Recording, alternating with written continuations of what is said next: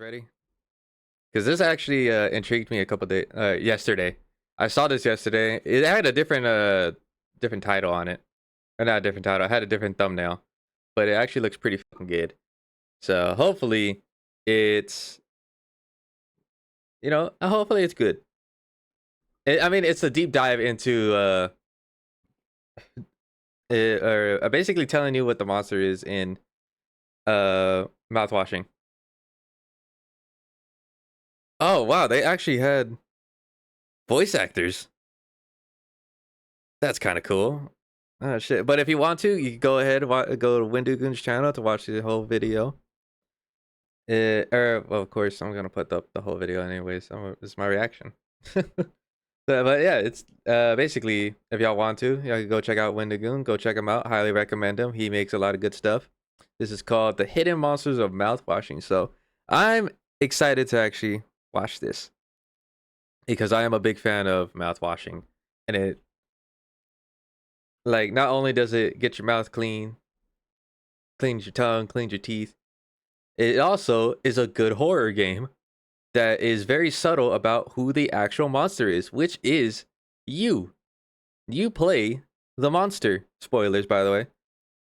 And that person right above me is one of your victims. Let's watch. Last year, Mouthwashing dominated the indie horror scene, and for good reason. The game marketed itself as a sci-fi narrative set in deep space, and from its retro graphics to graphic imagery, it certainly promised to be something unique. And when people first played it, they realized it was that, and so much more. Yeah, dude, like, I remember when it first came, everybody was, like, so in shock by, like, what actually happened in the actual story and, like, what like a story can it just played it well. Like it just did it so well. The narrative the narrative so well in this game. And it was just really, really good. And all the implications as well in the game to show you that like, oh yeah, you're playing a monster. It tells you like constantly. They're like, oh yeah, this person, not a good person. But you gotta play as him because we're forcing you to play as him. And this is what is inside the mind of a monster. Mouthwashing is one of the most effective and troubling stories I've played in quite some time, but not for the reasons you may think. Sure, the violence, the brutality, the psychological horror elements are all there, but what truly makes the game stand out is what it does to you, the player. The non-chronological order of the game stacks newfound revelations on top of each other, leading to an experience that demands to be played at least twice, as everything we learn recontextualizes everything we've learned before. As players step into the game curious as to what monsters lie ahead, only to realize there are no monsters, only to then realize there was a monster the whole time, creating one of the most fascinating, scary stories in recent memory, which is a story I want to talk about today. Also, yes, He looks different. I shaved. It's Halloween. I knew it. I know. It's like he's shaved, but he has that 5 o'clock shadow, you know? That's the scariest thing I could think of doing. I also have this guy. It's pretty scary, right? When Mouthwashing first came out, it was all anyone could talk about. There's a ton of fan art and theories floating around online, but when it first released a year ago, I missed the ship. Remember when everybody was like on everyone's ass about Anya and like people drawing art of Anya? Like, I don't know why everybody was so like fucking so like, I don't want to say butthurt, but like trying to make up shit for it. Like, it's like if you play the game, you know what Anya's been through, but like it's fan art, dude. It's just they're just drawing her. That's how the character looks, and they're like, that's not how it goes. I don't know, anyways, I don't want to get too into it. It was a whole thing, and they were just being really stupid about it. Like, honestly.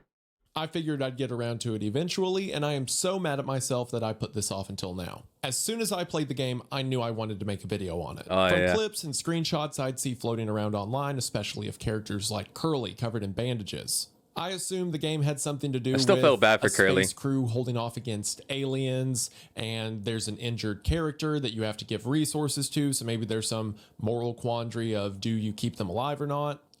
I think that's actually what everybody thought Mouthwashing would be. It would just be like a sci-fi horror, which it was, but it was more like, I think everybody wanted it to be this whole other game, like Aliens Isolation, but like in PS2 kind of graphics, you know, like the polygons and all that. But it ended up being something probably even better than what we all thought it was going to be. And he is right. The moral quandary of do we keep Curly alive, or do we put him out of his misery? And honestly, I wanted to put him out of his misery so bad. Spoilers. Because I entered with that But it's mindset, been a few years. everything in this game surprised me in the best way. Even outside of this video's production, I found myself just thinking about these characters so much. It's impressive how much was packed into such a small runtime. So what I want to do is effectively go through the game twice. I want to present it to you the way that I saw it for the first time, none the wiser to the greater narrative of play, and then after we have all the pieces, put them together. Talk about how this game manages to build its monster so well. I also say that to emphasize that I know a lot of people are passionate about this game for good reason. So on this initial description, where I am intentionally dense to some underlying elements, I'm doing it on purpose. Please don't kill me. But of course, this is just a YouTube video. It's a lot of me explaining things that you can discover for yourself. And I know I say this a lot in videos, and I really want to emphasize double exclamation point here. Please play this game for yourself first. If you have access to a computer, it's typically $13 on Steam. It's on. Go play this game. Like, stop watching this video or the stream and go play this game. Fucking amazing. On sale right now for $9, and it's truly a one-of-a-kind experience, so don't let this video rob you of that. It'll be linked in the description. Again, please check it out for yourself. Wrong Organ did an incredible job at making this game, and the game's publisher, Critical Reflex, is known for some of their other titles as well, like Shotgun Roulette and No I'm Not a Human, if that tells you anything. The one thing I will mention before you buy it, and this also applies to this video as well, is the game deals with a lot of intense themes, things like self-harm and sexual assault. I believe it does a great job with those themes and gives them the weight they deserve. And while not anything too graphic is shown, they are certainly implied. So viewer/player discretion, if you can handle those things, I think it's worth checking out. Which also, this game's been out for a year, so everyone watching's probably like, yeah, duh. So I'll shut up and get on with the video, but if this sounds interesting to you, then stick around after the ad as we talk about the secret terror of mouthwashing. When talking about something scary, let's remember something else that's scary. Poor health. I'm sure a lot of us are unhealthy because we don't eat all the things our body needs. Well, now we can do that a bit easier thanks to today's sponsor, AG1. That's because AG1 Next Gen is the daily health drink clinically shown to support gut health and fill common nutrient gaps. It replaces the need for your multivitamins, probiotics, and a bunch of different pills and doses you have to take every day, because AG1 Next Gen contains 5 probiotic strains and over 75 vitamins and minerals. And keeping up with it couldn't be easier because all you need is 8 to 12 ounces of water and a spoonful of AG1 and you're ready to start your day. AG1 is not only clinically shown to help with things like gut health, but I can also personally attest that it just helps me feel better through my day. I no longer feel groggy after lunch, I don't feel tired midway through a work day, and I think I used to because I just wasn't putting the stuff into my body that my body needed. Believe it or not, a diet of cold pizza and ramen noodles will do that to you. So it's not that AG1's some miracle tonic, it's just that it's the things your body was looking for and now has. Plus, AG1's always been a pleasant way to start your day, but now there's even more ways to do it. That's because in addition to the original formula, AG1 now comes in citrus, berry, and tropical. So you can start your day right the way you want to. So if you're looking to get in on this product, then now's the perfect time. That's because if you head to the link in the description at drinkag1.com/Wendigoon or scan the QR code along with your order of AG1, you'll get a free welcome kit. That's right, a free welcome kit that contains things like a bottle of vitamin D3 and K2, a few days worth of AG1 for free in their convenient travel packs, a metal canister, a shaker bottle, all of that when you first subscribe, again at my QR code or the link in the description to get in on this incredible offer today. Thank you all for watching the ad. Thank you to AG1 for sponsoring the channel. Their link will be in the description, and we are now back to the video. We are going to go ahead and get into it, but as always, When you boot up the game, you'll see our first striking visual in the menu screen. A man covered in burns and bandages lying on a hospital bed. The bed beneath him is blood-soaked, his breathing labored. The entire scene cast in a harsh red as the digital screen behind him depicts a sunset over the ocean. Something bad has happened here, and we're about to find out what as we begin the game. We then see what appears to be the nose of a ship gliding through space. Text appears on screen that tells us the name of the ship is the Tulpar. The Tulpar is a Pony Express long-haul space freighter. There are 5 crew members on board, and they have a planned flight duration of 382 days. So far, the crew has been traveling for 147 days, or just under 5 months. However, one final bit of text appears on the screen that seems different than the rest. The text simply reads, "I hope this hurts," lingering for some time as the rest fades away. So it seems the crew we're following is effectively a group of space truckers, delivering supplies across the stars in a trip that takes over a year. Certainly whatever they're transporting must be important if it's worth a year of 5 people's lives. Yes, indeed. It must be very, very important. You know, not counting the trip back after you drop off the shipment. We see that something's about to go wrong. Because as a new scene fades in, we're told that what we're witnessing is 0 days before the crash. The narration tells us that an orbital body, likely an asteroid, is quickly approaching the ship, and we need to bear left in order to steer clear of it. However, now in control, the only thing we can do is steer right. The computer gives us a warning message telling us we're about to crash into the object. We then stand up and walk to a locker where all we can do is take out a key. We then use the key to unlock the ship's autopilot override. And then whoever we're controlling hits the button, dooming the ship to make impact. As the computers flash that a crash is imminent, we get up and leave. As we walk through the hallways, the surroundings seem more reminiscent of a submarine than a spaceship. Long, dimly lit industrial walls surrounded by pipes. The only decorations adorning these halls are Giddy up, Galaxy! Posters. We know from our opening text description that this ship is owned by a company called Pony Express. So this mascot, Polly, seems to be the company's mascot. The cartoon horse is depicted in a childlike fashion, saying things like, "Giddy up, lend a hand, rise and shine." The bright depictions standing in stark contrast of the environment we're in. However, as we continue to walk through these halls, other than their initial eeriness, something else seems to be wrong. More and more posters begin to appear, no longer depicted with reason, just scattered everywhere. At some point, our character comes to an impassable door and must turn around before they eventually encounter a statue of Polly himself. So we go the other direction. As we walk, steam begins to rise, the warning lights begin to flash red. The ship nearing its impact. Eventually, another door is locked, and we turn around to see this. A malformed Polly standing in our way as a screech is heard. And with it, the screen flashes white, supposedly as our ship... Bro, how did I forget that happened? Oh my god. I don't know how oh man. Makes impact. That actually scared the fuck out of me. Text tells us that this is now 2 months after the crash we just witnessed, with 3 crew members, including ourselves, sitting around a table. And with this scene, we're introduced to 4 of our 5 characters. Anyone else would do the same thing. We don't know about that. The damn cargo. The hole is locked down for a reason. The only thing worse than dying slow. Do y'all want the subtitles? I mean, they already got the subtitles down here. It's just Wendigoon that we had to listen to, so fuck it. I'm just gonna, no subtitles. Hold on. Let's rewind. All right. Anyone else would do the same thing. We ain't touching the damn cargo. The hole is locked down for a reason. The only thing worse than dying slowly is not getting paid. But it could be something useful. I think... Could be what? Hopes? Dreams? Marzipan? You don't have to. If it helps us survive, it's worth it. Man, Pony Express bosses really aren't chill at all, huh? Come on, a quick look won't hurt. How exactly is this group therapy committee planning on getting in there? Oh, right here, boss.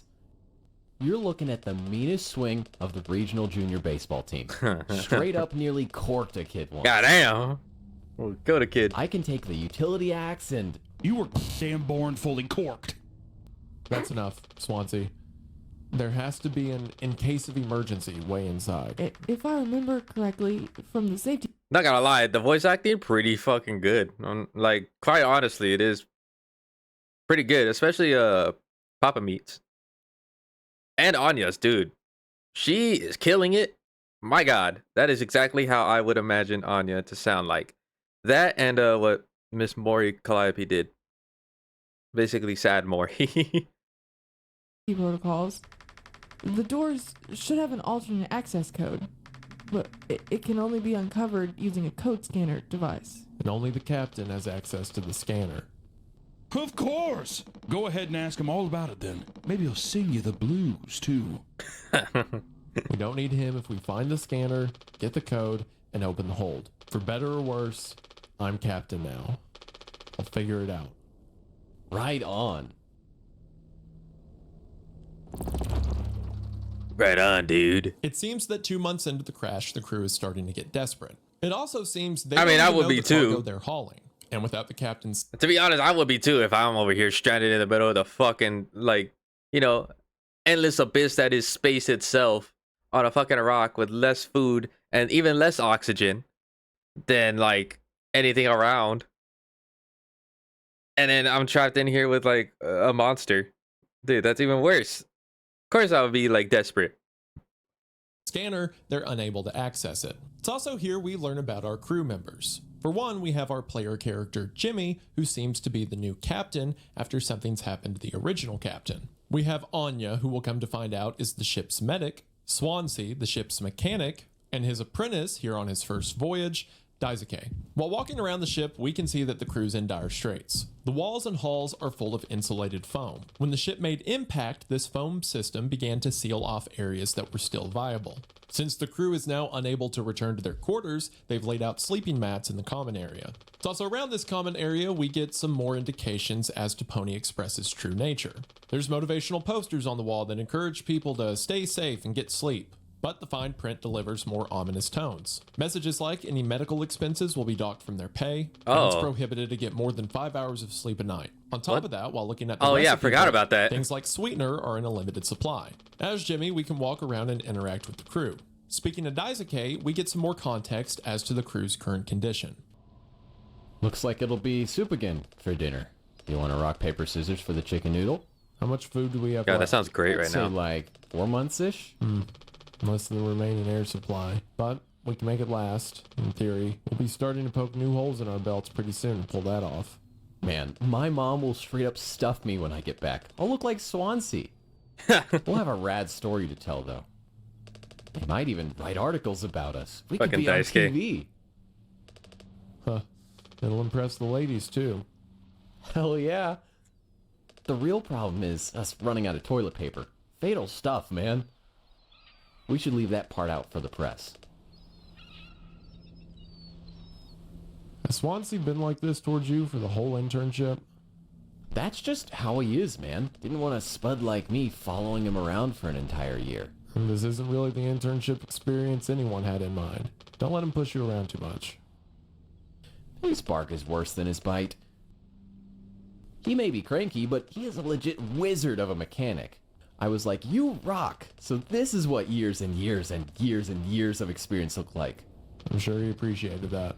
Moving on to the rest of the ship, we find the medical quarters. And here we see the scene from the game's start menu. A man, burned and bleeding, covered in bandages. We'll soon find out that this is Curly, the 5th member of the crew, and the ship's former captain. Speaking with Anya, we learn some more context.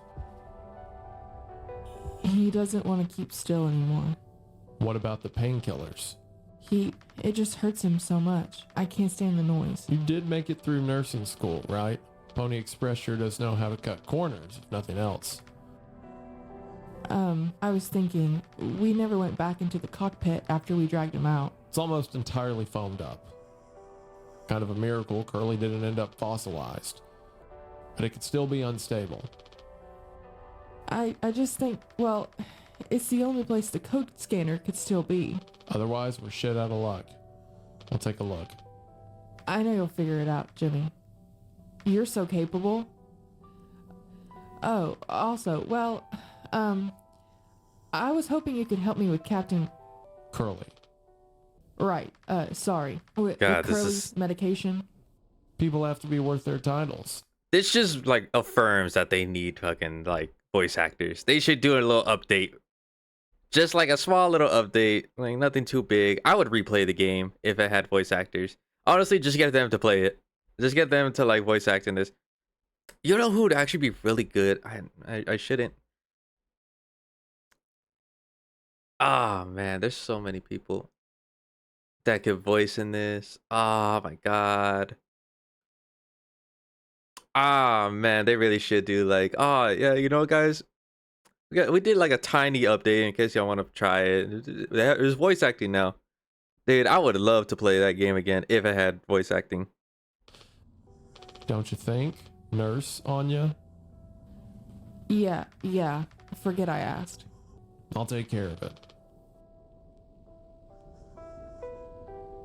It seems that there's some animosity concerning Curly, at least from Jimmy.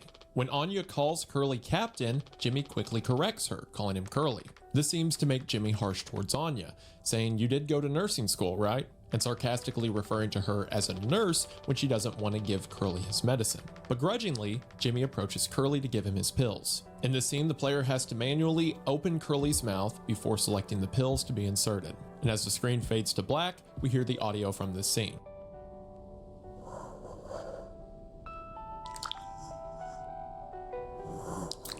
Ugh, poor Curly, dude. Hold still, yeah? I don't like this any more than you do. You know what they say, pain is how we know we're still living. Pain is... I can't bear it to listen. Excuse me. Sorry.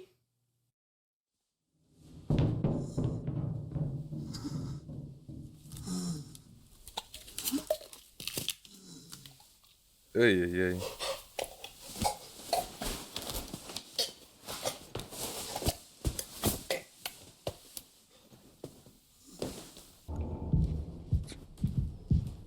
We don't have a whole lot of painkillers left, but you still want to keep... Why do you think he did it?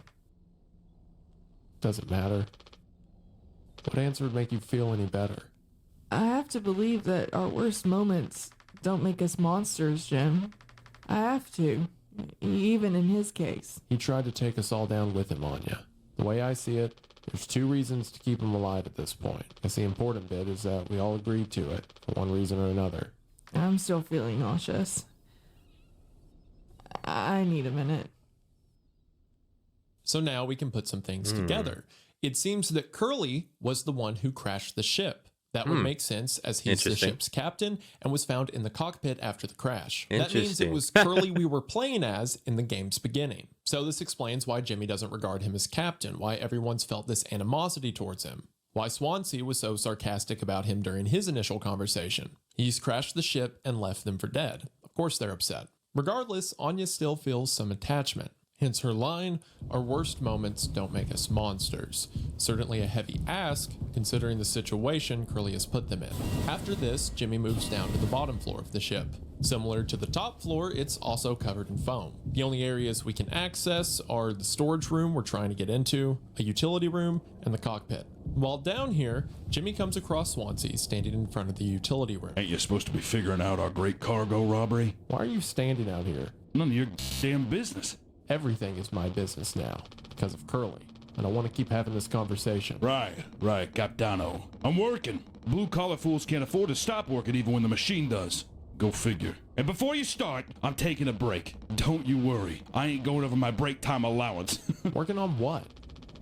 How does it look in there? It's a solid wall of foam.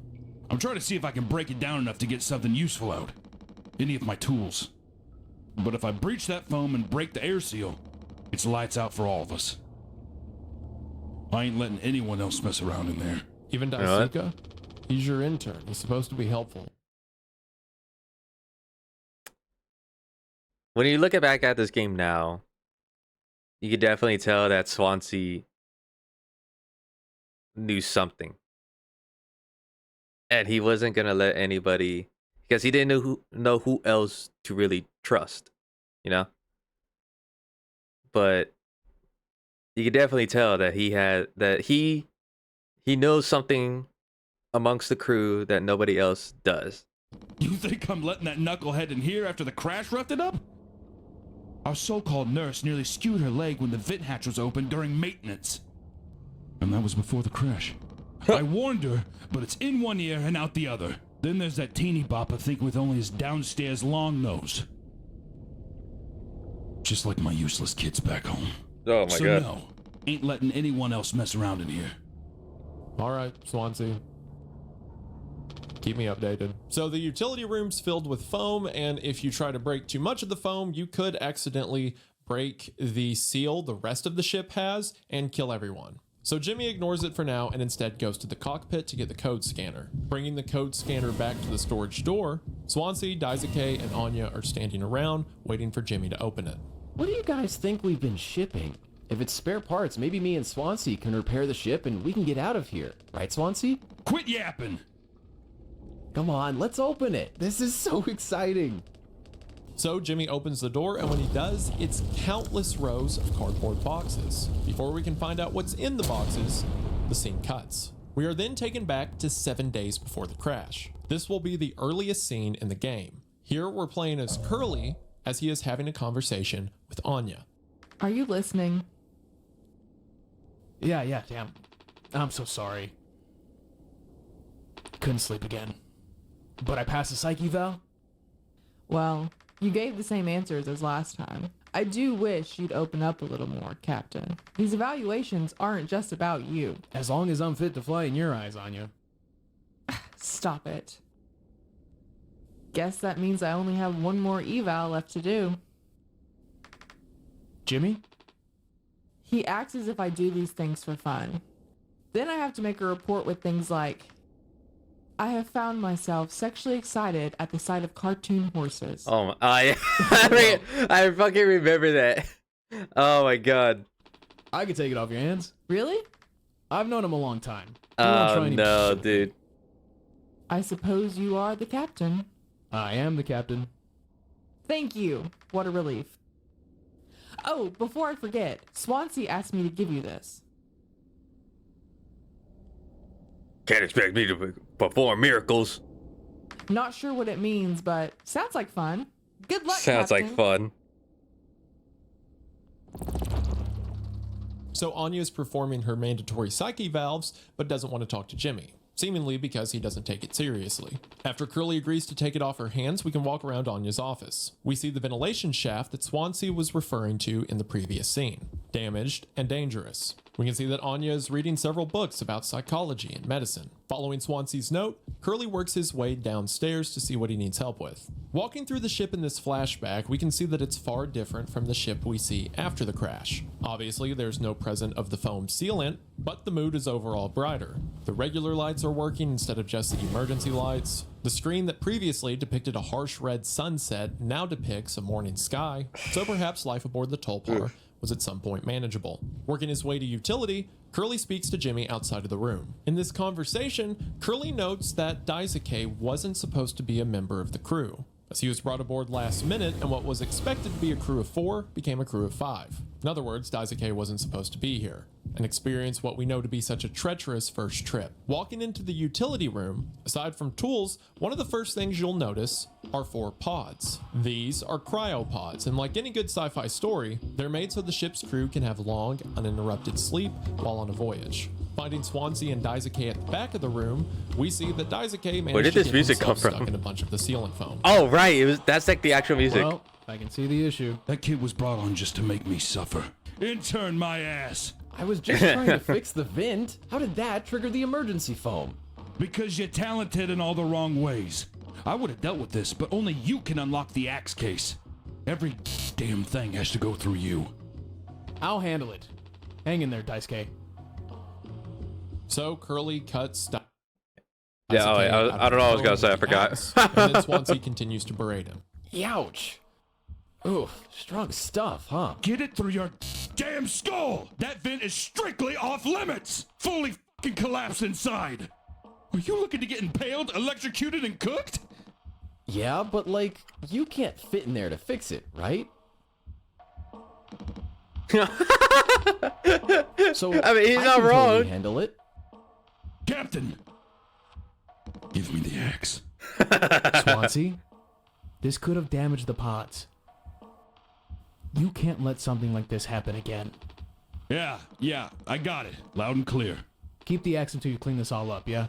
It seems that Swansea is especially harsh towards Daisuke. Swansea seems to be a gruff old man and didn't expect nor want an apprentice on this journey. But regardless, Daisuke is taking it in stride, just happy to be there.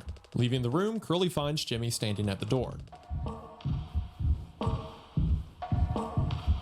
I take it Anya diagnosed you with being sane then. Just off center, but it's what keeps me on my toes. I said I'd do yours. I want to hear all about those cartoon horses.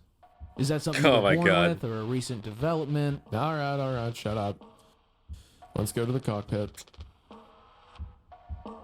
So Curly begins to follow Jimmy to the cockpit. Then something weird happens. Right before he enters what we know to be the cockpit, Curly instead comes to a deep staircase. Working his way down this impossible staircase, he eventually comes to a harsh drop-off. This is similar to the hallucination he had at the beginning of the game, right after he ordered the ship to crash. After falling off the drop-off, Curly finds himself in a vast ocean, seemingly an ocean of blood beneath a dark red nebula. As he moves through the ocean, the music gets more intense. It sounds like something is approaching. As Curly keeps walking, bent ladders begin to arise out of the water. Emergency signs, the same ones we saw right before the ship wrecked, begin to appear in the sky. Curly runs through this, panicked. Eventually, what seems to be the sun rises over the horizon, and our screen fades to white, to which Curly finds himself back in the ship's hallway, about to enter the cockpit. I have some theories about what this vision might mean, but we'll save it for later. For now, Curly finds himself in the cockpit with Jimmy, ready to perform his psyche eval. It seems that neither of them take it that seriously, but understand it needs to be done. You can't just make something up for this? It's not like these evals ever go anywhere when we get back. We'll power through it. Have you been able to complete your mandated task as co-pilot efficiently and to your fullest capacity? Let's see. I would hope so. The screen fades to black and we assume that the psyche valve is performed, but then after it's over, the two have a conversation. I'll just put good for that one. That's all of them. Done and done. How are things otherwise? Off the record. I like it. More in control here. Didn't think you'd ever take to being a freighter pilot as well as you have.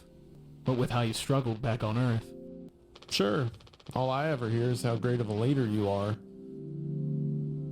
Honestly, it's kind of annoying. So what is it?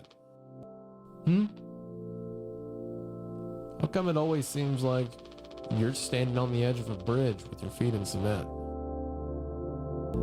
Lately, I've just been thinking. Is this enough? Should I just stay here because I've been successful at it? A good long-haul freighter captain? And that's bad? That's what I'm saying, it's not.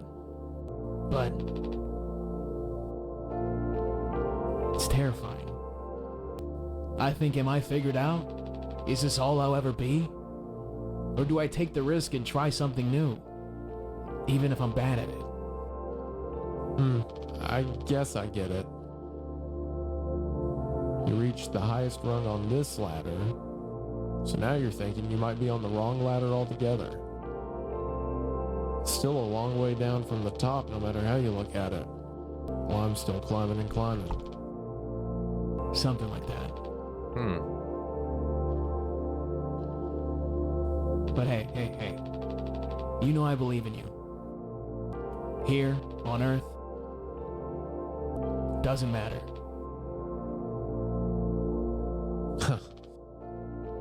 You should write that on the psyche eval.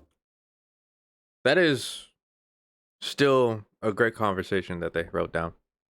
It does show perspectives of both their minds. And what Jimmy came from. Like, he was struggling very hard on Earth. Curly got him this job in order to not really escape, like I would say like escape, but it also goes into like his mindset of it. But this also tells you that they are like very, very great friends. Like they would do anything for each other. Uh-oh. Oh no, the big guys themselves. Guess that's my cue. I'll see you later.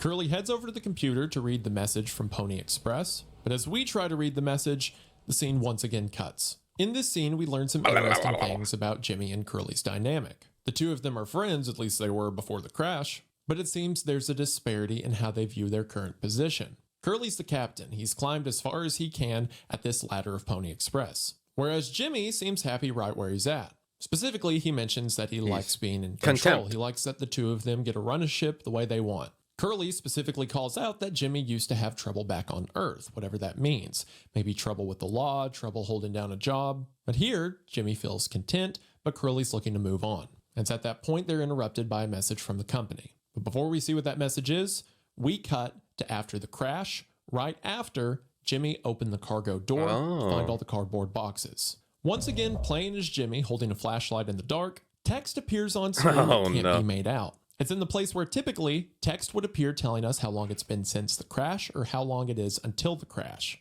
as the crash seems to be the main inciting incident of the game. And while we can't make it out, this clearly isn't a date. This is some kind of garbled message that Jimmy is receiving. Jimmy walks through the dark storage room and sees that every single cardboard box is labeled as Dragon Breath X. And judging by the shelves, it seems that every box here is the same product. But what's this Dragon Breath that each member of the crew is using up a year of their lives to haul? As Jimmy is walking through the dark, suddenly, staticky TV appears. Approaching the TV, we can flip through some channels. Classic cartoons showing what it's like to work for a corporation, depictions of the stars, cartoons about nuclear technology. Nah, that fan behind the forklift, yeah, that's bullshit. Yeah, we don't have that. All things that are perhaps allowed. I say we, entertainment but they, for I'm Pony pretty sure they don't Express have that. crewmates. Maybe Along they with do, a I don't weird know. black and white video of a skeleton for some reason. However, kinda the funny. final channel we switch to is a commercial for Dragon Breath X, a product that turns out to be Mouthwash. with the tagline of all day fire fresh, it kills 99.9% of germs. The small print reads, consult with your local dental hygiene specialist before, during, and after use of Dragon Breath X mouthwash. Dragon Breath Company will not accept responsibility. Brother, is it like radioactive? Like, why the fuck? Fucking use dental hygiene specialist before, during, and after use of Dragon. Bro, why would I need to call my dentist just after using this? Is it gonna make my teeth rot and fall out? Am I gonna is my jaw gonna fall off of my face? Like, what the fuck are you doing? For any harm caused by use of this product. True to the title of the game, the crew is hauling nothing but Mouthwashing. mouthwash. And as the scene cuts, we see them in the moment of that discovery. This is Mouthwash? Unfucking believable. There's gotta be an ocean of the stuff in here. Freaking This dice room cake. looks freaking endless. This is what they'd have 5 people hauling for over a year? All of this for mouthwash? The sugar Oh, excuse content me. probably offsets any potential as a disinfectant. Disinfectant? What are you? Let me see that. Ain't no fucking way. It's 14% booze.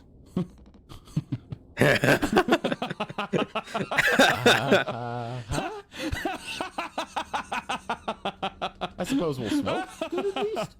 That's right, kiddo. You can bet your ass on that. What are you doing? Stop that. He don't chug the whole bottle.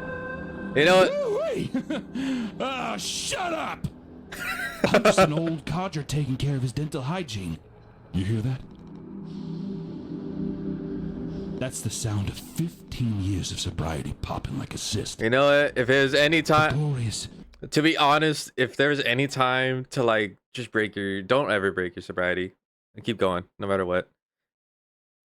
But in his situation, I would say the only time that would ever actually happen is if you're gonna die, and he knows he's gonna be not on this not in the land of the living anymore. Like he knows, and that's why he's like, "Yep, yeah, I'm just gonna drink this. Fuck it. Sobriety, who cares?" But 15 years, man, shit, that's not a hard thing to like to just throw away, unless you, yeah, it's not a hard thing to. I'm pretty sure it's not a hard thing to throw away, but it's Swansea for you. Magnificent red hot cyst. Good riddance and cheers to Captain Curly. Here, here. Guess anyone could get seriously blasted off of this stuff. Yeah, and kill you in the process. This can't be real. There's no way. Now we can go out in style. Asuke, come here. Anyone ever teach you how to drink like a man?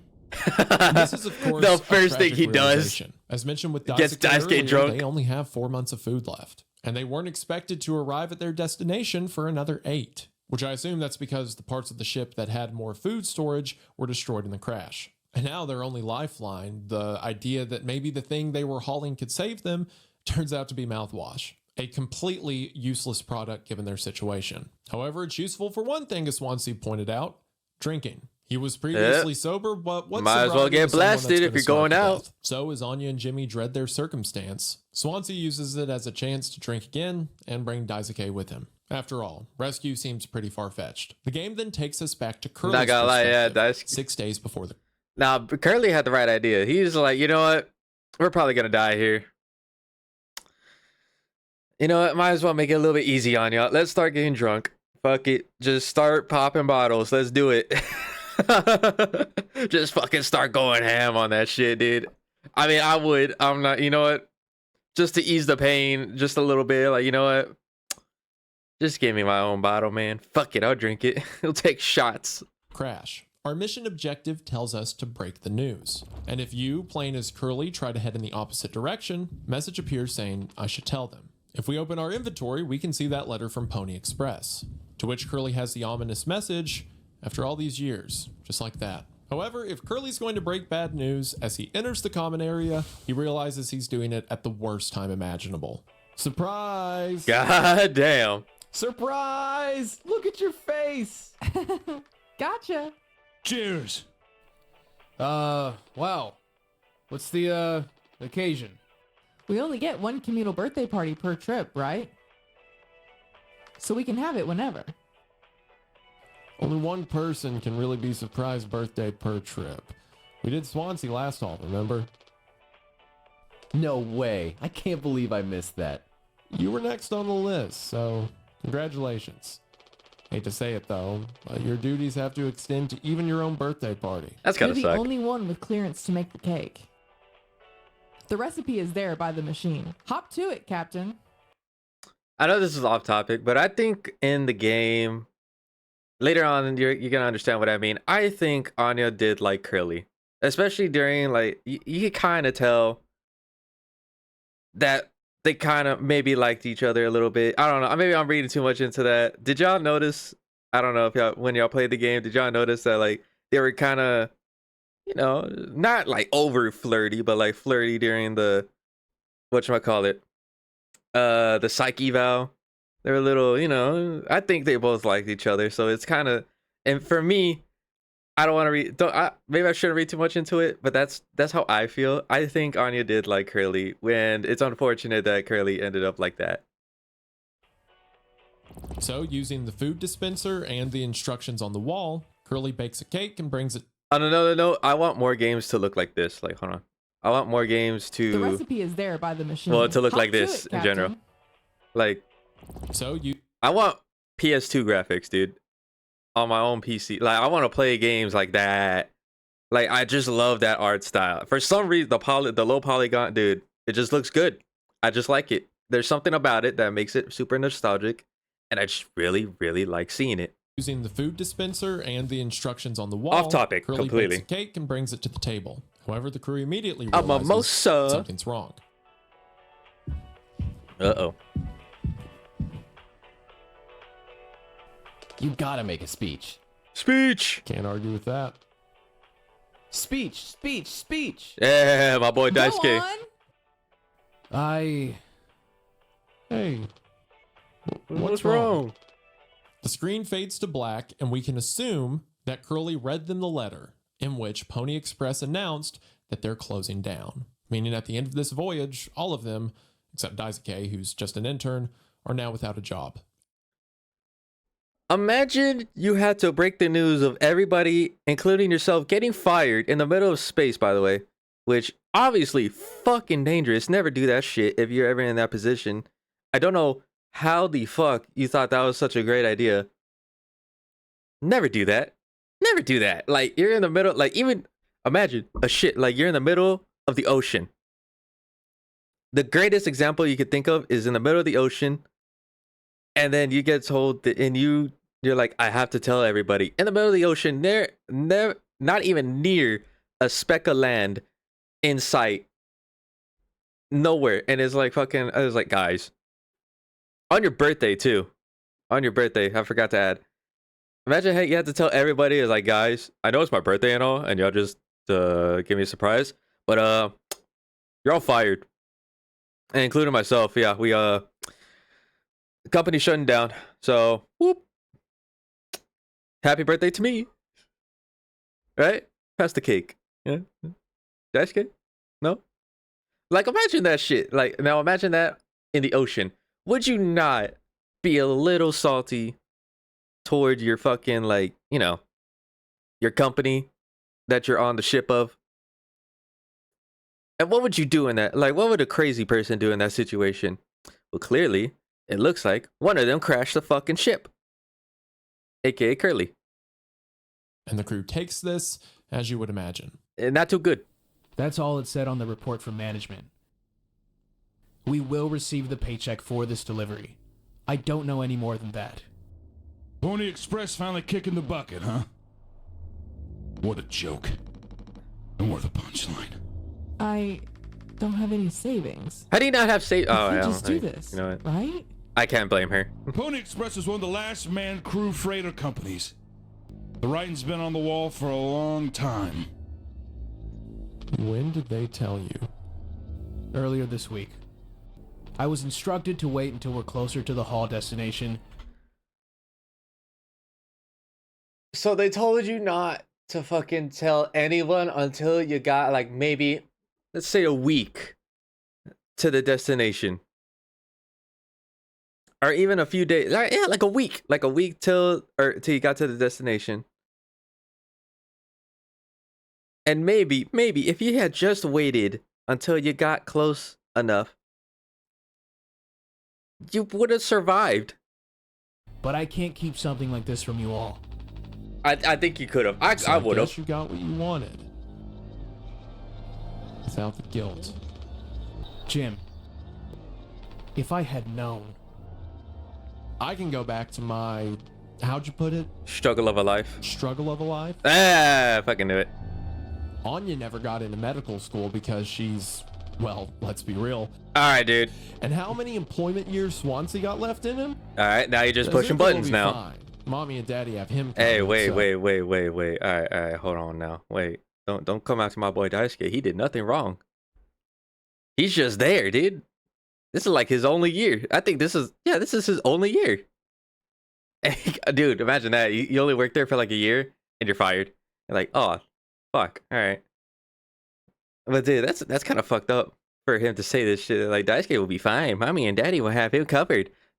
So he'd be completely fine. All of us, we're fucked. And I'm like, yeah, I mean, what the fuck? You apparently, I guess, are in trouble with the law, Anya. Don't blame Anya for that. It's hard in middle school. I've seen it firsthand. How fucking difficult it can be. And then Swansea's, I mean, this is Swansea's career, dude. Do you think he's not handling this shit, like, pretty bad, too? But that doesn't mean he can't. That he should just, like, start taking take everyone down with him.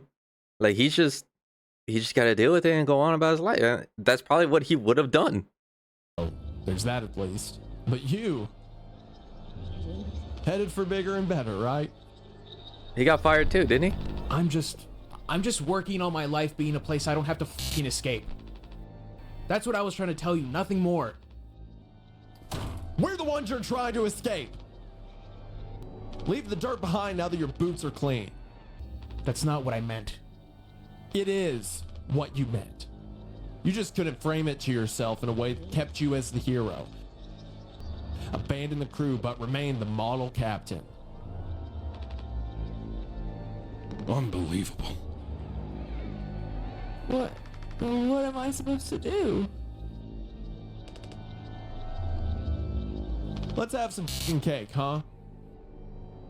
Yeah, you're right. You're right, Jimmy. Let's have some cake. That would make me feel better. Honestly, that would make me feel better. Like, yeesh, fucking.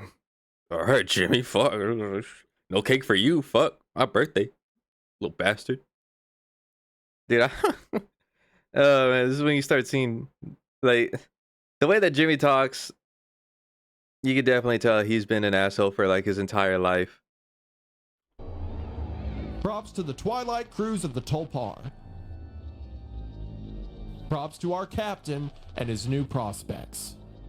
Hell Swansea yeah. seems almost indifferent to this, like he was expecting it. And Daisuke doesn't say anything. I mean, he was just here for one voyage anyway. However, Anya and Jimmy react more harshly. Anya frets over her situation. In a Q&A on Steam, the developers said that Anya had been to medical school 8 times and was now in a tremendous amount of debt. So she got this job to try to pay off her debt. And now, before the ship crashed, she had to spend the next 8 months dreading what would happen after the trip was over. Jimmy, however, is much more volatile, and we saw some hints of that in his previous conversation with Curly. Curly had just told him that he's happy being here, he likes the crew, but he wants more out of life, which was kind of surprising to Jimmy, who is in a job that is everything he could ever want. Like he said, he gets to be in control. So now Jimmy sees this like a sick irony. Curly had just said he was thinking about leaving, but he didn't want to leave the crew behind, leave them high and dry. Well, now he gets what he wants. The crew has to go away, and he can do whatever he wants. It seemed that the cracks were beginning to form before... But that's, like, not his fault, though, either. Like, of course you want to go and do, like, bigger and better things. But you also, like, and you're in a position that long, you don't want to just abandon them. So you're like, well, what do I do? Like, there's nothing I can do. Like, in a sense, Jimmy was kind of right. He kind of got exactly what he wanted. But also, I don't think this is how he wanted it to happen. He wanted it to, like, just, you know, like, maybe he was going to make fucking Jimmy the captain. You know, it was like, you know what? Last voyage, I'm going to make Jimmy the captain. And then I'm going to go and try and do other things, you know? And if it don't work out, I could always rely on Jimmy, and maybe I could just come back and, like, do some stuff like that. He'll still be captain, and I'll be co-captain, and whatever. Like, it could have been like that, dude. That's how it usually would work in situations like this. Like, you know, well, not situations like this, and like, and shit like this. Like, you know, somebody, or like you're friends with someone, and then maybe like you're able to help them get into a higher position, and if they're still cool, then they'll, like, if you leave, or like, to, like, maybe you're in a higher position and you get your friend in, and then you teach him everything so he can replace you, so he can go do other things. But if the other things don't work out, then you can come back, and, like, your friend will also help you get into a better position as well. So it's a whole thing. Like, maybe it could have been like that. Like, maybe Curly wanted to give Jimmy his job, and maybe that could have been an outcome. But this is not what Curly wanted. I'm pretty sure. Like, oh, sorry, hit my microphone. Hit y'all. Oh, sorry. I'm pretty sure Curly wanted to leave, but he didn't want to leave them empty-handed or, like, stranded without, you know, a good captain. But everybody, because they're taking this news to heart right then and there, you know how it is. You know, when you get fired, or, like, you're on the verge of getting fired, you're not really thinking right. Like, oh, I need this job. I have nothing. I need this job. I need this money. I need all this. I need this. I need that. It's a whole thing, you know? So it's like they're panicking. They're not thinking straight. But Jimmy, it sounds like Jimmy is you know, not it's, I won't say not thinking, but he's thinking. But he's spouting more emotion than he is logic, because he's blaming Curly for this. You can definitely tell he's trying to blame all of this on Curly, when in actuality, it is not even Curly's fault. It's not anybody's fault. It is the company's fault. for even allowing them to even continue to do this when they knew full well they should have just got rid of them like last year if they wanted like to have robotics or robots or AI to like take over their place, you know, for space voyage. And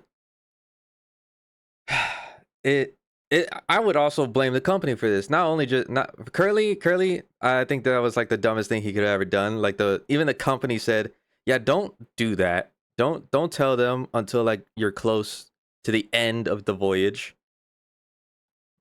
And then tell them, like, which is kind of fucked up. Don't get me wrong, because then they would only have like a week or two to like figure out what they're gonna do. Even then, it probably won't even matter because they still need a fucking. There's probably like no internet out there in space, and they can't really put up they can't really do the resumes like right then and there. They need all the references. They need all the stuff. They need like basically.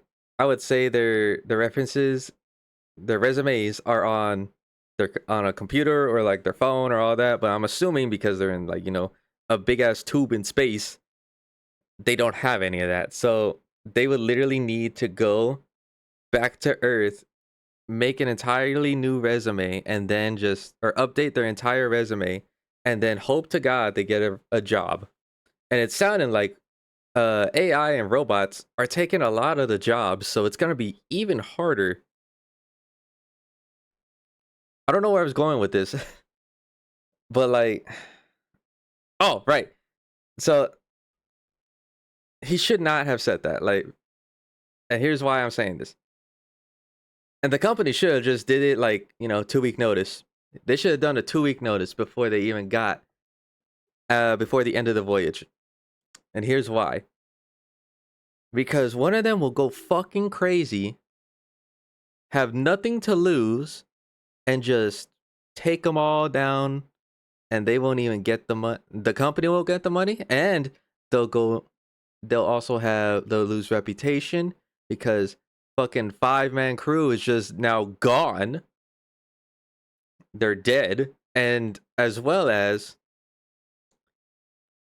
like all that like the ocean of product that they had is now gone, and that's probably like billions of dollars. So they literally should have just waited 2 weeks before even saying anything, which is a bad thing to say, but it's also probably the most logical thing to do from like the business standpoint, I guess you could say. Or just like in general, like you really thought he wasn't gonna tell his crew for an entire year or 8 months? Oh yeah, because what is it, 6 months to that destination, 6 months back, and they were only 4 months in, so they didn't even make it to half a year. Like, it's I don't know. It's and then Curly really fucking screwed the pooch on that, didn't he? I would say he probably should have just kept his mouth shut right then and there.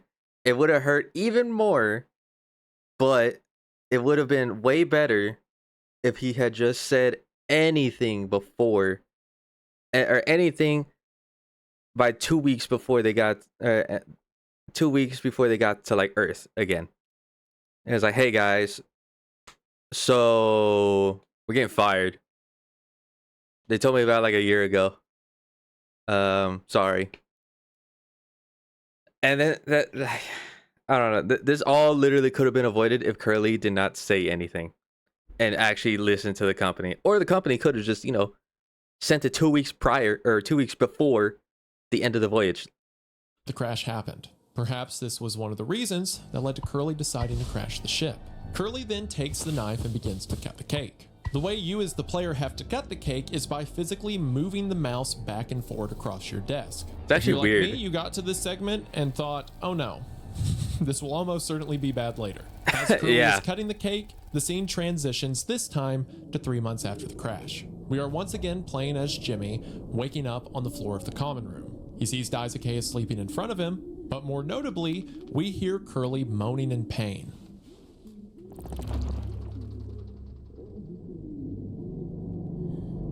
As Jimmy walks around the common area, we can see some signs of the inhabitation of the ship. There's canned food on the table, the food machine and the coffee machine have been broken into, but most notably, there's empty bottles of mouthwash everywhere. I mean, it's been a month with no hope of rescue, not a lot else to do. It should also be noted that the main screen in the common area was on the sunset screen during the crash. Because of that, the room is now permanently cloaked in the sunset red. Clever way to give an overwhelming sense of dread to everything post-crash. As Curly moans, Jimmy works his way through the ship and eventually comes across Anya and Swansea talking by themselves in the cockpit.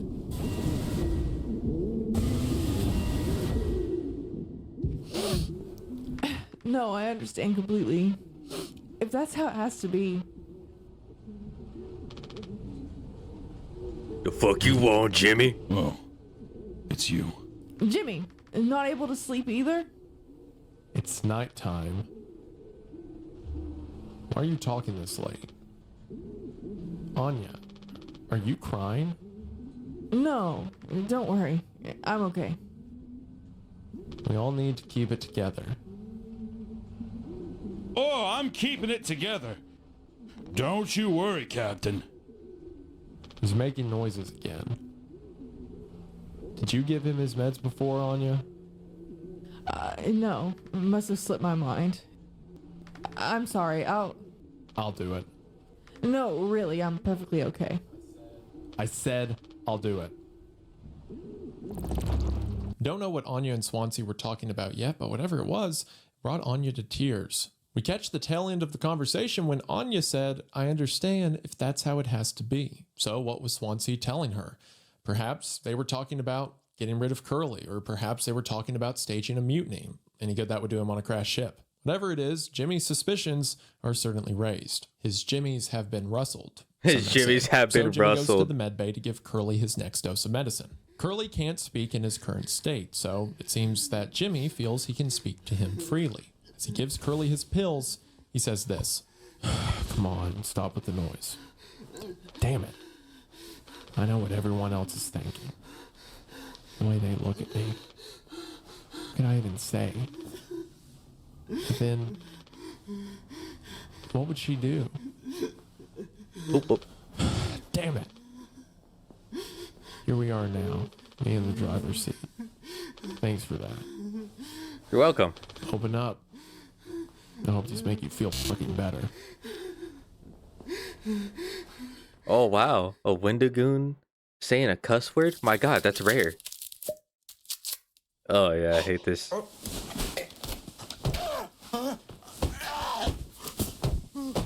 It seems that Jimmy regrets the position Curly's put him in. Now he has to commandeer a hopeless situation. However, that mention of what would she do is interesting. Perhaps Jimmy thinks Anya's the one leading this secret revolt or conspiring against him. Regardless, Jimmy is becoming paranoid and he blames it on Curly. After we give Curly his medicine, this scene ends. And it beats the fuck out of him. Dialogue you can have with Anya and Swansea that points out a couple of details. I wonder if they've even noticed we're missing back at headquarters. It'd take a rescue ship so long to get here. Might be another freighter they could divert to try and find us. It's not inconceivable. I suppose you're right. That's their only light of Anya hope. and Jimmy are both aware that help probably isn't coming, especially because Pony Express is now bankrupt. And Swansea isn't letting go of that axe Curly gave him for some reason. Our next scene takes us to Oh, they're what is bankrupt. most I didn't know certainly that. a I dream thought they were site. just getting rid of We can them to assume this replace is them with from Jimmy's robots. perspective because, for one, the garbled red text appears on screen again, just like it did before we discovered the mouthwash. Two, Curly is sitting upright in his bandaged, damaged Ignore that. condition in the chair. And three, this is set far, far after the crash, judging by the condition of the ship. Impossible piles of empty mouthwash bottles lie scattered it's messing up my everywhere. camera. Not my The previous camera, my sunset screen, now a my giant screen. warning message. The large crack in the center of it. Jimmy has no other option in this scene than to sit down at the table with Curly. And in what we can assume to be a dream state, given Curly's ability to speak, the two have this conversation. What up, buddy? We should have some. Why? It's mediocre at best. Hey, man. Obviously. Sometimes It's the you thought can that only get counts. the subpar stuff. That's what makes the really good stuff. Well, Really good. right? Why bother? Hey, we all tried to escape. Didn't work for any of us. I've thought many times, is this what peace feels like? And is it good enough? If I'm being real, it certainly isn't the best.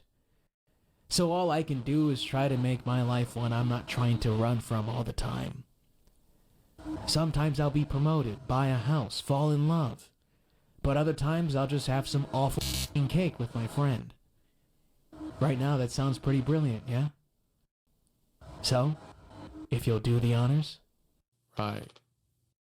Well, let me go find a knife. This sort of dream Uh-oh. sequence seems to be in contrast with Curly and Jimmy's conversation in the cockpit. When previously Jimmy was happy with the position he was in and Curly strived for more, here Curly's the one who's happy with a mediocre cake. But then again, in Curly's initial conversation, he wasn't as hostile as Jimmy made him out to be. While he was sitting in the cockpit, Curly wasn't talking about how much he hated it here or how much he hates the people he's with. Instead, Curly was just wondering if there was more to life. And here it seems to be the same. Sometimes he thinks of life this way, sometimes another, and sometimes it's alright to just have cake. It's like Jimmy's being confronted by Curly's true feelings. Jimmy works his way through the bottom floor of the ship.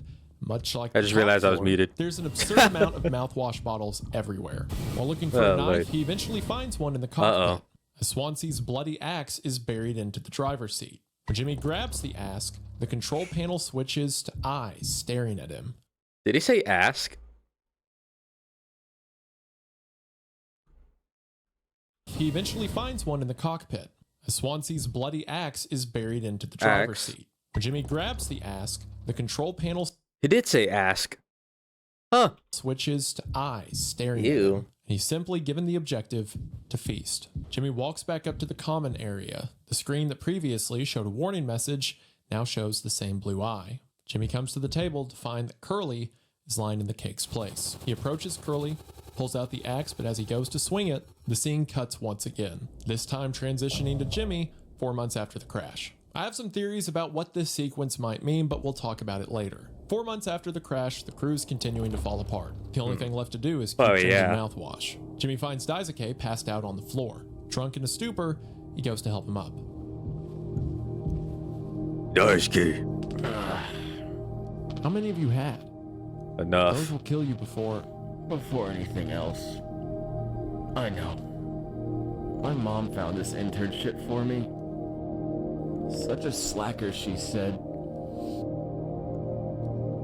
I don't know. I just never knew what I wanted to be. Oh man. Never was good at anything. Total screw up. We're not done yet, Asuka. Goddamn, Daisuke's hitting fucking home right now, God. Dude, sometimes you'll wake up at night and you'll actually think this. Just it's tough to deal with something like those thoughts. It's never good, you know. You just gotta do what you can, even if everybody thinks you're a slacker or, you know, a failure. Just gotta keep doing what you can. I just hope she doesn't blame herself. Oh my god, that hurts even more. Please, just take it.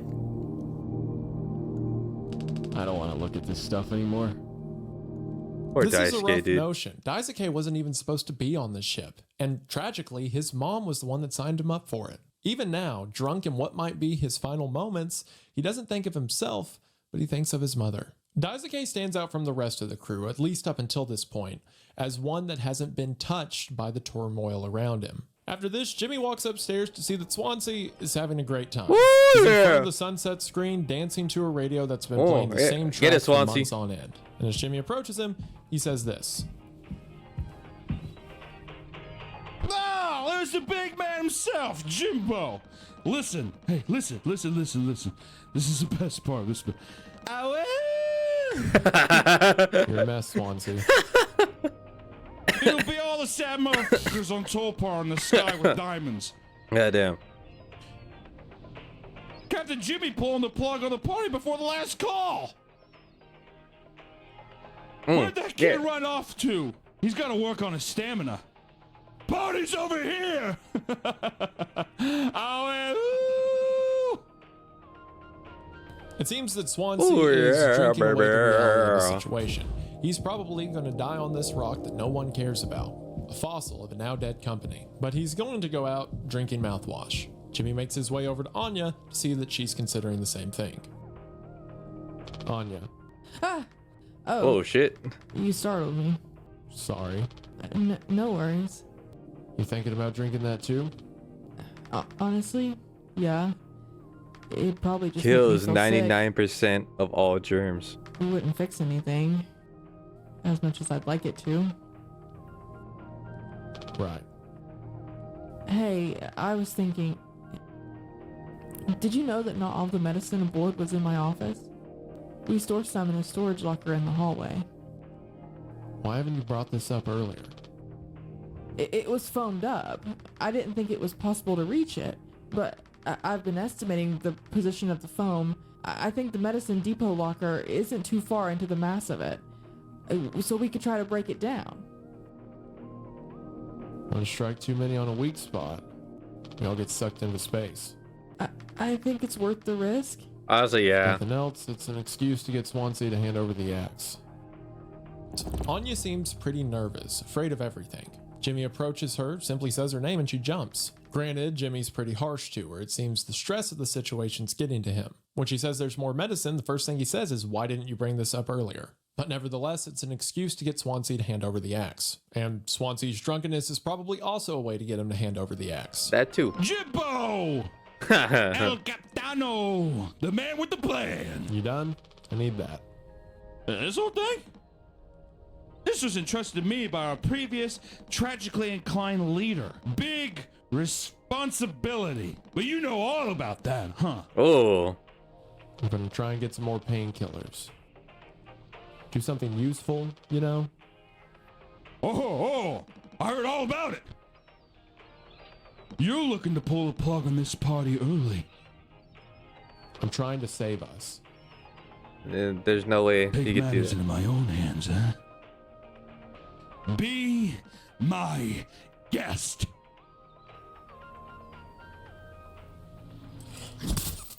As you can imagine, we see the breakdown of rank. Swansea sarcastically comments on Jimmy's responsibility, not really caring for Jimmy's role as captain aboard a doomed ship. I wouldn't Perhaps either, he's dude. I'm not gonna because he lie. doesn't care anymore. Swansea hands over the axe, putting a large crack in the screen that we saw during Jimmy's dream with Curly. This also gives us another indicator to our timeline, as scenes with the screen cracked can be assumed to be after this moment. So Jimmy takes the axe over to the hallway next to the med bay and cuts open the emergency medicine cabinet. In there he finds painkillers as well as isopropyl alcohol. After he gets it, Anya comes to congratulate Jimmy.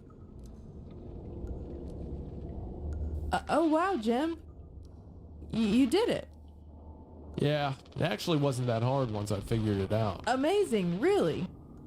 Sure. Oh no. I hate to ask you again, but Uh-oh. could you give Curly his painkillers? It just makes me so nauseous. You're not serious. Look, I've entertained your sentimentality up until now. But I'm trying to actually fix things, Anya. I'm getting us through this. You be It's nice to like a Anya. code scanner. Then figure out the You door be. code. Oh no. Get the axe. Chop up the foam, but not too much. And best of all, give Curly his f***ing medicine. Oh wow. 2 cuss words from Wendigoon. Holy shit. But I'm bearing it. I have to. Because the captain has to take f***ing responsibility 3! on Holy. this damn ship. 4. I'm sorry. I didn't mean to. Go make sure Daisuke doesn't choke on his own vomit. No, I can. I'll take care of it, Anya. I You being- always do. You be nice to Anya. I'm about to slap Daisuke. Or not Daisuke. I'm about to slap the fuck out of Jimmy.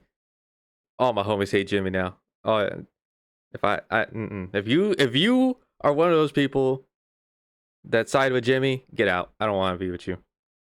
Do not. You are no. You are not welcome here. Nah, nah, nah. How dare he talk to Anya like that? How dare he? He needs to be fucking. Dude, he needs a he needs a good smack to the face, and maybe, just maybe, get his ass beat a little bit. You know, just not a lot. Just a good little, a little smack here, a little smack there, maybe a little kick to the nuts. The old dick twist. Just fucking grab that shit and twist it. Jimmy berated Anya a little bit earlier for wanting to give medicine to Curly, and on top of that, wanting Jimmy to be the one to actually administer it. But here it seems that the pressure's getting to him. He refers to her wanting to keep Curly alive as sentimentality. Someone who is no doubt Anya's friend, who we saw earlier she trusted to do things for her she didn't want to do, like give Jimmy a psyche eval. And even after the crash, she remarks that our worst moments don't make us monsters. But Jimmy's tired of it. He's tired of the pressure. He refers to all the things he had to do thus far, which really isn't a that lot. much. Yeah. I mean, they've been crashed for 4 months, and the things he lists are finding a scanner, figuring out a door code, getting an axe, cutting Yeah, like, the foam, and giving Curly his medicine. That's bro is like the laziest motherfucker I've met. And I'm lazy, dude. Like, I'm lazy as shit. You know what I do to start this stream? And I say is like, whoo. Feel like I could have done more. All I do is turn on the PNG Plus, load up my model, start stream. That's literally it. Make a tweet, make funny quips. That's about it. That's how. And then he's over here is like, I gotta do this, I gotta do that. The most like moderate things is just walking around. And I was like, oh, did I find it? Yeah, I found it. Here it is. Oh, here's the code. Oh, found the axe finally. Let's see if I can get this medicine out here, a little something. Not like, oh, I went out into the depths of space somehow, and I started working on the engine just to get us out of here. See, I would have been a little bit more, sympathetic or empathetic towards him if he said something like that, or if we did anything like that. No, this guy literally just walked around, grabbed what he already knew was there, and came back, then started yelling at everybody, and then started yelling at Anya like a fucking asshole, and then started complaining about the smallest little things. It's not a lot. Like, look, I complain a lot. I do. I won't lie to you. I'll complain, but I'll get it done. Just know that. I will complain, but I will get it done. Understand that. This guy will complain, and he will drag his feet. That's it. He was like, oh, fine. And then he'll just like, don't wanna. And I'm like, oh well. I will. This guy, I don't like Jimmy. Jimmy's, he needs a smack to the face, dude. Does he not understand the situation he is in right now? Like, now is not the time to be yelling at your, crewmates who can overpower you and put you like in a spot where they don't really need you. Like, honestly, they really don't. seems like not a ton of hard asks. But yet he continues to wave the banner of captain as if it's a burden. So upset, Jimmy goes to give Curly his medicine again, this time speaking to him in a way which he knows no one else will hear. I don't think I understood the pressure you were under before. You tried to tell me.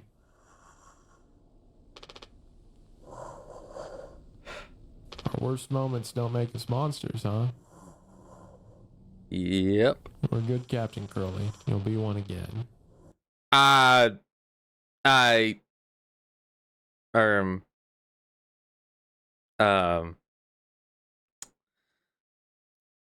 don't Jimmy, that's sweet and all, but your friend is a potato with a head. He's literally a slab of meat. He has no arms. No, excuse me. He has one arm, no hands, no legs. He can't talk. I'm pretty sure he doesn't even have a tongue. One eye, all his skin is charred or burned off, and he can't live without painkillers. How he's alive is nothing short of a miracle. I don't know how he decided to be alive this long. I don't even know how. Anya should be a fucking doctor with how she like somehow saved this motherfucker. Look at him.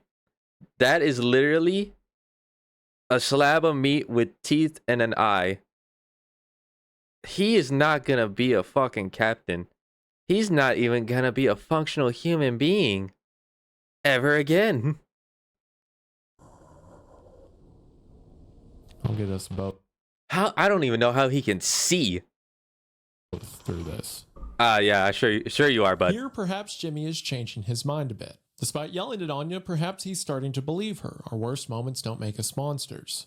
And despite what Curly did by crashing the ship, maybe he deserves a second chance. Now resolved that he's going to get him and Curly through this. However, the next scene spells out that that probably isn't going to go so well. As we then cut to a scene labeled with red text that says 6 hours until judgment. Imagine seeing that shit like during a playthrough, dude. I would be shitting bricks. And I was like, "What the fuck you mean 6 hours till judgment? Who's gonna judge me?" Jimmy locks the door and we hear God? Swansea screaming. Jimmy! Get the fuck out here! Uh-oh. Bonka. Jimmy is in the cockpit. For some reason, Swansea's trying to get to him. He grabs rope from the locker and a metal pipe from the wall. You can't hide! I'm gonna chop you to 20 in pieces!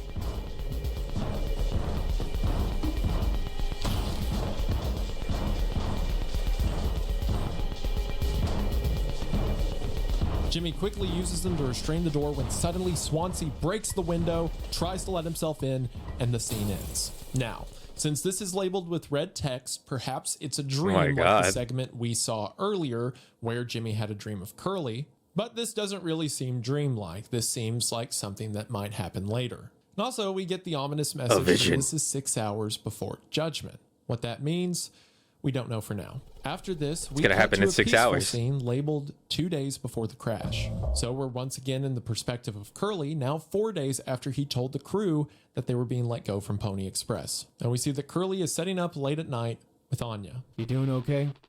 Yeah, can't sleep. I know how that is. I just toss and turn. Or stare at the ceiling all night. I actually kind of like the nighttime window screen. If you can believe it. So I just come and look at it sometimes. If you look really, really close, you can see that there's a dead pixel in the upper right corner. Is there? Really close, you can see that there's a dead pixel in the upper right corner. I wish it would actually That's show. So? Upper right corner. Nope, don't see it. In the back of my mind, it's always there. Now I'll go bonkers looking for it. Cheers.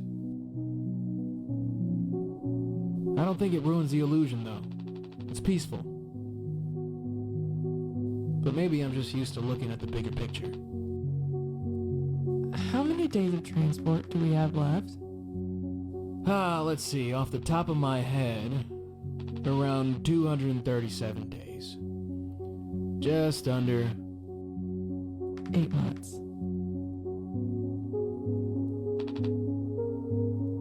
Hey, why do you think the Pony Express put a lock on the medical room door, but not in the sleeping quarters?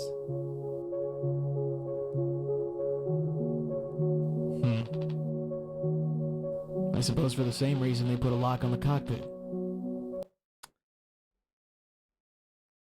I won't say nothing. I won't say nothing. I won't say nothing. Safety. Oh. Now, Safety. Ooh. if you're like me, On your first playthrough, this might be where you start to figure out some things. The line about locks on doors is heartbreaking. Earlier in the scene, Anya points out a dead pixel on the screen. Something minute, but something she can't take her attention away from. Curly, the captain as he is, just looks at the big picture. He's looking at the overall, getting the job done. It's clear that there's something bothering Anya. She notes that it will be 8 months before they arrive at their destination, and then she makes the comment about the lock. When Curly says safety, the entire screen is filled with his response. It carries some weight. Of course, there's safety regarding the medical room. You don't want crew members getting into drugs they're not supposed to have access to. Then why isn't that the same for the bedrooms? From here, we cut to 5 months after the crash, once again in Jimmy's perspective. And it seems that the tension that's been building has now snapped. The achievement. The name of the game. Use a bottle of mouthwash. Jimmy, help!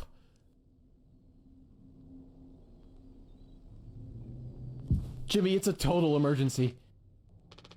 Calm down. What is it? Anya is stuck in medical. The door won't open. Uh-oh. What if she runs out of something? Right. Let's go have a look. Now it seems Anya is stuck in the medical bay, assumedly with Curly. Before we go over there, we can look around and see that the ship has fallen even more apart. Funny enough, the statue of Polly has been chopped up into several pieces. In a developer Q&A, they note that Jimmy was the one who did this, unsurprisingly, after he got the axe. Another funny detail here is there isn't an animation for Daisuke walking around, but he's made to follow the player. So he effectively works like Slender Man, where every time you look away, he just teleports closer to you, which would be unnerving if he wasn't so sweet. Actually, it's still a little unnerving. Eventually, Jimmy and Daisuke come to the medical bay door. Hey, heard the lock's broken. Hey, Anya, can you hear me? Yeah, I can hear you, Jimmy. The rest of our medicine stash is in there too. Damn, this could be bad. Did you try to really put your back into it? Any wrenches lying around? How heavy is the med kit?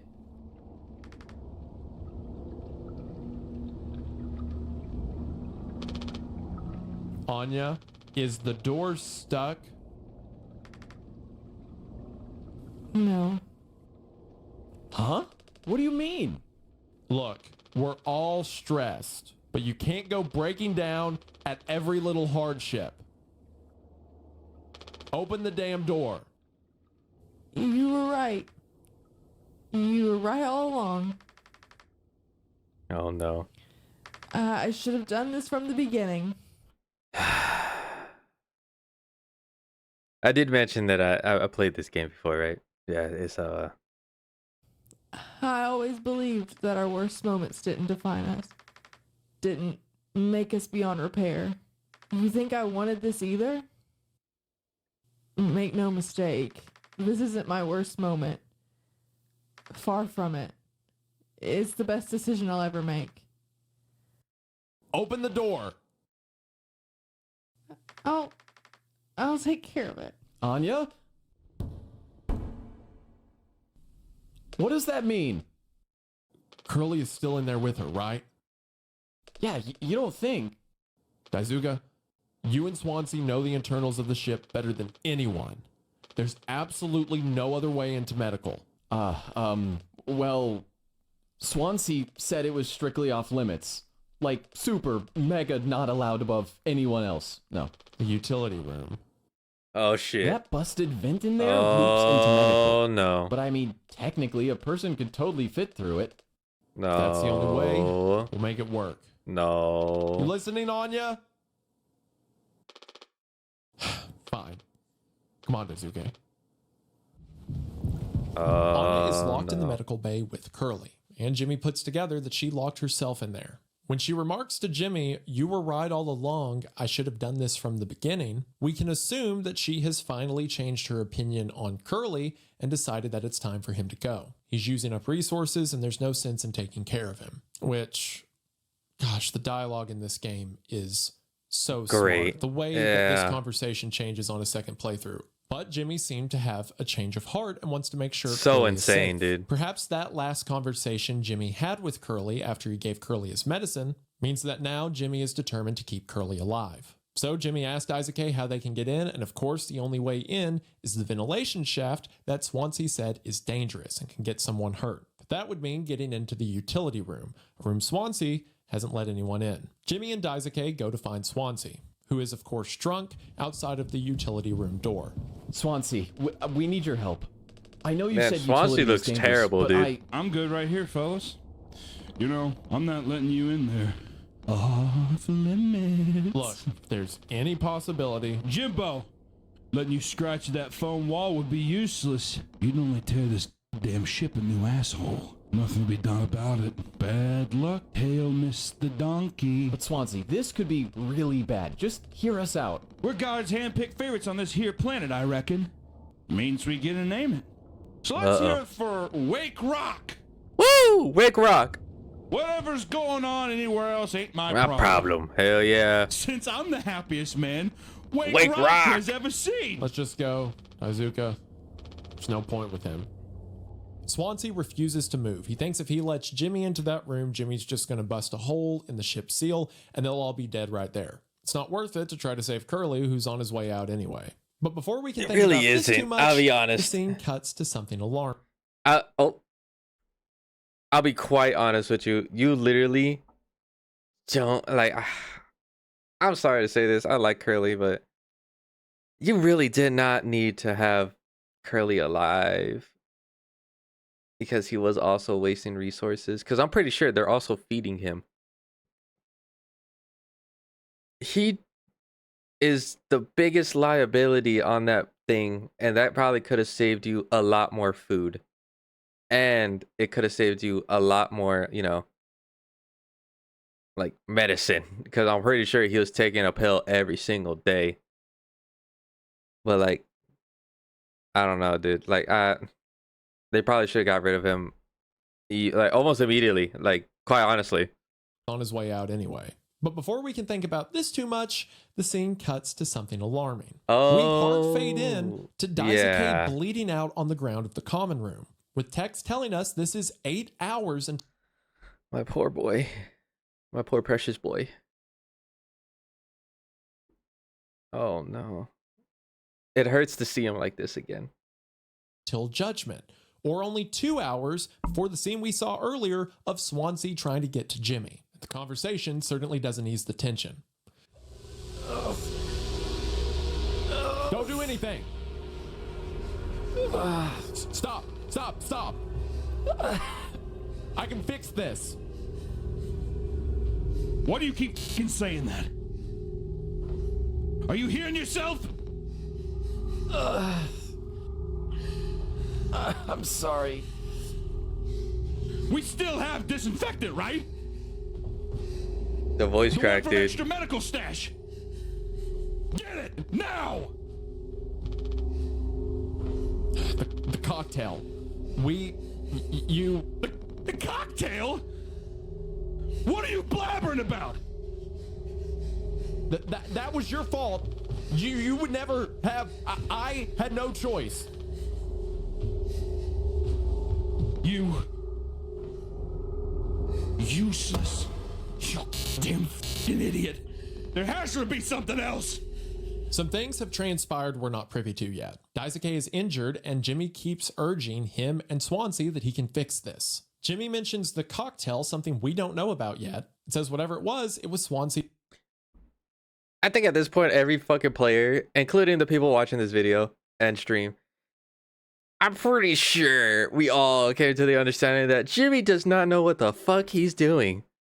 And I don't think he would ever have known what the fuck to do. Shit, I don't even think Curly would have known what the fuck to do. You know? There, and I think it's just to make, it's the point. I think it's just to make you mad at the fact that he just keeps saying it and he can't fix it. It's a situation that cannot be fixed. It would have been fixed if he had not already fucked it up.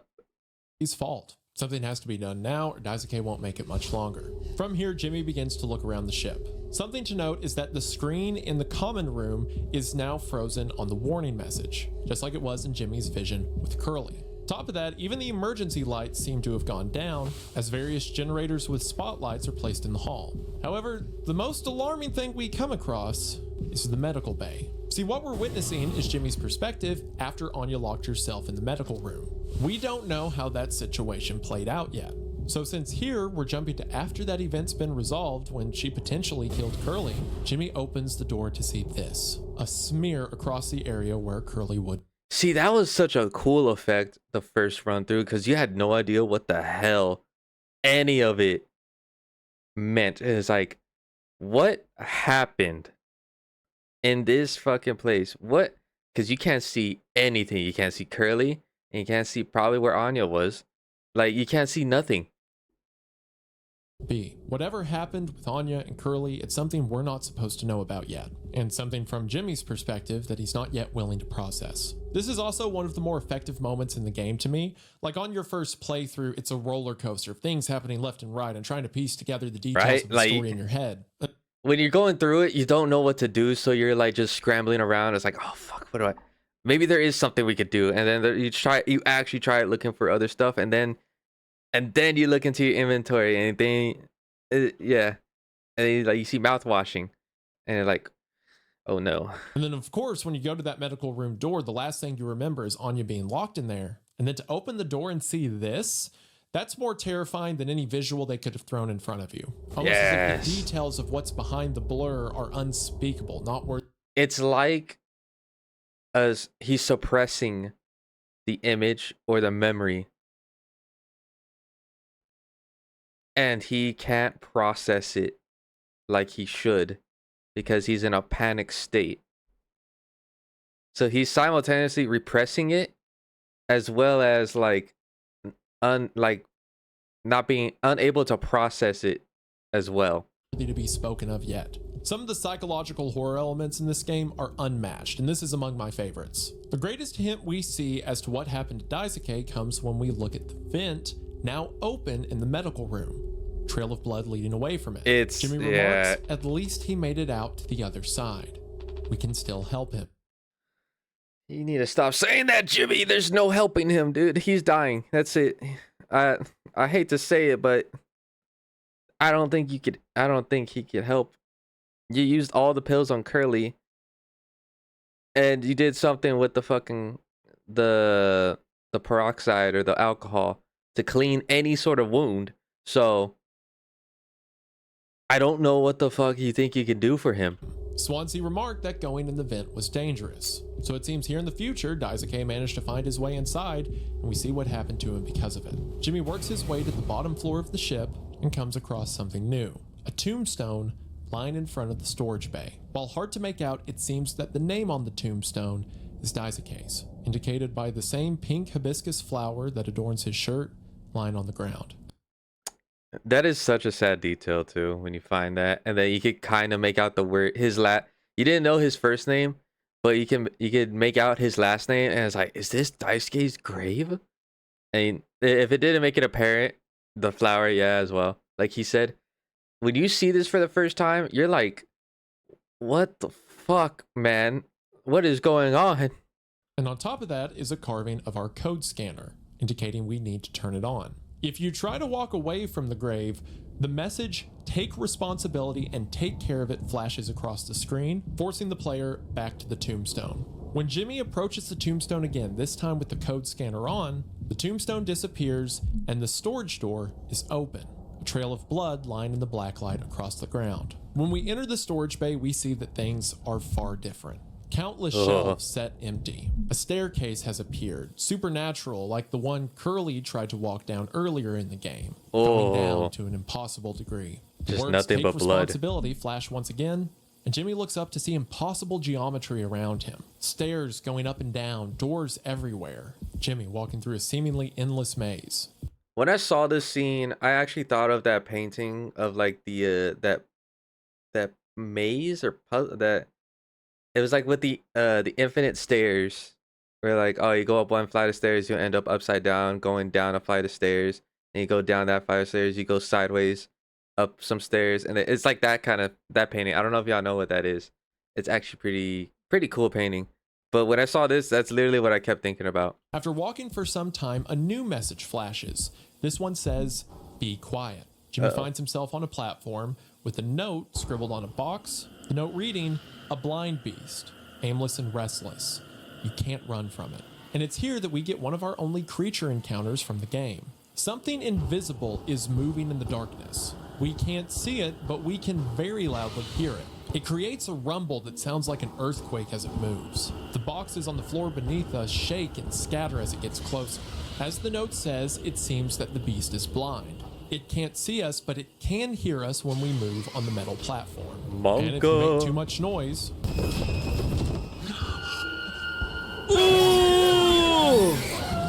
The beast appears and rushes the player, forcing Jimmy back to the start. It seems that the beast is a deformed horse, of course reminiscent of the Pony Express mascot, Polly. Again, the room we're in and the scene we saw a moment ago walking down the stairs is impossible. So much like Jimmy's dream with Curly, we can infer this to take place at least somewhat within Jimmy's mind, haunted by the visage of a company that's now betrayed him. If we use the black light, we can see the blood splatter on the floor continue along the catwalk. This shows us the direction we need to travel. And anytime the creature gets near, we stop moving, wait for it to leave, and then continue. While most believe the creature to be moving beneath us since we can see the boxes shaking, if you aim the black light upwards, you can actually see it. That the beast is moving on an inverted floor, appearing for a glimpse in the backlight before it moves away. This creature from Jimmy's mind seems to be watching him from afar, waiting for Jimmy to mess up, and it can then strike. I will say this. He's actually above you. It's not really so much an inverted floor. It's literally just he's actually above you in the rafters. And you can see it, like, because I've looked up and seen that shit before in a past, like, I remember playing it in the stream before. And then I looked up and all you would see that big fucking spider-like horse just scrambling above you towards you and then stop right in front of you. It's fucking horrifying. You've played this segment a couple times, you get used to it. I mean, you don't even really need the audio. The screen shakes so much, you can just move when your screen's not shaking and you'll probably be fine. Also true. On your true. first playthrough, this moment's pretty effective. There hasn't really been a lot of gameplay elements up until this point. For the most part, it's just been an interactive story. So this scene certainly catches you off guard, and it has some fun notes, like I was spooked the first time I raised the blacklight up and saw the horse in the ceiling. This, combined with the tension and questions of Daisuke bleeding out, helps keep the pace and tone moving. Eventually, Jimmy makes it to the end of the maze and finds a Polly statue holding a bottle of mouthwash. When Jimmy takes the mouthwash, the words "take responsibility" flashes again. He comes back to Daisuke's side. The mouthwash seemingly being used as a disinfectant. Since I'm sure there was a ton of mouthwash still in storage, and obviously the storage doesn't have a giant horse demon in it as Jimmy saw, we can assume this is what was happening in Jimmy's mind as he went down to retrieve a bottle for Daisuke. But as Anya mentioned earlier, the sugar content offsets any disinfectant properties.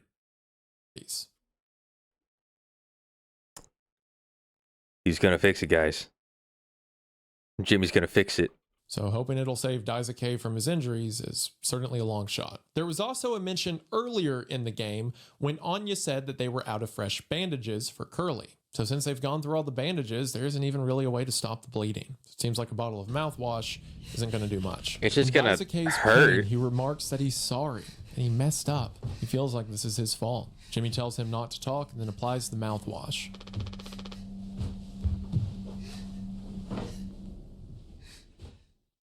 With this, the scene then switches back to 5 months after the crash. Oh, he got this is okay. Back in the moment, right after. So I will say this. So when you pour the mouthwash onto Daisuke, you could hear sizzling, like flesh being seared by like alcohol or ethanol. But also, you could hear Daisuke fucking screaming in pain, absolute agony. And you already know that that scream of agony is literally not, you know, it's not one of healing. It's one of, I'm gonna die. So it's not, when you hear that, it's very heartbreaking to hear Daisuke just like actually scream. And it hurts when you do. after Daisuke and Jimmy left Swansea, who wouldn't let them into utility. So at this point in time, Anya is still locked in the medical room with Curly, and we pick up with Jimmy and Daisuke discussing what to do. I think the vent in utility connects to medical. But you heard what he said going in there now. It's too unstable. Trying to break the foam could risk the air seal. I just don't want to fuck up again like I did before. You heard Anya. I wouldn't put it past her to do something extreme right now. You and me, Daizuka, we can save Curly, yeah? Swansea won't help, so we'll figure it out ourselves. Right. All right. Yeah. We got this. But even before the foam, how do we get the door to utility open? Swansea's been practically camping in front of the door, and he has the key. I have an idea. You're gonna have to trust me. We need to knock him out. You're gonna fight him? Oh my god. No. Even he has to have his limits when it comes to booze. We make him pass out. Simple, safe. You might not even realize we did anything after the fact. There's a recipe for a mocktail in the kitchen. We can follow the steps, but use different ingredients to add kick to it. Come on. So, Jimmy and Daisuke set about making this cocktail. If you approach Swansea during this time, he leaves you with this message. Alright. You Man, he taking looks like attention, my shit. intern now? I personally try to educate based off years of experience. But that's just me, Captain. That's just how I do it. Further digging into Fucking Jimmy's Papa capability Meat. as a captain. If you look at the instructions in the kitchen, we can see that the previous recipe Oh fuck, where'd you come from? Forgot he just teleports. I would say Papa Meat, he does so good with Swansea. I would love to hear him as actual Swansea.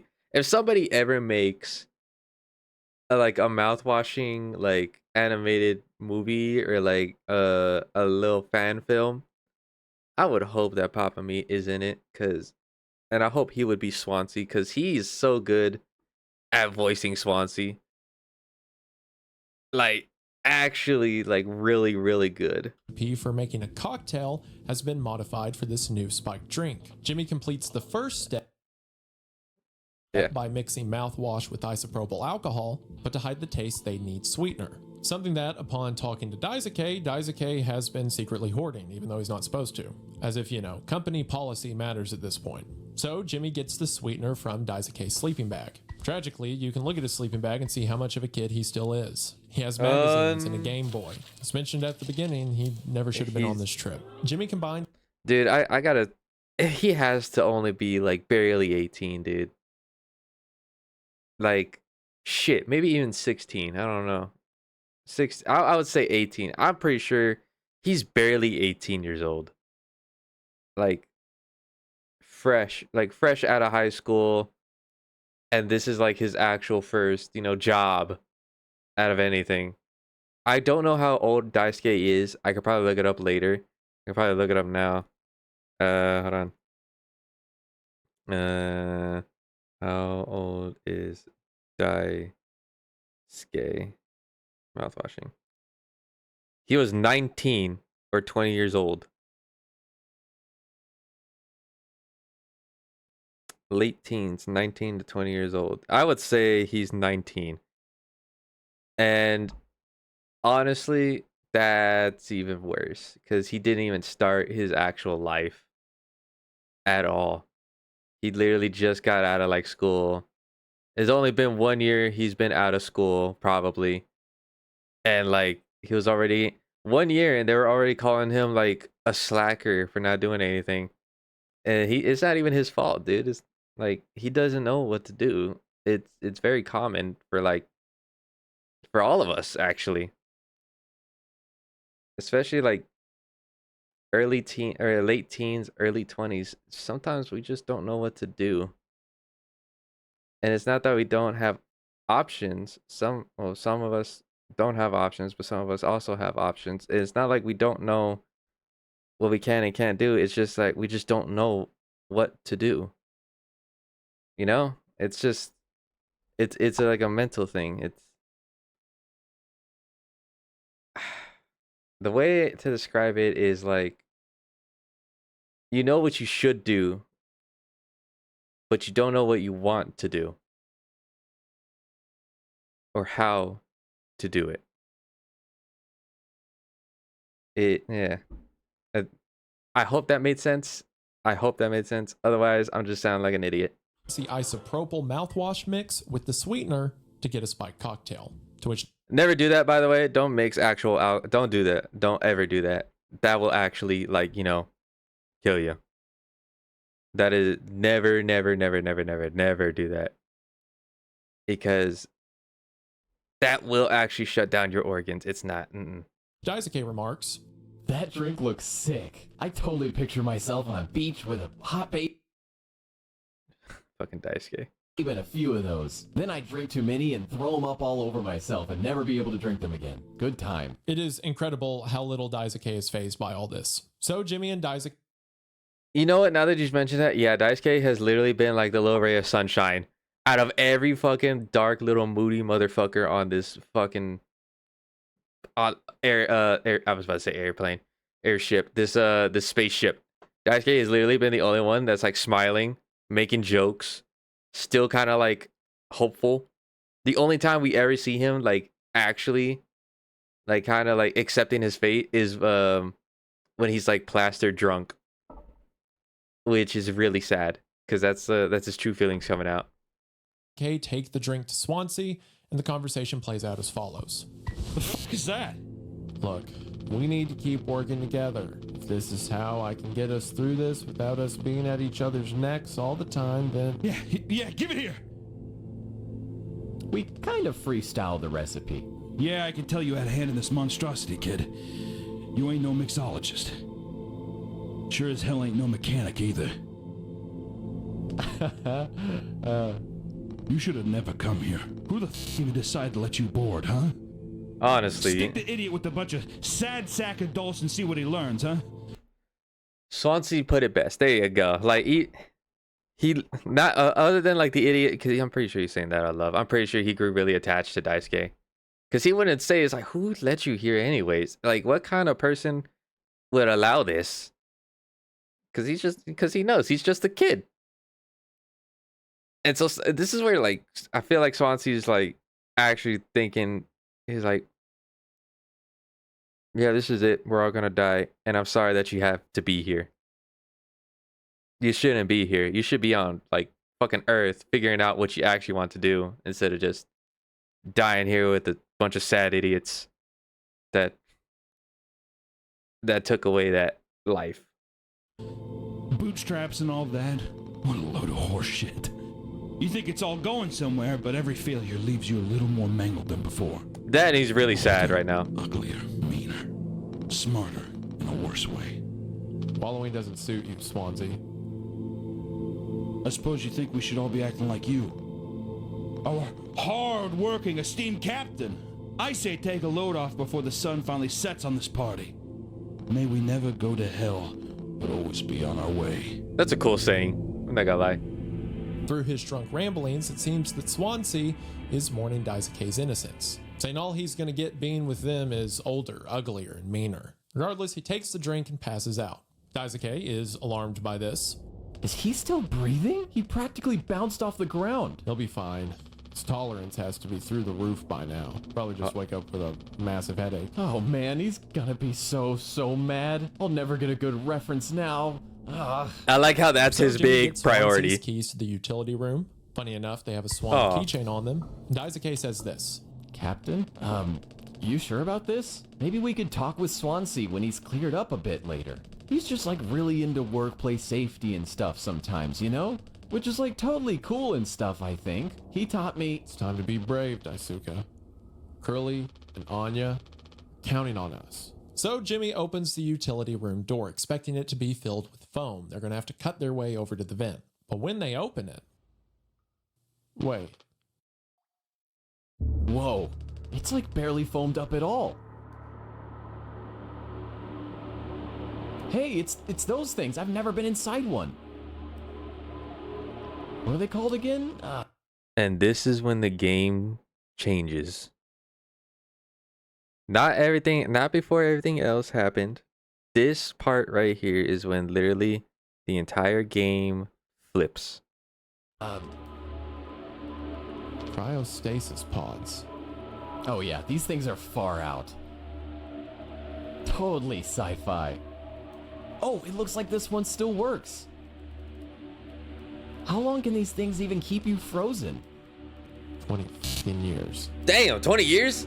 I can't. Dude, I thought that I was not paying attention to that dialogue. I was not paying attention to that dialogue, I think. Dude, I'm not gonna lie. I thought it was 10 years.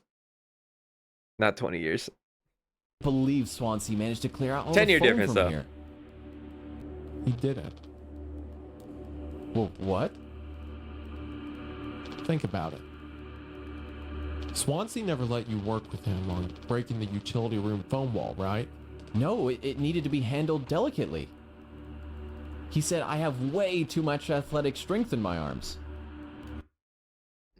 And you just believed him, Daisuke? Daisuke, you poor precious idiot.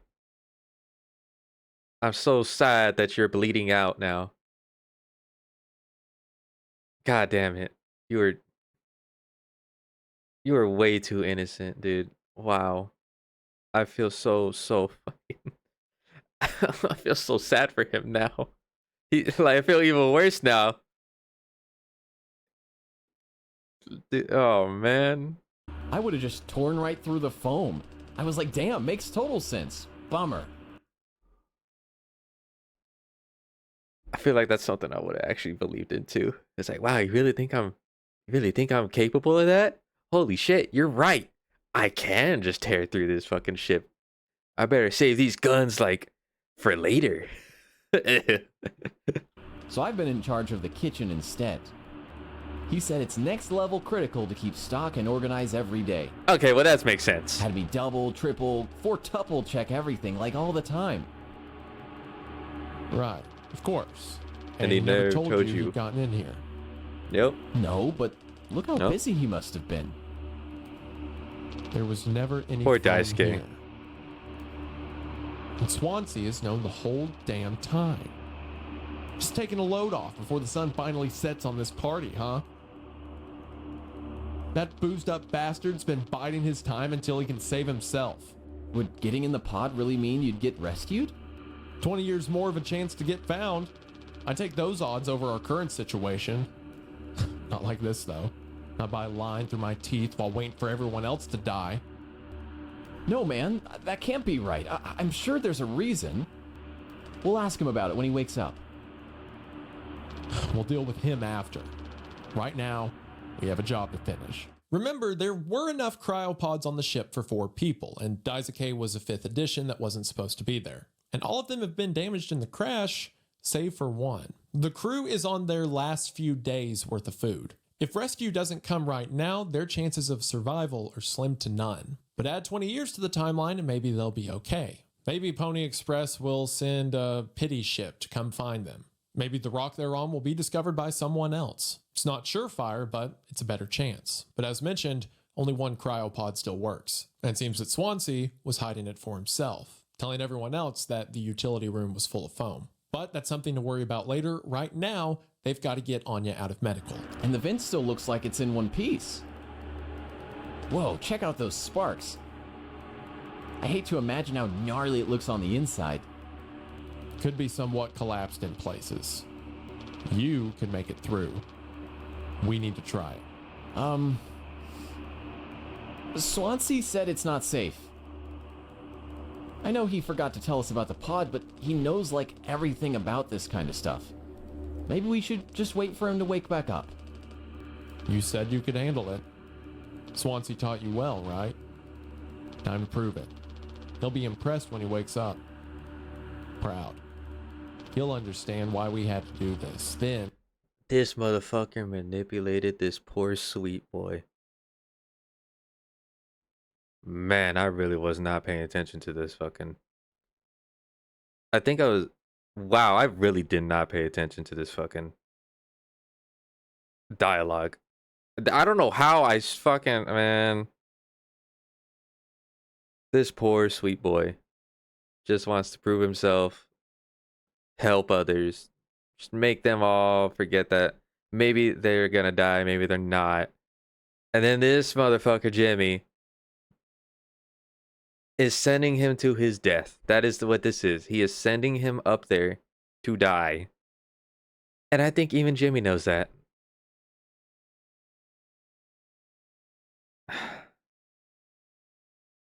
He can explain himself. You think so? Daisuke, everyone's counting on you. Captain's orders. Yeah, I got this. Okay, here we go. Daisuke even now believes that Swansea had the best intentions, remarking that Swansea must have forgotten to tell them about the cryopod. And Jimmy uses this to rally Daisuke to get into the vent, saying Swansea will be proud. And despite Daisuke's fear, all it takes is Jimmy saying that everyone's counting on him to get him into the vent. From there, the scene plays out as you would expect. The most manipulative shit I've ever heard. Oh.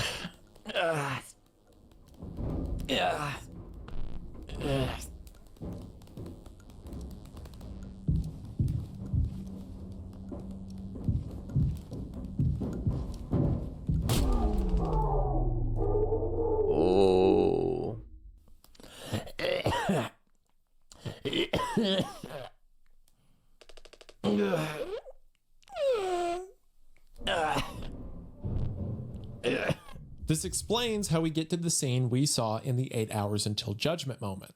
Daisuke went through the vent, got injured, but was still able to make it out the other end, being dragged into the common room, now bleeding. Also, when he's injured, the power goes out. This explains why, in the Until Judgment segment set in the far future of the game, all of the sunset imagery has been switched to warning messages, and emergency lights are set up everywhere. When Daisuke was injured, he took the emergency power with him. However, right before this scene ends, as Daisuke drags himself into the medical bay, he sees Anya and simply remarks, "What did you do?" Seems that Daisuke was the first to find what Anya had done. A scene in the medical bay that Jimmy wouldn't even process earlier. But before we can see what that is, we're taken back to Curly's perspective one day before the crash. The game does a great job at pacing out these moments. There's a mystery of what happened in the medical bay, how this is all going to turn out, and those things are revealed to us just as the things that happened before the crash are revealed to us. It's like there's two mysteries. How does it end and how did the crash happen in the first place? What led Curly to pilot the ship into a rock? Both mysteries of equal importance that are being unveiled to us at the same time. I love storytelling that is both cool and cool to figure out. However, hauntingly, as soon as we get control of Curly, in this moment, one day before the crash, his objective is to find the gun. We, the player, don't know what we're looking for yet. Find the gun. But Curly begins to frantically search his way through the ship. It's so odd how the setting of the ship pre-crash contrasts with it post-crash. I mean, in our post-crash storyline, everything is coming to a crescendo. Things couldn't be worse, and sure, the stakes are high here in the pre-crash storyline, but the calm blue skies and the upkept common room betray the sense of urgency the story has at this point. And I mean betray in a good way, as in it feels uncanny. Eventually, we find who Curly's looking for. Anya, crying in the cockpit. For f***'s sake. Where is it? Us being let go isn't a reason to hurt yourself.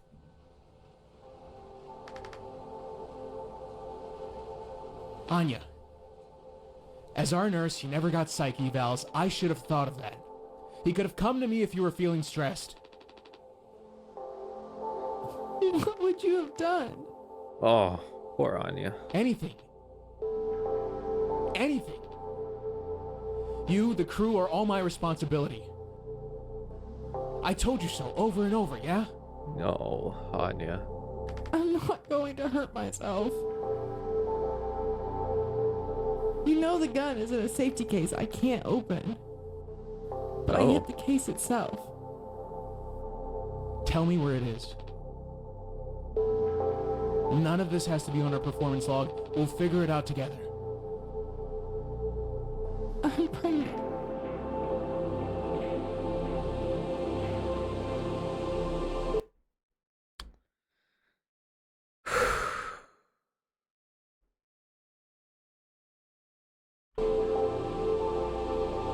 You're what? Who would you... Captain, Not wood.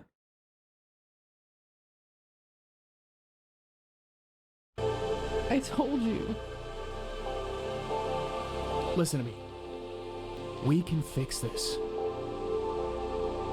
I've known him for a long time. I'll talk to him. I know you'd never give me the gun to protect myself. So the least I can do is to make sure he never gets it either. Now, this moment is devastating. A lot of the anxieties you've probably felt up until this point are justified here. This is one day after Curly and Anya had their conversation in front of the nighttime screen, right after she asked why there aren't locks on the bedroom doors. Here, Anya's taken a gun, and Curly naively thinks that she is going to harm herself because she's been fired from Pony Express, as everyone else has. But when Anya said she's pregnant, that changes everything. Something was very wrong on this ship before the company shut down. Something bad happened before they ever crashed on that rock. When Curly hears this devastating news, he tries to reassure her. And although she doesn't say his name, we can tell who she's talking about. I mean, it's someone that Curly's known for a long time. And we've never seen her be uncomfortable around Swansea. The first thing Curly does is tell Anya that we can fix this, that he'll talk to Jimmy, not yet willing to condemn his friend. And then horrifically, Anya said she only stole the gun so that Jimmy can't get to it. She is in a tragic position, and then applying that position to where she's been the last 5 months trapped on a doomed ship with the guy she's so afraid of, a guy that's now captain. A lot of the fear we've seen up until this point is well deserved. As Curly goes to leave, we then cut back to Jimmy, this time 6 hours until judgment. So this is 1 hour after Jimmy got the mouthwash for Daisuke. Like I said earlier, it was probably never going to work. So we find ourselves here from the perspective of Jimmy and Daisuke's final moments. The bleeding won't stop. My poor boy. Just try to stay still, Daisuke. I need a second to think. We can fix this. Hey kid, you hear me? Daisuke? Oh, my poor boy. Hey, stop. Don't move. It's all right, Daisuke. Calm down. This line of work, you could have never become like miserable Swansea. What a tragedy.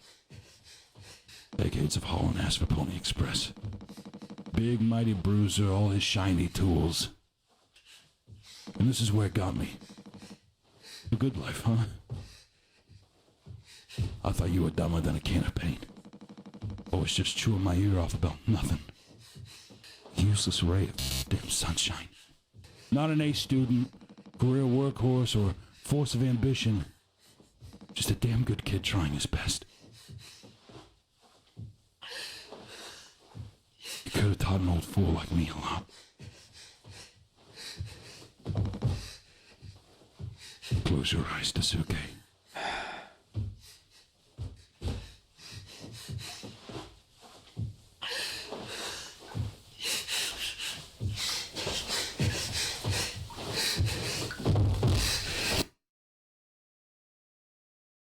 Swansea realized the score. No one was coming to help them. The only reason they managed to keep Curly alive as long as they have is when he got injured, they still had medical supplies on. I will say, if you notice, yeah, there's animation in the game, and like, oh, it's whatever, but it's like, oh, it's like, oh, he raised his arm, up, down, up, down. He don't have simple animations. That was the first time you ever see fluid animation like that. Like, I don't know if I was blind to it, but it just felt more fluid than any other thing happening in this game. Like the way that he did it, the arm fell like limp. It just, and then the way he just like sat back. It was like they got people to like record that, and then they animated over it, like how to make it more realistic, and it just felt like that added on to like how tragic it looked. And then the way that Papa Meat just delivered those lines, goddamn, dude, I almost started having tears in my eyes a little bit. I'm not gonna lie. on hand. But now all of those have gone to Curly. So Daisuke's bleeding out, and it's not going to get any better. And Swansea, in spite of his tough demeanor, recognizes his own shortcomings. Daisuke, as he says, was a ray of sunshine, completely hopeless and pointless on a ship of death. Like Curly said earlier, Daisuke never should have been here. Swansea knew that. So Swansea kills him, so the last good thing on this ship won't have to suffer any longer. After the screen fades to black, we cut back to Jimmy and Swansea and realize that any civility between the two just broke. You monster. I Monster. could have fixed him. Monster. Oh, buddy, let me tell you something about a monster. Motherfucker. Oh, dude. The most hypocritical son of a bitch you'll ever fucking meet is Jimmy. Oh my god. He sent this poor sweet boy up to die. And then he tried to blame it on Swansea for letting this happen.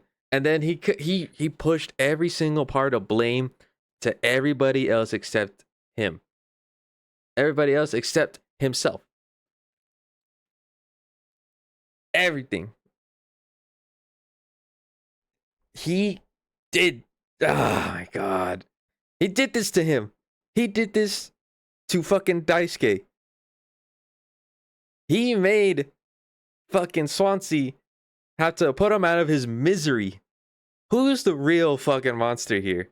The guy who did the one kind thing he could think of to put someone, to like ease someone out of this hell, or the guy that made him become this? Like, I can't stand Jimmy. I fucking hate Jimmy. Swansea, I have to do everything myself. Oh Why my can't god. any of you just Jimmy. give me some time to fucking think? Another cuss word. Haha. Jimmy, shut the fuck up, dude. How do you still not understand? It's over. End of the fucking line. He won't suffer one more second because of your delusions. Thank you, Swansea. Unbelievable. Stop pretending. I know all about your plan, Swansea. I went to utility. I saw what you've been hiding down there. Sneaking around with that axe, telling Anya who knows what. Now this. You're making sure you're the one who gets inside the cryopod.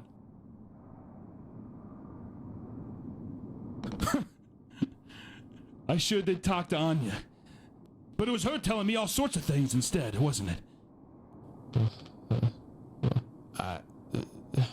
Should the captain go down with his ship? Not that it matters anymore. I ain't got no place to be here. I got everything I could ever want right here on this ship. So go ahead and get in that pod. If you ever get found, you can tell them whatever fucking story you like. You've earned it. So now, all the cards are on the table. That night, Anya told Swansea that she was pregnant. And Swansea doesn't care enough anymore to lie. He says that pod was never meant for him. He knew when the ship crashed and they ran out of supplies that he was going to stay right there. And he almost challenges Jimmy to get into it himself. Go ahead. If you get rescued, what kind of story are you going to tell? Captain burn up one crew member with an axe through the head? It's almost a challenge to see if Jimmy could come up with a lie that complicated. Or as Swansea suggests, shouldn't a captain go down with the ship? You know, if Jimmy wants to be a captain so bad. Now that Daisuke is no longer in trouble, Jimmy makes his way to the med bay. And now, with the door unlocked, he finds what he was unwilling to confront before. Anya didn't take Curly's life. She took her own. Her eyes strained, blood running from her nose, and bottles of empty pills around her. It seems... Oh, it still hurts, dude. Oh. Poor Anya. Dude, poor...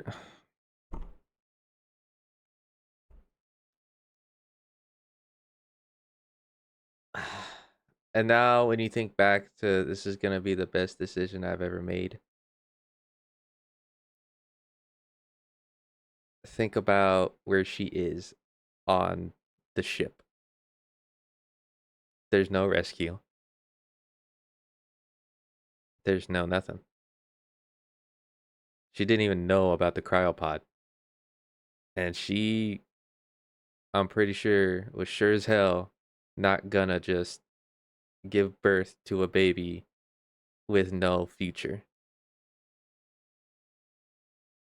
So she unfortunately made the decision. And it just really fucking hurts still to see it. Because they were all fine. Not even a few, like, while you're playing, it's a few minutes, but for them, it's like months, days, hours. And it's been, dude, it has only been an hour or two for them. And everything is just now gone. The only three people that are still alive is Jimmy, Swansea, and somehow Curly. And the only two people that uh, Said Swansea and Anya caught on before Daisuke and Jimmy did. No one was coming to rescue them. They were out of food, and with Jimmy so desperate, things weren't going to get better. I want to clarify what I'm about to say by emphasizing that I am just speaking about the situation in this video game. In the real world, you are always worth more than whatever happened to you, even if you don't always feel like it. So, Yes. with respect only to this game, Anya had to be so scared. She was under crippling debt and took this job to get out of it, so maybe she could get back on track with her life. Then, when she finds out she's pregnant, she realizes that someone aboard this ship, someone she was going to spend the next year with, and someone that was her superior, had raped her. And now not only is she stuck with him, afraid to say anything, but afraid he's going to hurt her. That's why she hit the gun. And then the ship crashes, and that guy becomes captain, and it was either starve to death or get away from Jimmy as fast as possible. Daisuke is certainly a tragic character in this game because he stood in such contrast to the game around him. Because of that, his death, to me at least, certainly feels the most painful. But as far as characters go, tragic doesn't begin to describe Anya's experience. Honestly, and because dude. of that, in a game where everyone is dying brutally, Daisuke just got an axe through the face and Curly's been bleeding out on a bed for months, it creates a sense of acceptance, if not necessarily comfort, that Anya got to go out on her own terms. For once, she got to make a decision for herself. I will say, yeah, at least I won't say it.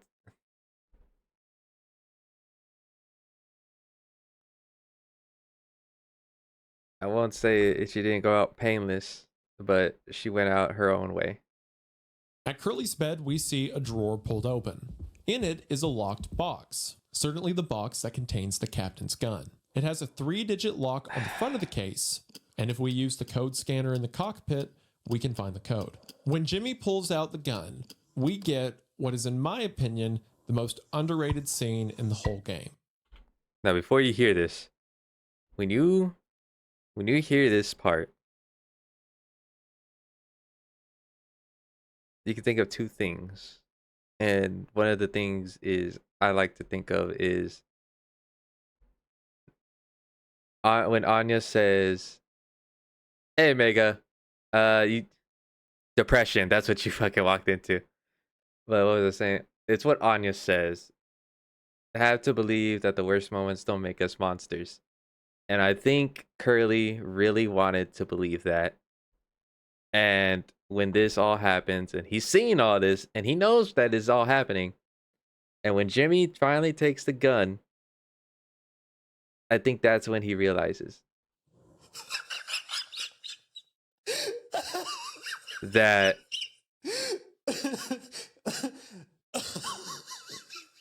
Curly that is him realizing that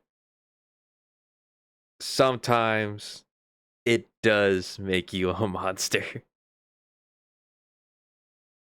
That because and it also made him realize that his friend is really it's like the worst fucking person in the goddamn universe. Yay, more depression. Let me go get some espressos. So I can be less depresso. The face, yeah, the face. has not spoken outside of a dream Oh, sequence man. for the entire game post-crash. And the first thing Welcome that in, he Mega. does is laugh at Jimmy. A moment when it seems there's really nothing to laugh about. This is such an impactful moment for me, but I want to save it for the second run through analysis. So Jimmy has the gun now, but the only people still on the ship is him, Curly, and Swansea. So if you're wondering what Jimmy needs the gun for, we find out as soon as he opens the door.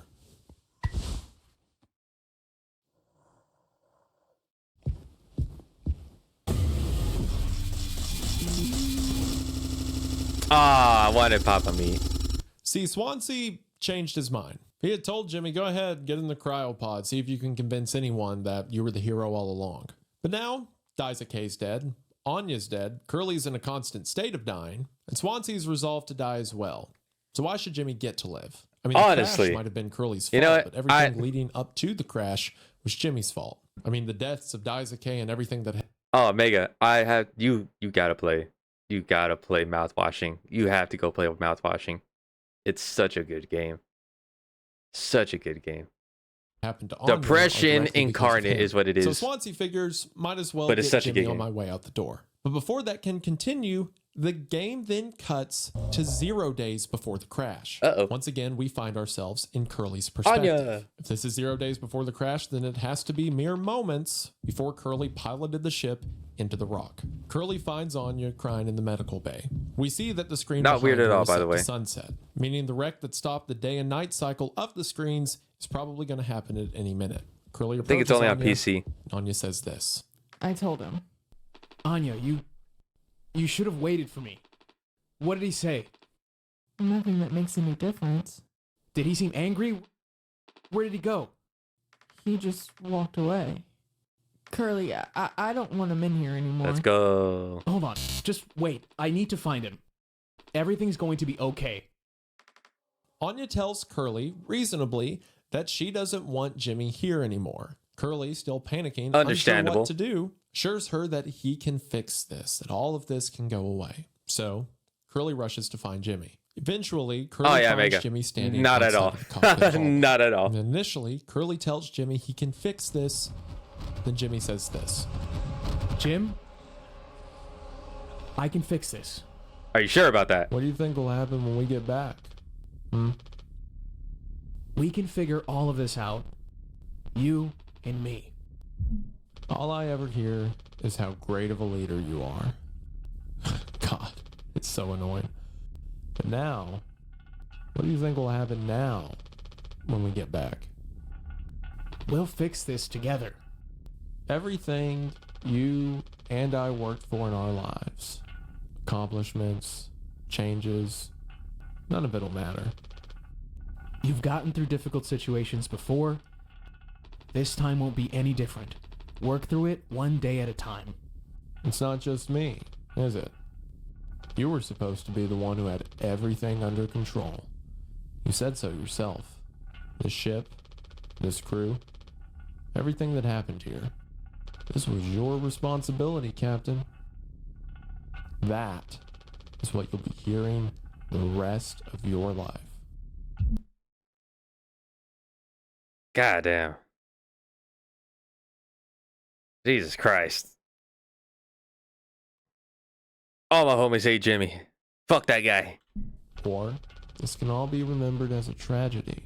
Pardon? Despite what must have been the best efforts of its acclaimed captain, the Tolpar crew was never found. Pardon? No one survived to tell the tale. Huh? You're standing at the top.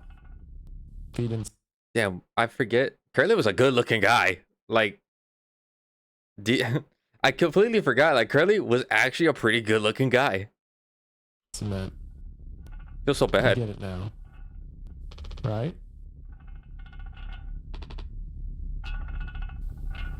Right.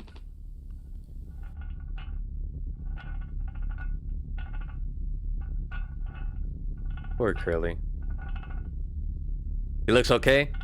Yeah, he's a lot better than Jimmy. Tell you that much. Take care of it. I'll take care of it. Uh-oh.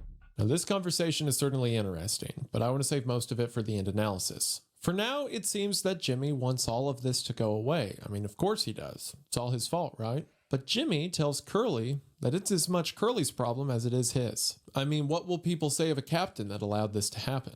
Jimmy using what he did to Anya Jimmy as is leverage a against big Curly, asshole. until he hauntingly says, all of this can be remembered as a tragedy. And with that, Jimmy says Big he'll take stinky care of it asshole. and walks towards the cockpit. Now, there's debate as to if Curly knew what Jimmy was suggesting or not. I don't think that Curly knew exactly what Jimmy was about to do. But I do think, as demonstrated by Curly a couple of times up until this point, he was being woefully negligent. He heard Jimmy suggest that all of this could go away, and his judgment lapsed for a moment. However, as soon as Jimmy walks away, we see what he was planning. Because as soon as Jimmy makes it to the cockpit, the ship is about to crash. Curly runs down the hallway to get in the driver's seat. As he does, the words "system failure" repeat over and over. He finds Jimmy curled up on the floor outside of the cockpit. He runs up to him and begins screaming. Jim, tell me you didn't. I should have. I didn't. What the f did you do?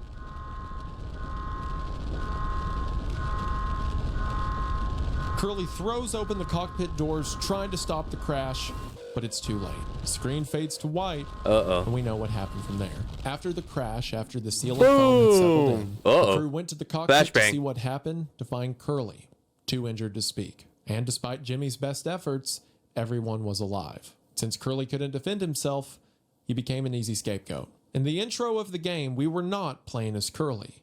We were playing as Jimmy. Jimmy crashed the tow car in order to kill everyone, all in an effort to cover up his sin. And when that didn't work and he came out the other side of the crash still alive, he was able to say it was the old captain's fault and that he's captain now.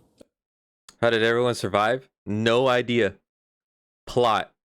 And for 5 months, he got to play make-believe boss at the end of the world. We'll Yep. get to that in a moment. All my but for homies hate now, Jimmy. We switch back to Jimmy's Fuck that perspective, guy. as Jimmy is now holding the injured Curly 1 hour before judgment.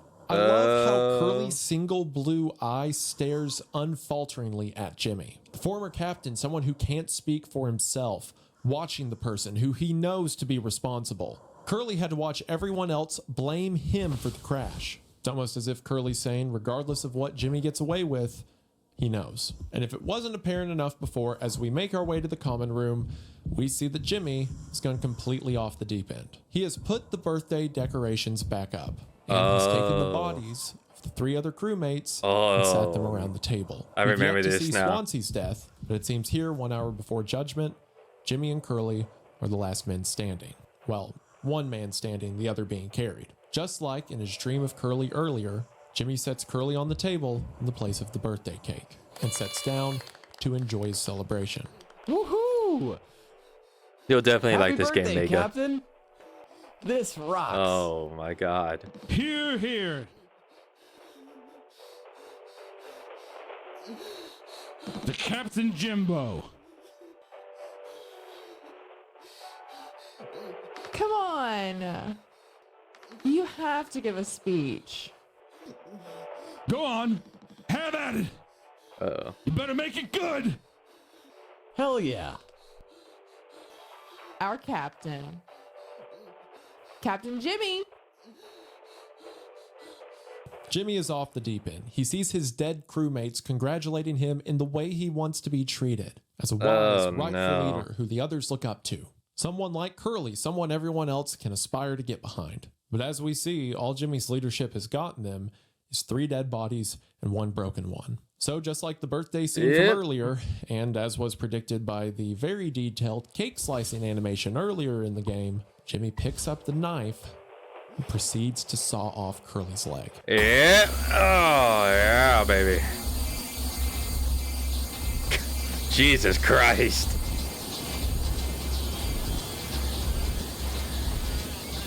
After this, just as Jimmy would do when he gave Curly his medicine, Jimmy speaks to Curly alone.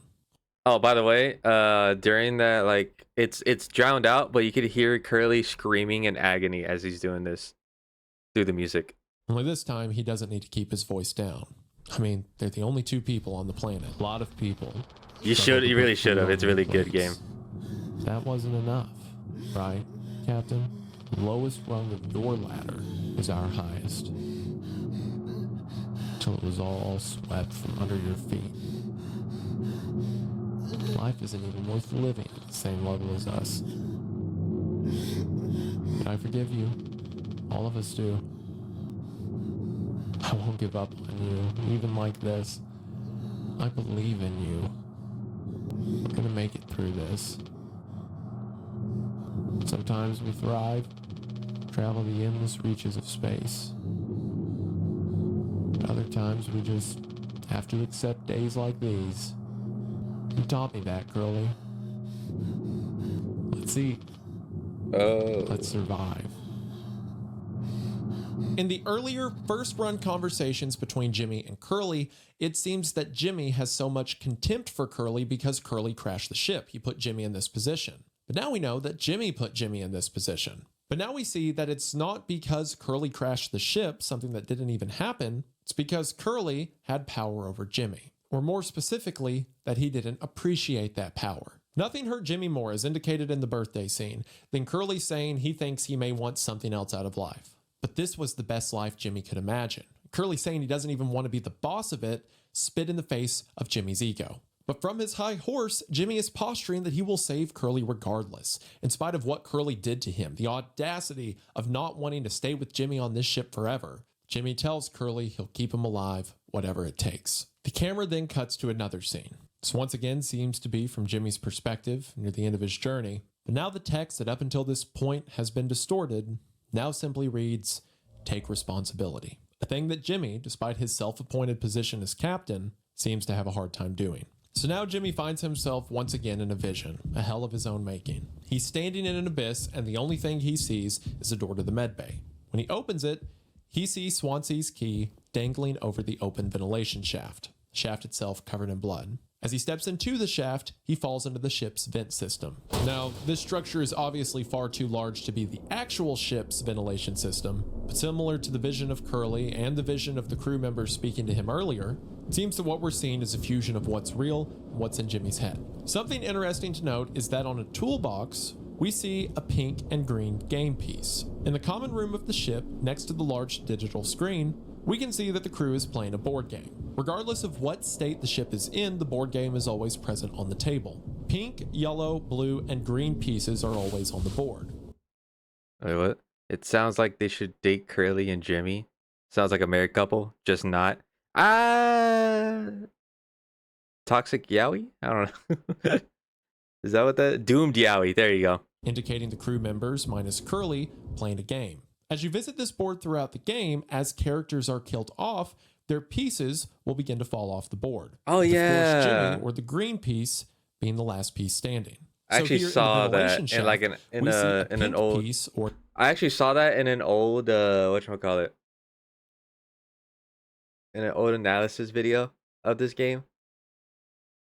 It was so cool. It was such a small detail, but it was actually so cool. Daisuke's piece knocked over with Jimmy still standing. This is fitting as Jimmy is about to experience various visions based on each of the crew members. Daisuke's vision is up first. As Jimmy walks through the ventilation shaft, he turns left to see Daisuke standing in front of a spotlight. But as Jimmy approaches, Daisuke walks away, and only a hibiscus flower is left in his place, with everything cloaked in red. If Jimmy tries to turn around, the way out is covered in caution tape, with the words, "Take responsibility," posted over and over again. Jimmy continues. You know what's actually kind of cool too? It switches to this, and then it has a light shining to a vent, which is, you know, how he died. Continues forward and sees a grate bathed in light. On the grate is a post-it note that reads, "No turning back now." The same thing that Jimmy said to Daisuke before he sent him into the vent. And true to those words, that is the rules for the segment we play now. We have to back away from the light we can see while keeping eye contact with it until another one appears on our left or right. If we look away from the light for too long, we hear a loud noise and a face begins to appear on the screen. A face that I believe to be Daisuke's. If we look for too long and the face fully forms, the word "take responsibility" appears again and we're sent back to the start. As Jimmy makes his way backwards, keeping eye contact with the grates, he comes across more pink flowers as well as Daisuke's Game Boy, surrounded by Daisuke's bloody hands. Hands that will never grow up, thanks to Jimmy. Jimmy comes to a final grate that is again covered in caution tape and simply says responsibility. Jimmy walks away from this one, but a new grate doesn't appear like it had before. He gets further and further away and has to keep his eyes focused on the word responsibility. When it seems like He's walking away from responsibility. Jimmy suddenly cuts to a new hallway in the ship. The only decorations being empty bottles of mouthwash and poly posters. I'm kind of just going through these now. I'll talk about it more at the end, but these end visions for each of the characters work so well. I love them so much. It's so good. I love it when gameplay segments complement the themes so well. Everything Jimmy's put together is falling apart at once, and it feels tangible. We're witnessing his punishment, but it's certainly one he's earned. Jimmy continues down the dark hallway until eventually the ground slopes away from him. He lands on a door, and when he opens it, he begins to fall. During his fall, we see what seems to be a patch of trees, once again in the shape of a flower, and a hole in the ground surrounded by Jesus Christ. He falls through this as he races down a hallway covered in poly posters. Things that before were a harmless reminder of lending your crewmates a hand and staying vigilant in your work now covers the walls around Jimmy. Oh. Jimmy opens the door to see that he's back in the med bay. This time, the room is inverted and he is standing on the wall. The ventilation shaft now surrounded by axes. Of course, the vent and the axe being the two things that led to Daisuke's death. The door falls open and Jimmy crawls in. This seems to be now a more realistic version of what the inside of the vents look like. Jutted metal and foam everywhere. Keep in mind, Jimmy's navigating this on its side, meaning this is something that Daisuke had to crawl up through. No wonder he got hurt. We see one corner adorned in sharp edges and electric sparks. The pink flower suggesting that perhaps this is the spot where Daisuke suffered his fatal injury. Jimmy eventually drops into the utility room and Daisuke's segment ends. We'll talk more about it later, but for now we're thrown straight into Swansea's segment. Swansea was the only crew member whose death we have not yet witnessed. Although from his depiction at the vision Jimmy had of everyone gathered at the birthday party, we saw that Swansea had been shot in the head. And here it seems, falling into the utility room, Jimmy stumbles into that moment. I still don't get how he's able to like just tie him up like that. Using the same rope that was used in the cockpit earlier. Jimmy picks up the gun lying on the ground and levels it at Swansea's head. Welcome back, However, Mega. when Jimmy pulls the trigger, and it doesn't matter if you do this facing Swansea or away from him like I tried to do, when the gun fires, Jimmy is transported. What did the sticky note say? I mean, we could look back. Hold on. That perhaps this is the spot where Daisuke suffered his fatal injury. Jimmy eventually drops into the utility room and Daisuke's segment ends. We'll talk more about it later, but for now we're thrown straight into Swansea's segment. Swansea was the only crew member whose death we have not yet witnessed. Although from his depiction at the vision Jimmy had of everyone gathered at the birthday party, we saw that Swansea had been shot in the head. And here I think it seems, said take falling into the responsibility. utility room, Jimmy stumbles into that moment. Swansea is tied to a chair, tied perhaps using the same rope that was used in the cockpit earlier. Jimmy said before were a harmless reminder of lending your crewmates a hand and staying vigilant in your work now covers the walls around Jimmy. Let's see. Jimmy opens the door to see that he's back in the med bay. This time, the room is inverted and he is standing on the wall. Ventilation shaft now surrounded by axes. Of course, the vent and the axe being the two things that led to Daisuke's death. The door falls open and Jimmy crawls in. This seems to be now a more realistic version of what the inside of the vents look like. Jutted metal and foam everywhere.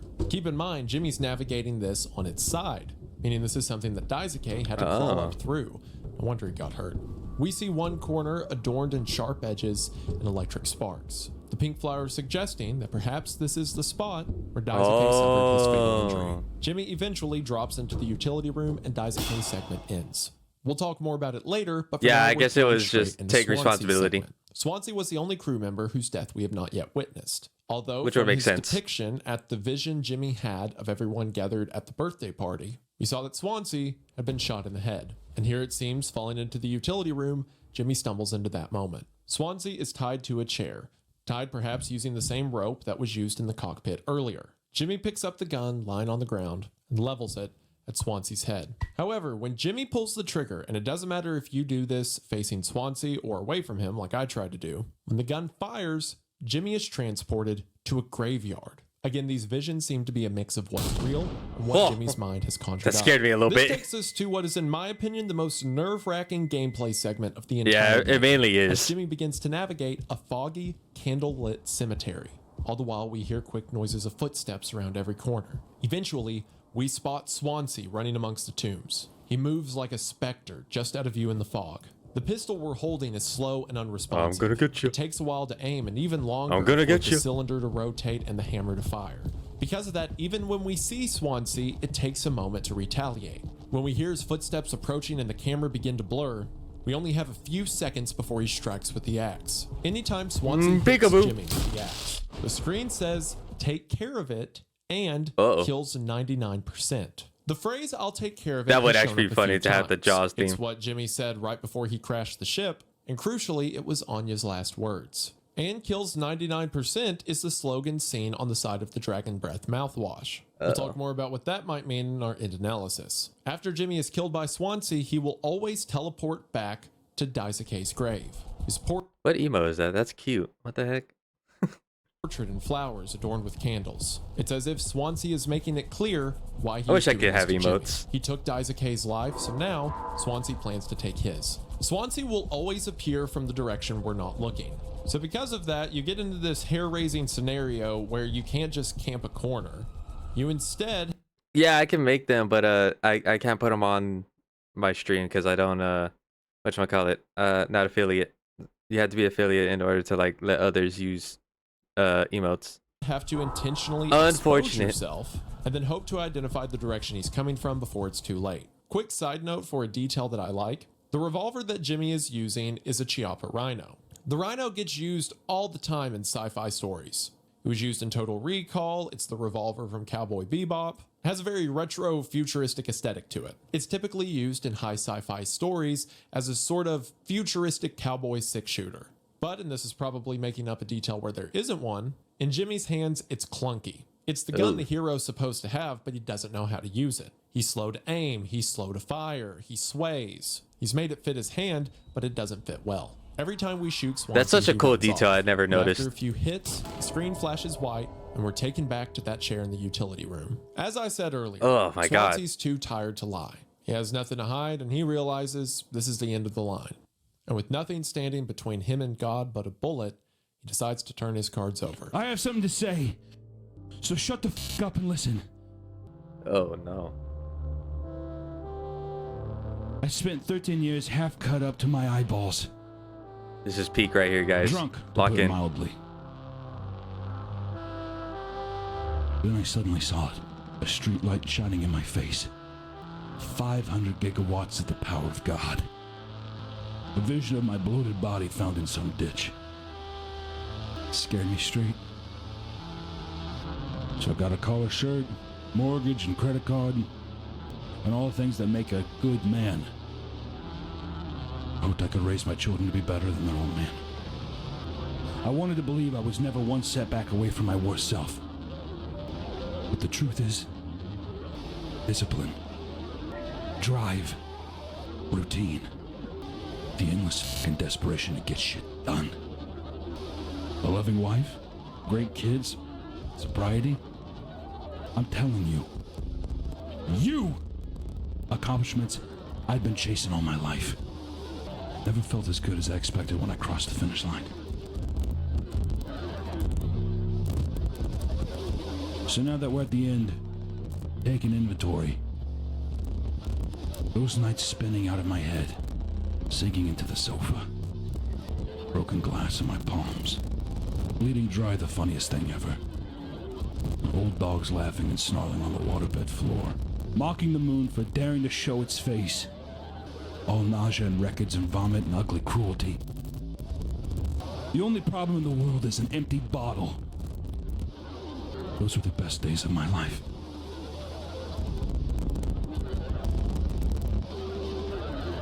Those were the best days of my life. I got nothing to hide. Ready to face the music. I can see myself for what I am. But you, a cowardly, selfish motherfucker, and you can't even see it. God damn. I should have been able to protect the kid. Oh. If I could have done one thing right, I wish it had been to give him one small chance off this damn rock. Swansea, I'm gonna fix everything. We're gonna make it. you. This might be my favorite moment in the game. Most narratives would consider an Such peak writing. Oh, dude, what an unfortunate fucking pause. I just had to, man. It was just so good. Mega, you have to play this game. Like, honestly, if you're thinking about playing a good game, play this game. This game is so fun. That face, though, yeah. So good. Oh my god. There's nothing really else to say. He kind of just says everything. He looks like a chipmunk.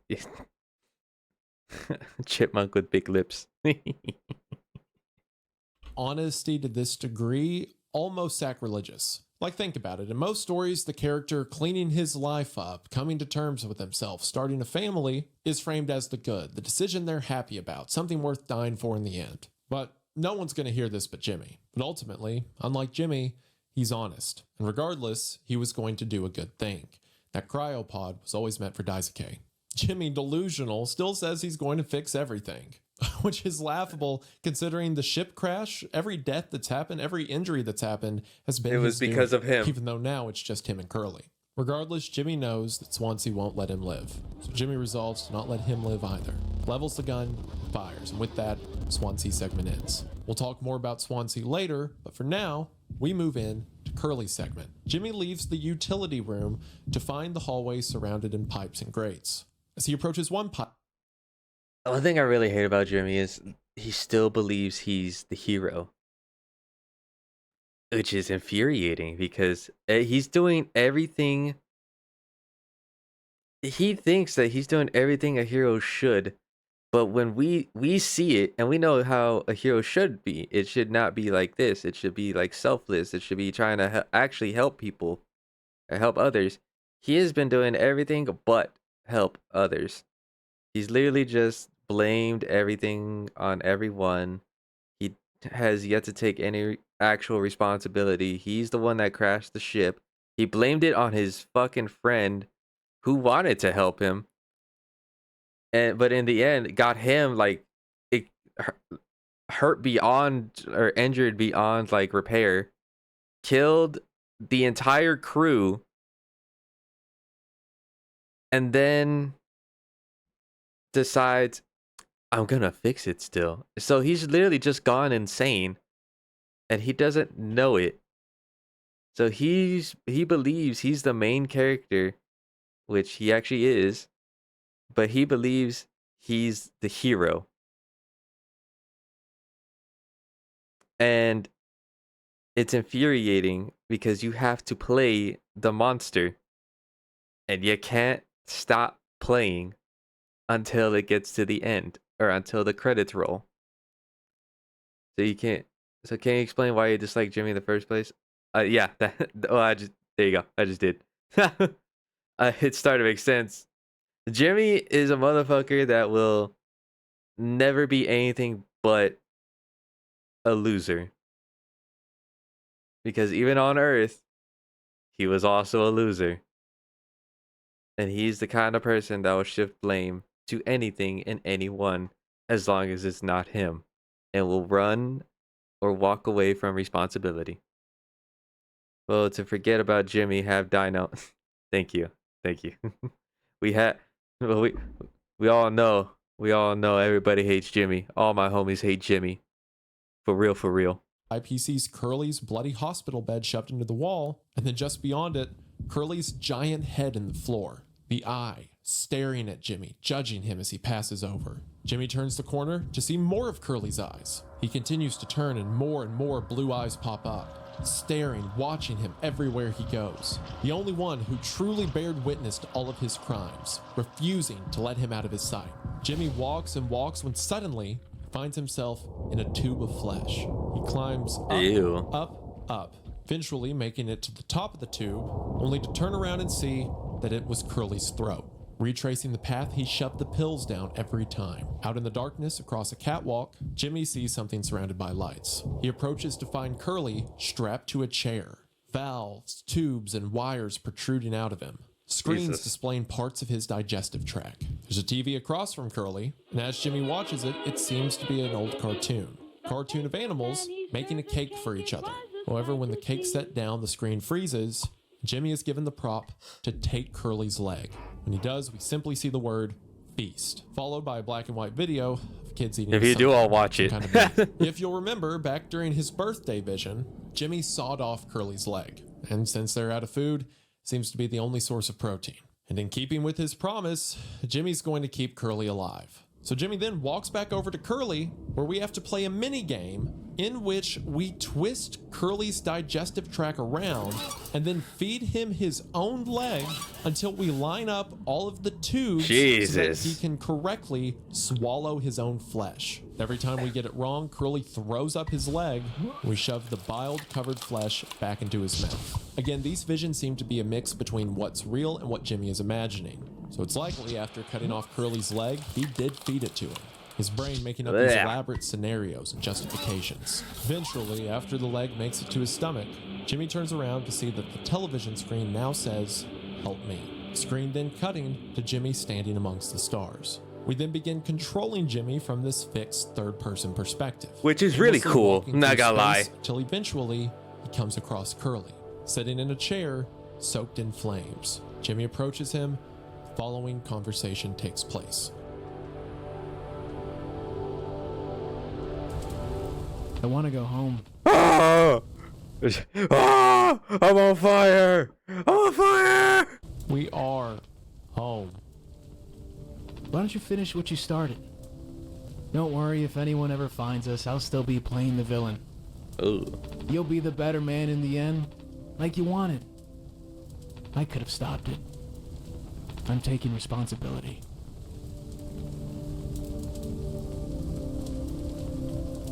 No. We can both be heroes. We're a Fuck team. you! You're not a hero. Just you and me, like we used to be. Oh my god. Get this motherfucker out of here. What happened was an accident. We were trapped. And he still doesn't say it's all his fault.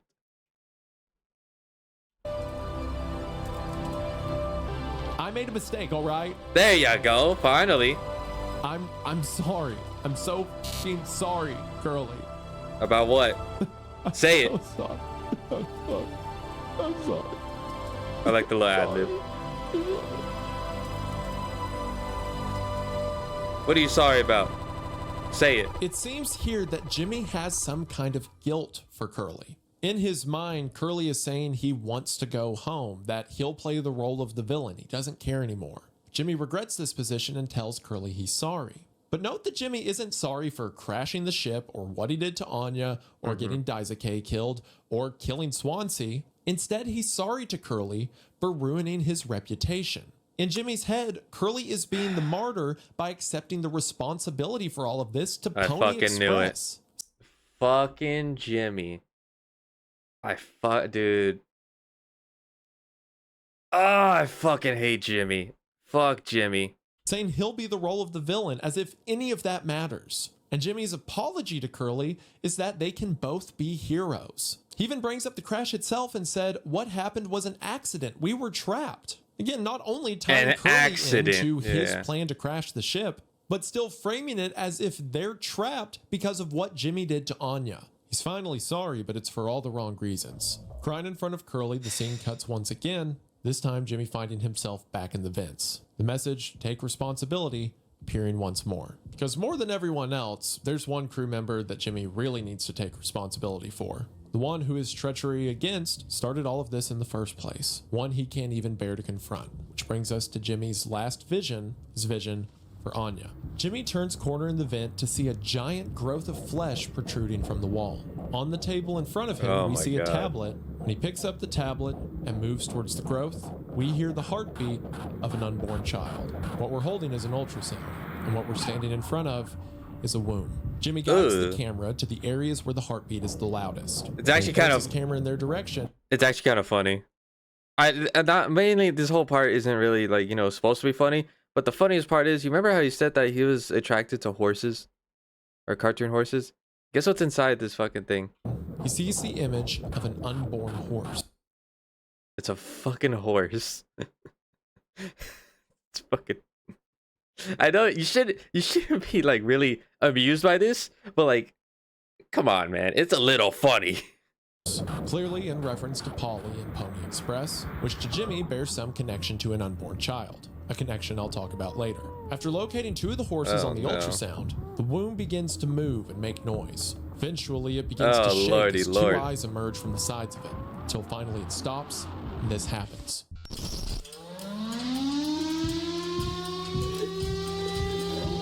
Ugh. Monka. Good Lord You then Jesus. hear Polly say, before text appears on screen that simply reads, "I hope this hurts." The lines the game itself opened on. Polly then continues, Really gets that bad taste out of your mouth, huh? Through wreckage. Through silence. Wash it away. All day fire fresh. This is again a callback to the Dragon Breath mouthwash, connection of which we'll talk about later. Jimmy finds himself back in the vents. However, this time in the vents with him is a giant centipede made up of poly statues. The legs broken and the torsos collected in a long hive. And when we get close, or at least when I got close for the first time, my soul left my body.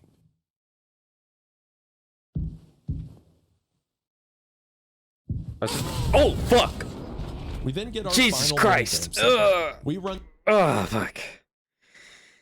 It still got me after all these. All this time, it still got me. I was like, wow, it didn't let me get this close. I got to like maybe the second vent, and then it just like, I got like maybe to the tip of it, and then it just walked away. Nah, he got really close to it. through a labyrinth of vents as the poly centipede moves amongst us. It snakes around corners and through hallways, periodically stopping to change direction and then charging again.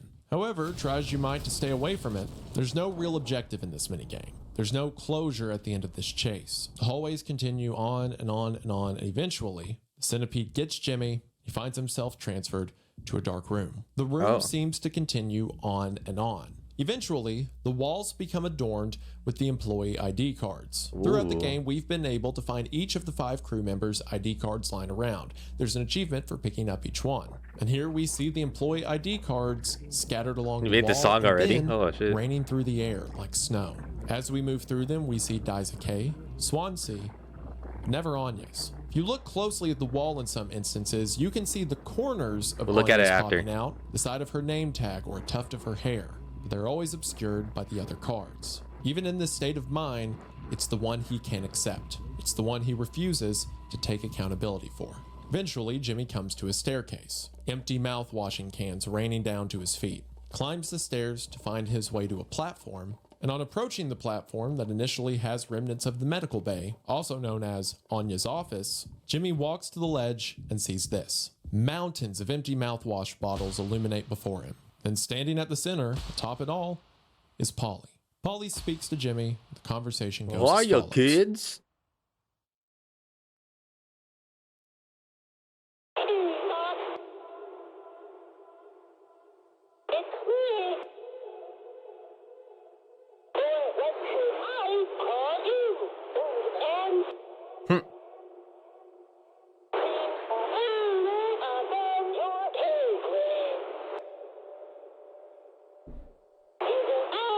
Jimmy's got a knife. Oh my god. Pony Express is dead. And so are you.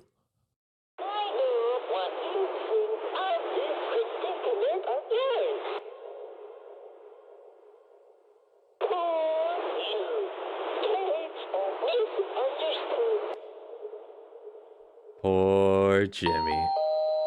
Polly says, Shut up. Curly tried his best. I did too. No, he didn't. But he's the better man. I see that now. We can both still make it. Still delusional, man. I'll take care of him. I'm taking responsibility. You're not taking responsibility. Captain, I'm so sorry. You're not sorry. Yes, Yes. I do. No, you I don't. fucked up. You did, but you don't know But I why. can still make this right. This Our worst motherfucker. moments don't make it.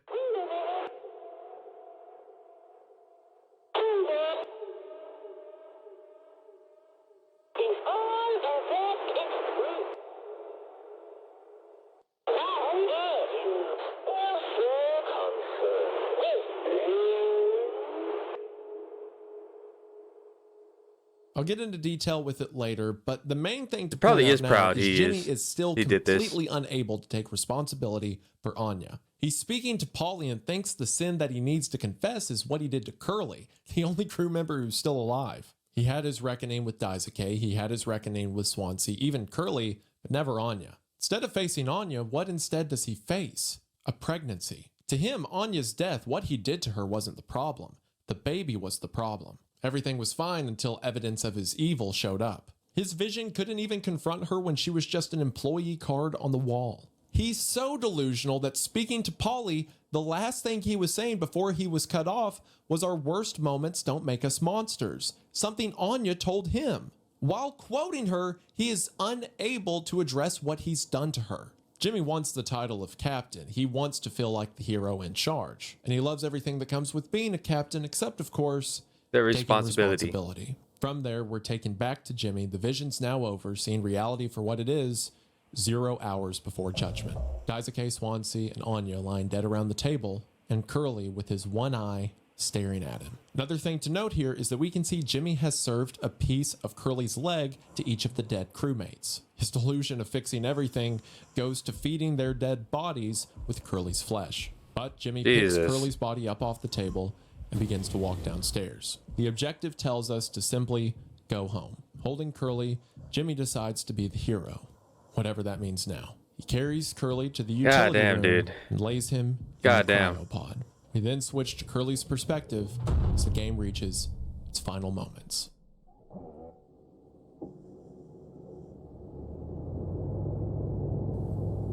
It's okay, Curly.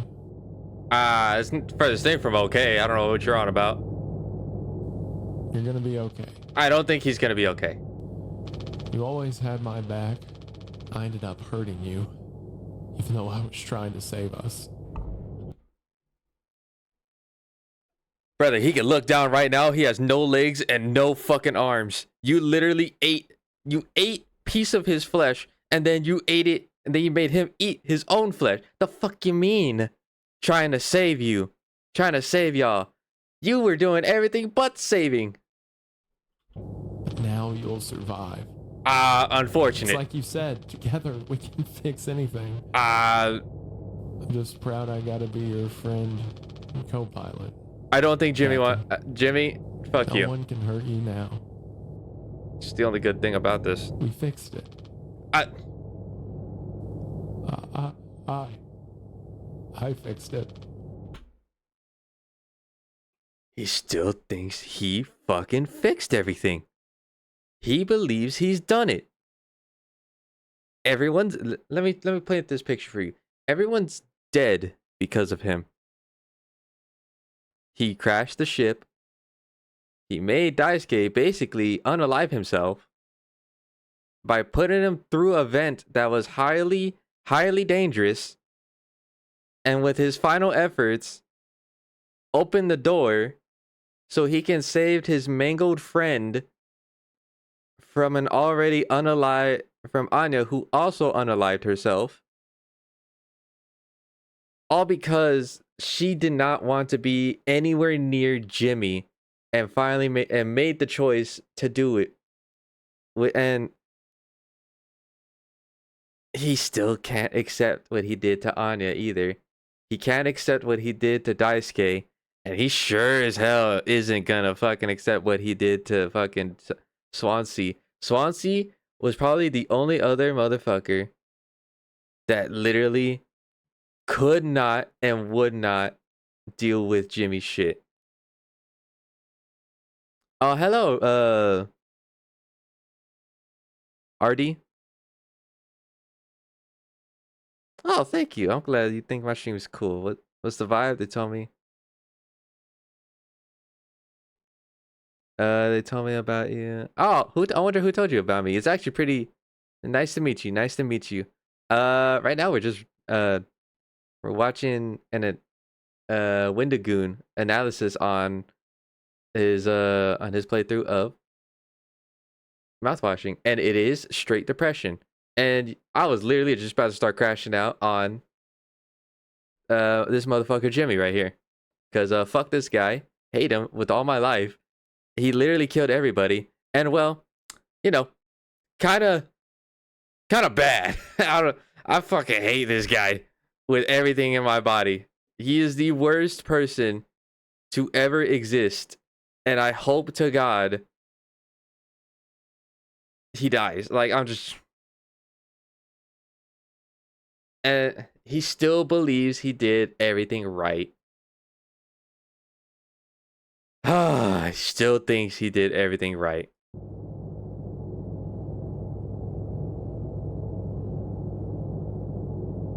Fuck you, Jimmy. Fuck out of here. But it's nice to have you in here, RD.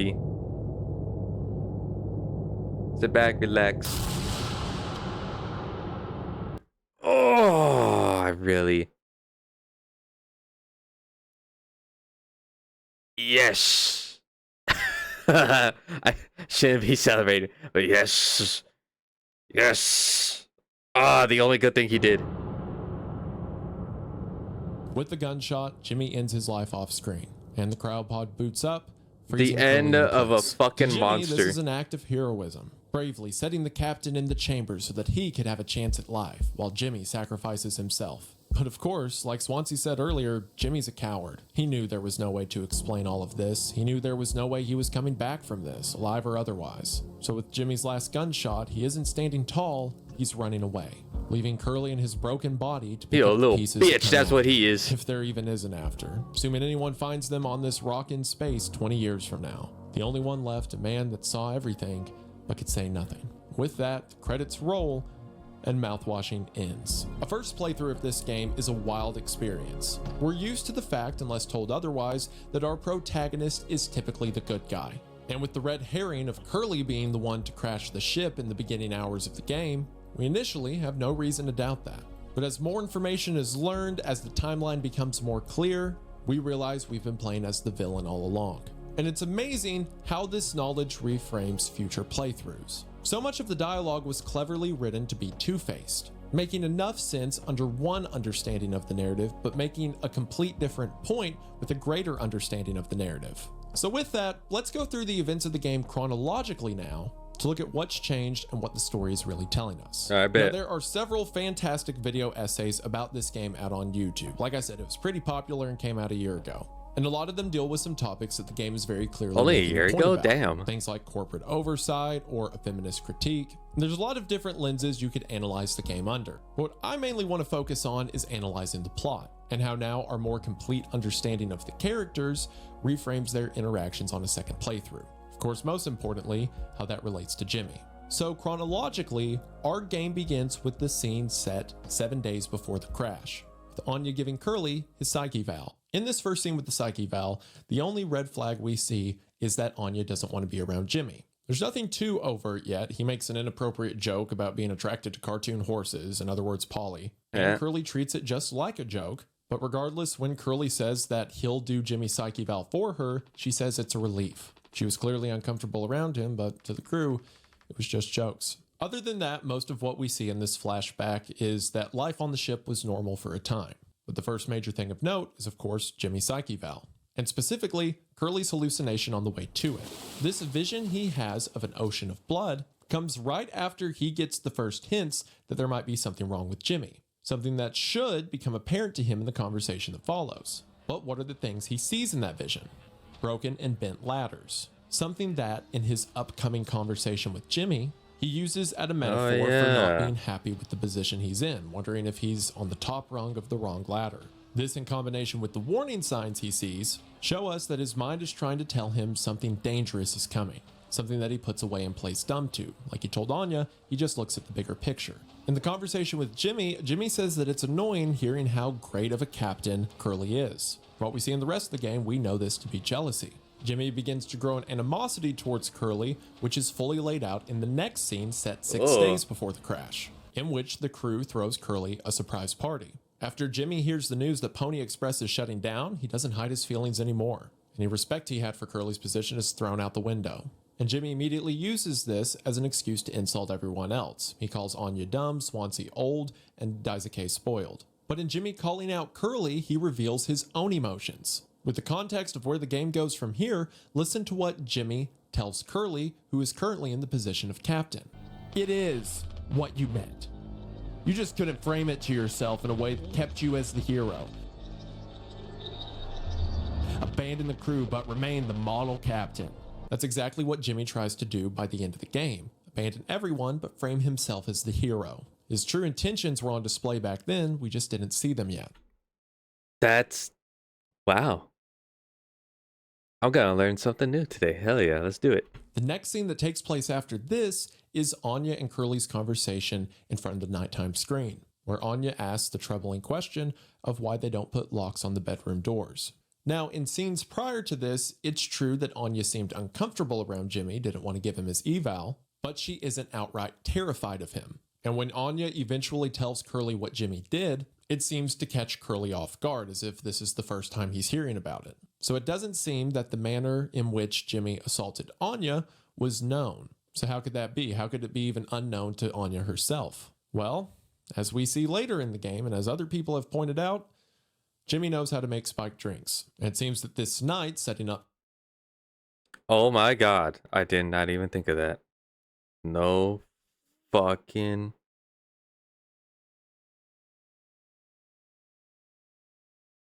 oh my god, that made... oh my god.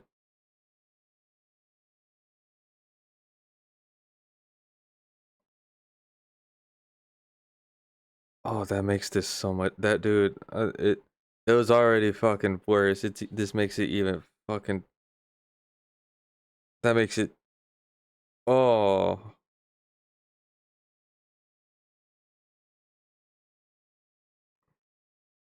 oh my god. Talking to Curly, she found out that she was pregnant. Anya puts the pieces together and asks Curly, why don't they put locks on the bedroom doors? So before, Anya might have been suspicious of Jimmy, but kept it to herself.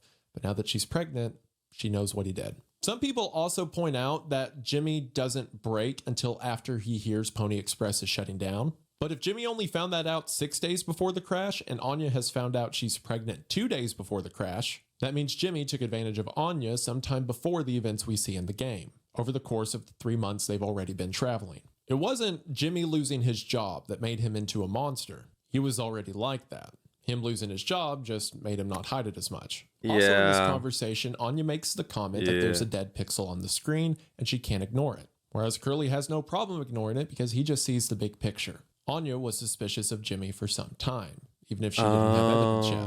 Whereas Curly just looks at the whole. Jimmy's his friend. He isn't one to be suspicious of, right? Well, if that nighttime scene was 2 days before the crash, then the next scene is 1 day before the crash after Anya steals the gun. We know that Jimmy is prone to outbursts of... question, so really make the song stand out, what genre should it be? Oh, I don't know. I don't know. Somber? anger, and it seems Anya is so afraid of this that she's hidden a weapon he would have access to as a co-captain. And even then, Curly can't see the big picture. He thinks this is because Pony Express is shutting down. And when she tells him that she's pregnant, something she probably just got confirmation of, but likely suspected the night before in conversation, Curly asks who would do it, and Anya says, I told you. Or that leads sad. me to believe, after the conversation we see in front of the nighttime... Oh wait, it's the Hate Jimmy song.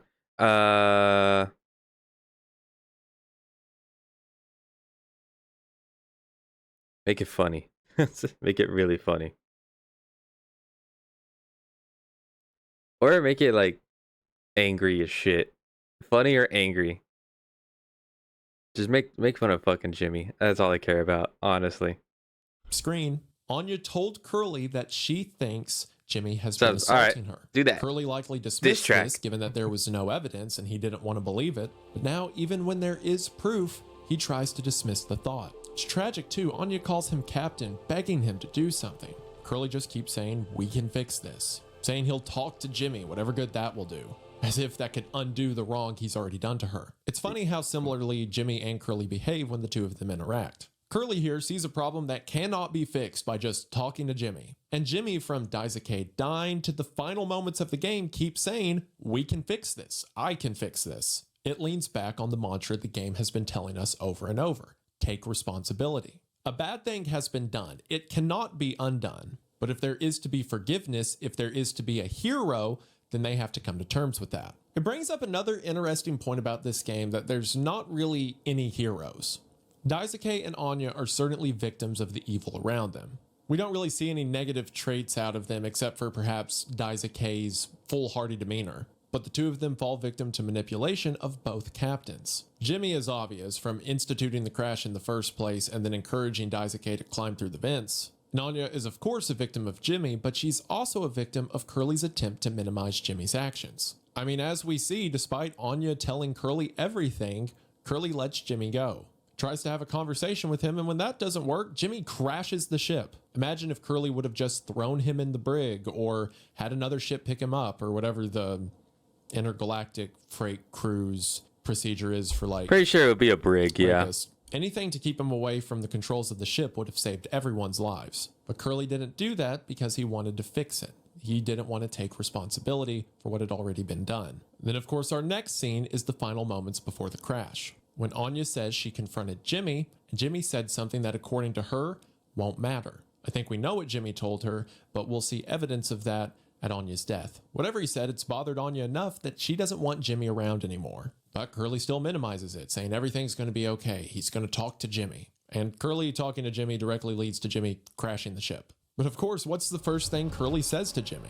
He runs up to Jimmy and says, I can fix this. It's funny that Jimmy aspired after Curly so much that after Jimmy gets control of the ship, he avoids responsibility and makes things worse, just as Curly did, only this time on a more drastic scale. Jimmy has a callback to his psyche val with Curly, and he says all he hears about is how great Curly is and how it's so annoying. The only thing Jimmy cares about is reputation and presentation, and it seems that Curly cares about the same thing. Sure, he's thinking about moving on to something else, but he holds the same sins that Jimmy does, if not expressed as much. I mean, aside from his friendship with Jimmy, Curly doesn't want his reputation destroyed by this either. Jimmy is right. He was the captain. Things like this aren't supposed to happen. Once again, regardless of if they're supposed to happen or not, they did, and it's now Curly's time to be the bigger man and do something about it. But when Jimmy suggests all of this can go away, the same thing that will flash in Jimmy's vision time and time again after this. As Curly's being told to take responsibility, Jimmy offers him an out. I think it's telling that after a flash of take responsibility, the camera switches, and for the first time and only time in the game, we see Curly's face. The camera shifting position from Curly's POV to over Jimmy's shoulder. They're both men of pride. They both care too much about their reputation. So even though Curly hears what Jimmy says, that this could all be an accident and they all perish in space, well, I don't think he fully understands or fully thinks about it. I think for a moment, the idea is comforting. Saving his reputation, getting to be the hero everyone remembers. It sounds nice enough that he lets Jimmy walk away. Something important that happens in this scene that I didn't point out earlier is when Jimmy goes to put a hand on Curly's shoulder, we see the words kills 99% and take care of it flash on screen several times. This is the same thing we see on screen when Jimmy is killed during Swansea's vision. Every time these words flash on screen, they're a message to the person we're controlling, either Curly or Jimmy. Curly is talking to Anya in front of the nighttime screen, and he remarks that the reason they don't put locks on the bedroom doors is for safety. The word safety flashes on screen, almost telling Curly to recognize the weight of that statement. Telling a woman who is clearly implying that something bad happened to her, that there's no locks on her bedroom for her safety. Which that didn't matter in the end, because when she did choose to harm herself, she went to the one room that did have a lock on it. So here, as we see this moment between Jimmy and Curly, the words take care of it and kills 99% appear. Again, kills 99% is in reference to the mouthwash mantra. In a developer Q&A, they said that in their original idea for the game, it was going to be hand sanitizer or disinfectant or some kind of cleaner in the cargo hold. Eventually, they decided on mouthwash because it's the most useless product to have while stranded in space. Can't even use it for disinfectant. But regardless, all of those products could have the kills 99% of germs label. Well, the reason companies say that is because they're accounting for the 1% or the 0.1% of germs that they can probably never kill. There will always be some wrong, but for the most part, it's pretty good, right? It kills almost everything. That should be enough. Kind of like one dead pixel on a screen. Who would notice? Well, one germ can become a lot of germs. Kills 99% isn't killing all of them. Curly's running a ship that for the most part, everything's fine.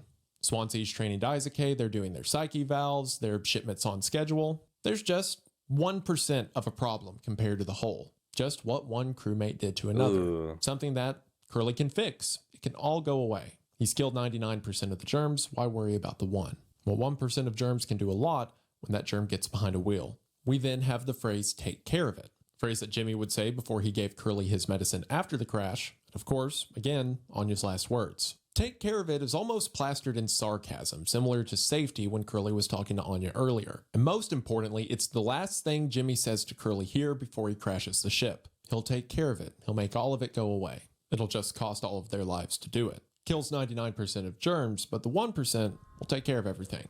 So Jimmy comes to crash the ship, and too little too late, Curly snaps out of it. He runs to Jimmy, yelling, "What did you do?" Remarking once again too late that he should have stopped him. What's interesting is here, Curly sees Jimmy lying on the ground outside of the cockpit. But from the opening of the game, that's not what we saw from Jimmy's perspective. After Jimmy steered the ship into the rock, he seemed to have another vision, this time walking down a twisted series of hallways. And what does he see on the walls of the hall? Posters from Pony Express encouraging him to be a crewmate, to do his job. Then eventually, he comes across Polly. Polly's presence has an interesting representation to Jimmy. Jimmy likes working for Pony Express. He likes being in control. He makes jokes like being attracted to the figure itself, but he wants to impress the company. Again, as established by his vision of Anya, he doesn't view what he did to Anya as the problem. He views the evidence as the problem.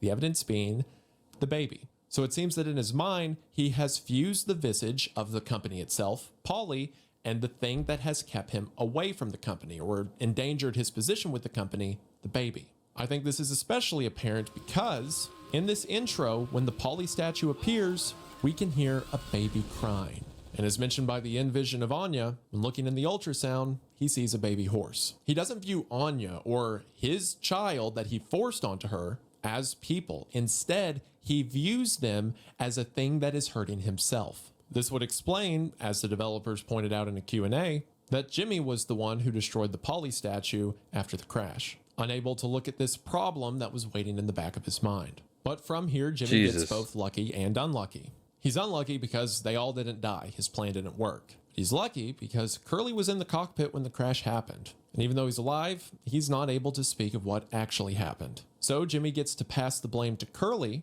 since Curly's the only What a fucking slimy motherfucker. Goddamn.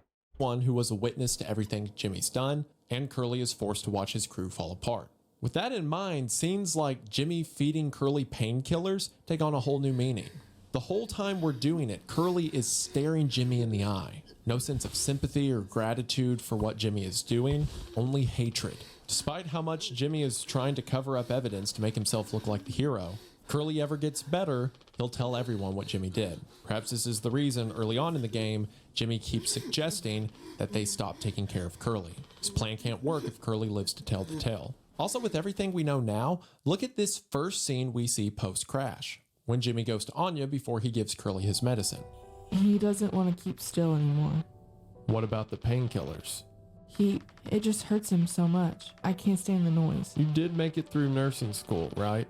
Pony Express sure does know how to cut corners, if nothing else.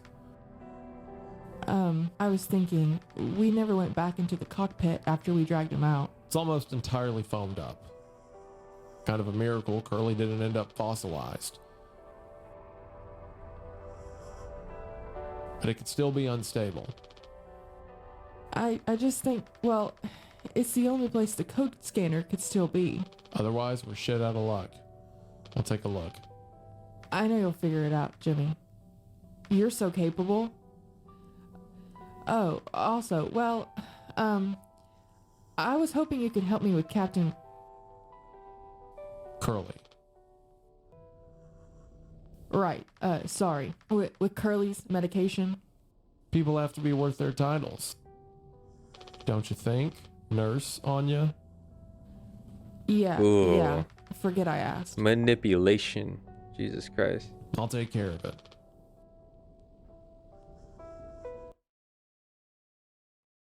Oh, 1 out of 10. What do you think? Oh. Doo-doo.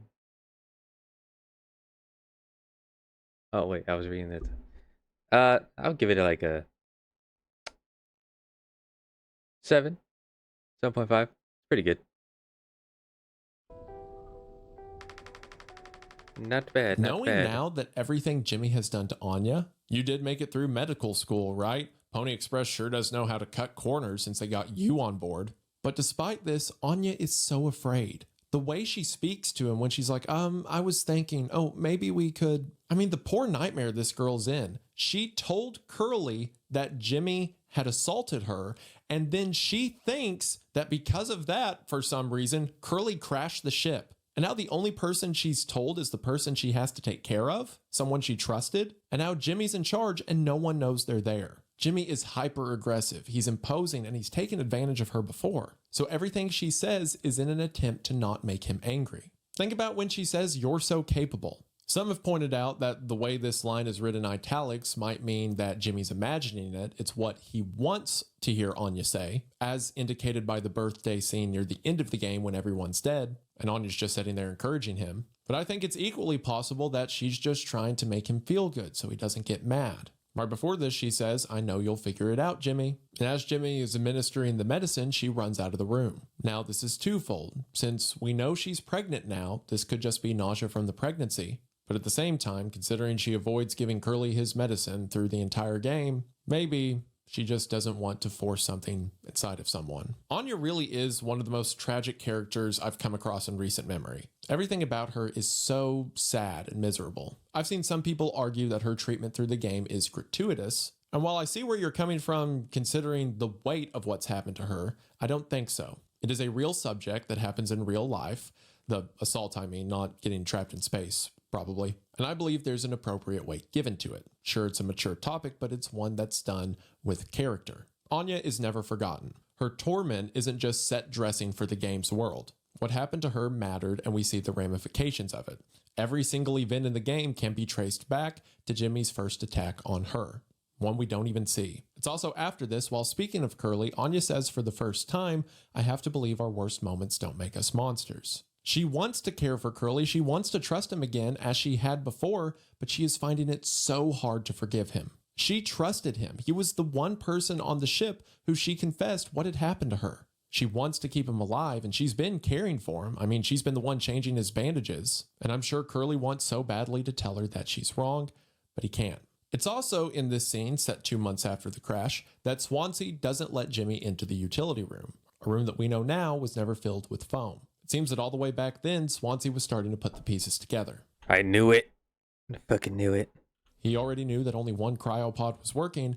I think he already figured out who it should belong to. It's also at this time that the crew figures out the only thing that they're carrying is mouthwash, and Swansea already figured out that he's not going to be the one going in the cryopod, decides to start drinking. Our next scene is then set 3 months after the crash, the night that Jimmy found Anya and Swansea talking by themselves in the cockpit. I already said earlier that this is likely when Anya told Swansea that she's pregnant, but the tail end of the conversation we catch between the two is Anya saying, "I understand if that's how it has to be." I think at this moment, Swansea was telling Anya that there's only one cryopod and it should go to Daisuke. Perhaps Swansea brought Anya to the side because he was trying to decide between Daisuke or her. And honestly, especially considering what we see later in the game, I think Anya chose Daisuke as well. It's also notable in this moment that after Jimmy tells Swansea to keep it together, Swansea says, "Oh, I'm keeping it together. Don't you worry, Captain." Swansea now privy to what Jimmy has done. It's also at the same moment, Jimmy remarks that Swansea's still holding on to his axe. And Swansea tells Jimmy not to overthink it.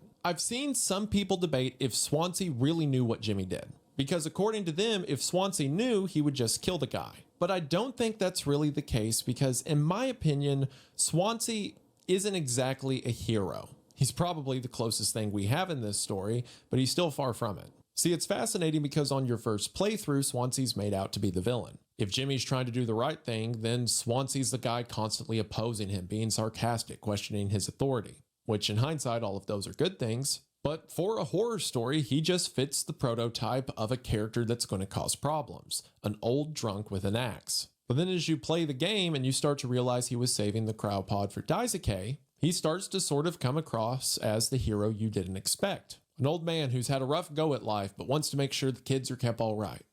Honestly, I think if there had to be a hero in this entire game, it would be Swansea, like you said. Because all he wanted to do is just save Daisuke. That's it. That's all he wanted to do. At least give him a chance, you know? And it might not have been a big chance, but at least it would have been a chance nonetheless. And he was trying so hard to like keep an eye on Jimmy, but apparently Jimmy got the one up on him. And well, you already know how that went. But as the game goes on, he's not exactly that either. By the end of the game, he's just a man. A man that admits he never loved his family or life accomplishments as much as he loved getting drunk. Someone that's belligerent, constantly putting down people around him like Daisuke. And someone that, when Anya came to him and told him what happened, no doubt being terrified for months on end with Jimmy as captain of a wrecked ship. He doesn't kill Jimmy or try to protect her or try to keep him away from her.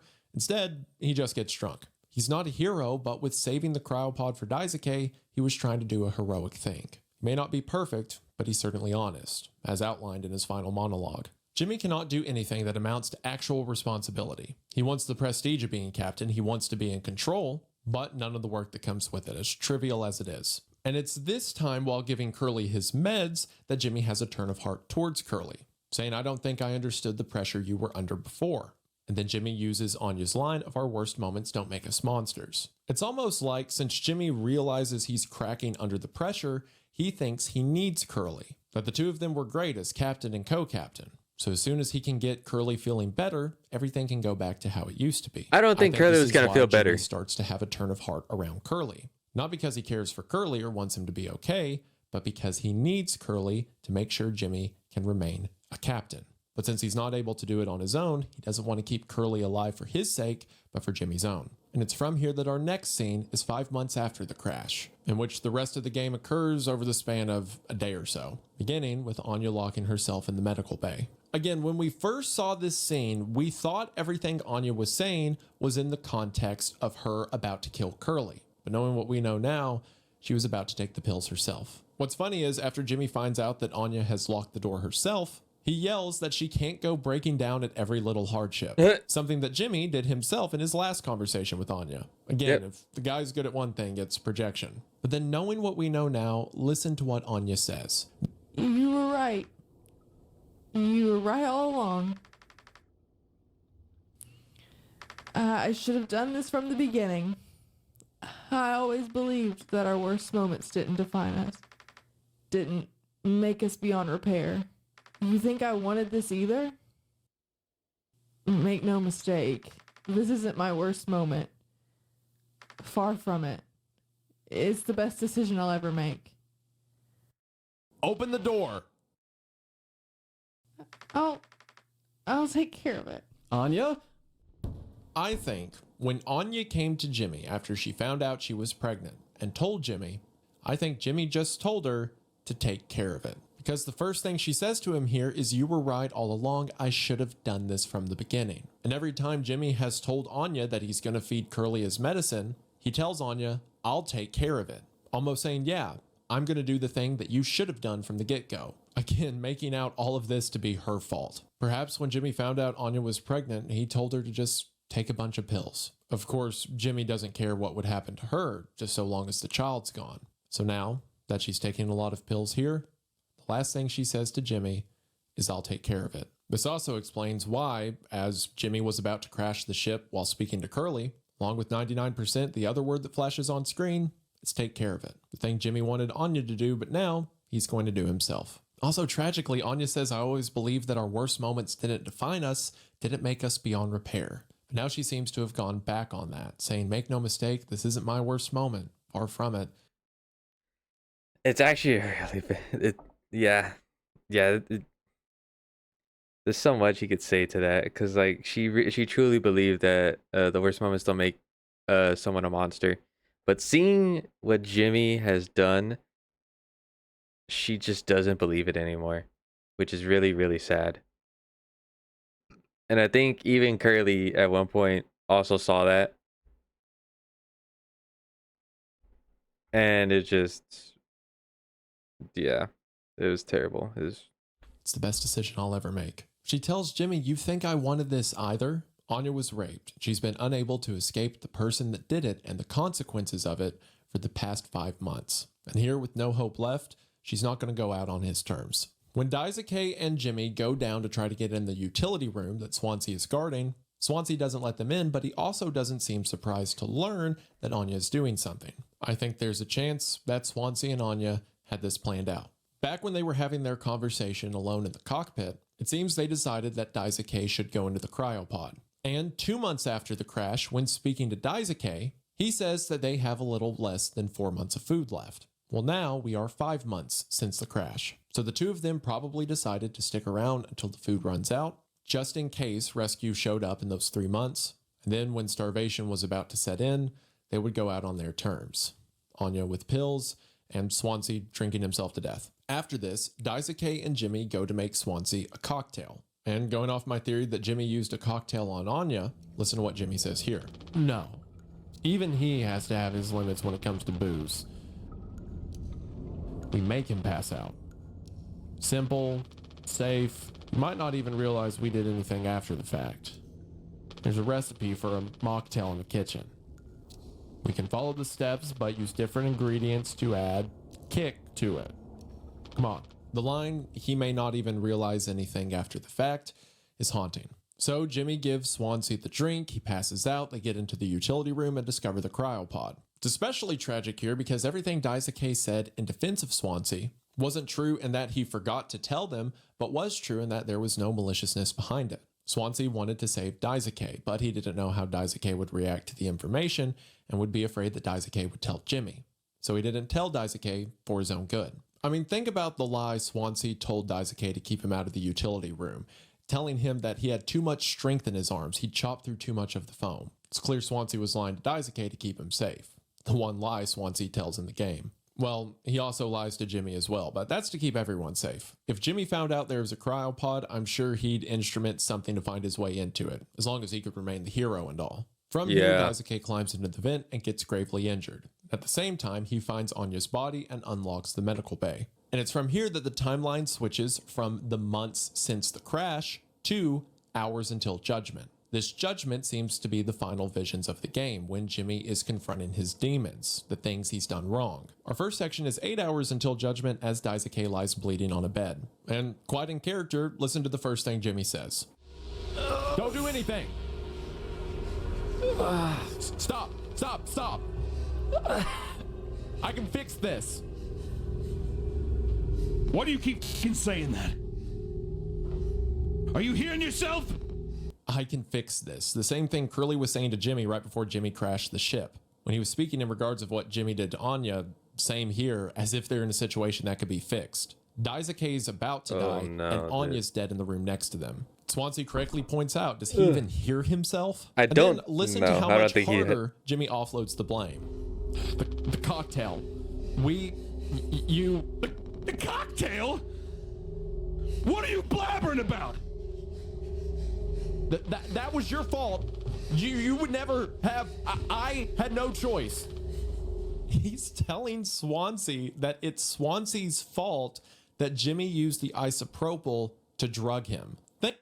Like, what kind of shit do you have to like manipulate? Dude, he gaslight himself so much that he thinks that he really was the hero. I keep saying that, but it's true. He kept thinking he was the fucking hero. And it's such a bullshit thing that you have to play this fucking despicable character. And it just gets even worse. Because, like, he just does not ever want to accept that he did anything wrong. Think about the absurdity of that statement. For one, we could go all the way back and say that Jimmy crashing the ship led to all of this, so it's all his fault, which is true. Yeah. But even this specific scenario, Anya is locked in the medical bay about to take her own life, or at least they thought take Curly's life, and Swansea is guarding the door downstairs. So because of that, even though Jimmy instrumented this situation, Jimmy is saying it's Swansea's fault that Jimmy had to waste the disinfectant to knock him out so that Jimmy could get Daisuke killed by crawling through the vents. And again, from here, Jimmy goes into the medical bay, but where we now know Anya's body is, there's simply a blurred, glitched effect, almost like a sea of dead pixels. It's as if Jimmy's denial of what he did Anya is all the way down to his vision. His consequences are lying dead on the floor, and he simply does not see that she exists. From here, Jimmy goes to the storage room to get mouthwash, and of course, as with most of Jimmy's visions, the creature he is running from is a monstrous horse. The thing he truly fears, his reputation with the company, once again personified as the thing that will destroy him. From here, they apply the mouthwash to Daisuke, but as we see, it doesn't work. This takes us to our next moment, 6 hours before Judgment, as Daisuke lies in his final moments. And once again, Jimmy says what he always says, and it's everyone else's fault. If he could just be given a second, if Daisuke could just stop bleeding out, he'll put all this back together. From here, Swansea says goodbye, puts Daisuke out of his misery. Oh, that was weird. Of course, right after, Jimmy says his line again. You monster. Ironic. Swansea. I have to do everything myself. From here, Jimmy goes to get the gun. After he gets the code and unlocks the box, we come back to that moment I mentioned earlier. The moment where Curly laughs. Think about all of this from Curly's position. He did a lot wrong. Not only did he minimize what Jimmy did to Anya, but he Oh, what the heck? let Jimmy crash the ship That's in weird. a momentary lapse of judgment. Now, physically, he's been suffering in pain for months, completely unable to speak, watching Jimmy get the credit and Curly himself be viewed as the villain. But Curly's had a lot of time to think. Aside from Jimmy's visions, which are almost definitely skewed, we don't hear any dialogue from Curly post-crash. But that doesn't mean he can't hear everyone. He's heard Jimmy lose control. He's heard that they're about to run out of food. And in this moment, he just watched Anya die next to him. He knows that Daisuke is dead, and he knows that Jimmy is the only one left, someone who caused all of this in the first place. So now, as Jimmy hurriedly unlocks the gun beneath Curly's bed, Curly just laughs at him. Jimmy got exactly what he wanted. He's in charge, and look at all the good it's done him. The developers of Mouthwashing, Wrong Organ, made one other game before Mouthwashing, a game called How Fish is Made. The base game. That was actually the prelude. If y'all, it was actually a prelude, and it was supposed to like hint at the mouthwashing and like how mouthwashing was supposed to go. Game is a 10 to 15 minute experience where you play as a fish who has to decide if it will travel up or down in some sort of conveyor belt mechanized system. Some fish you come across are very determined to go up, some are determined to go down. Ultimately, in the end, it doesn't matter. If you go down, the fish is made into food, and if you go up, the fish is made into chum. As pointed out in the game, it is more so about the conviction of what you choose rather than the destination. However, to promote mouthwashing when it came out, To be honest, I would have just decided for food. Quite honest. they added a DLC to the game called The Last One and Then Another. And in this DLC, you can come across Curly in his bandaged state. This is the only dialogue we get from Curly post-crash. And also, according to a Q&A by the game devs, this is canon. We see that in his injured state, Curly has been thinking things over. How he got this job as ship captain in the first place, because it was a stepping stone, something to get him somewhere further down the line. At the end of the DLC, Curly says this: "Next comes spite. First it stares back at you in the mirror, then it's those around you. They're wearing your face and you theirs. You know, he joined because of me." Of course, Curly here is speaking about Jimmy, and remarks that it was Curly's own spite that led to Jimmy gaining his. Curly recognizes that Jimmy became what he was by Curly's leadership. As mentioned earlier, it was the worst traits of Curly that reflected onto Jimmy. But then, Curly says this: "Change hurts, but worse things fester for a long time. I told him as much. I tried, I really did. We're defined by our past, not slaves to it. We said tomorrow will be different. Today would be the last day, the last one, and then another, and another, and another, and another." In the context of this scene, Curly is talking about staying aboard the Tulpar. But I think on top of that, Curly is talking about Jimmy. Change is hard, but worse things fester. He nearly quotes Anya, saying we're not slaves to our own past. If this is canon, then it seems like Curly, in his bandaged state, came to terms with what he's done. He has, unlike Jimmy, taken responsibility for what he's caused. It's too little too late to fix anything, but at least he was honest in the end, like Swansea.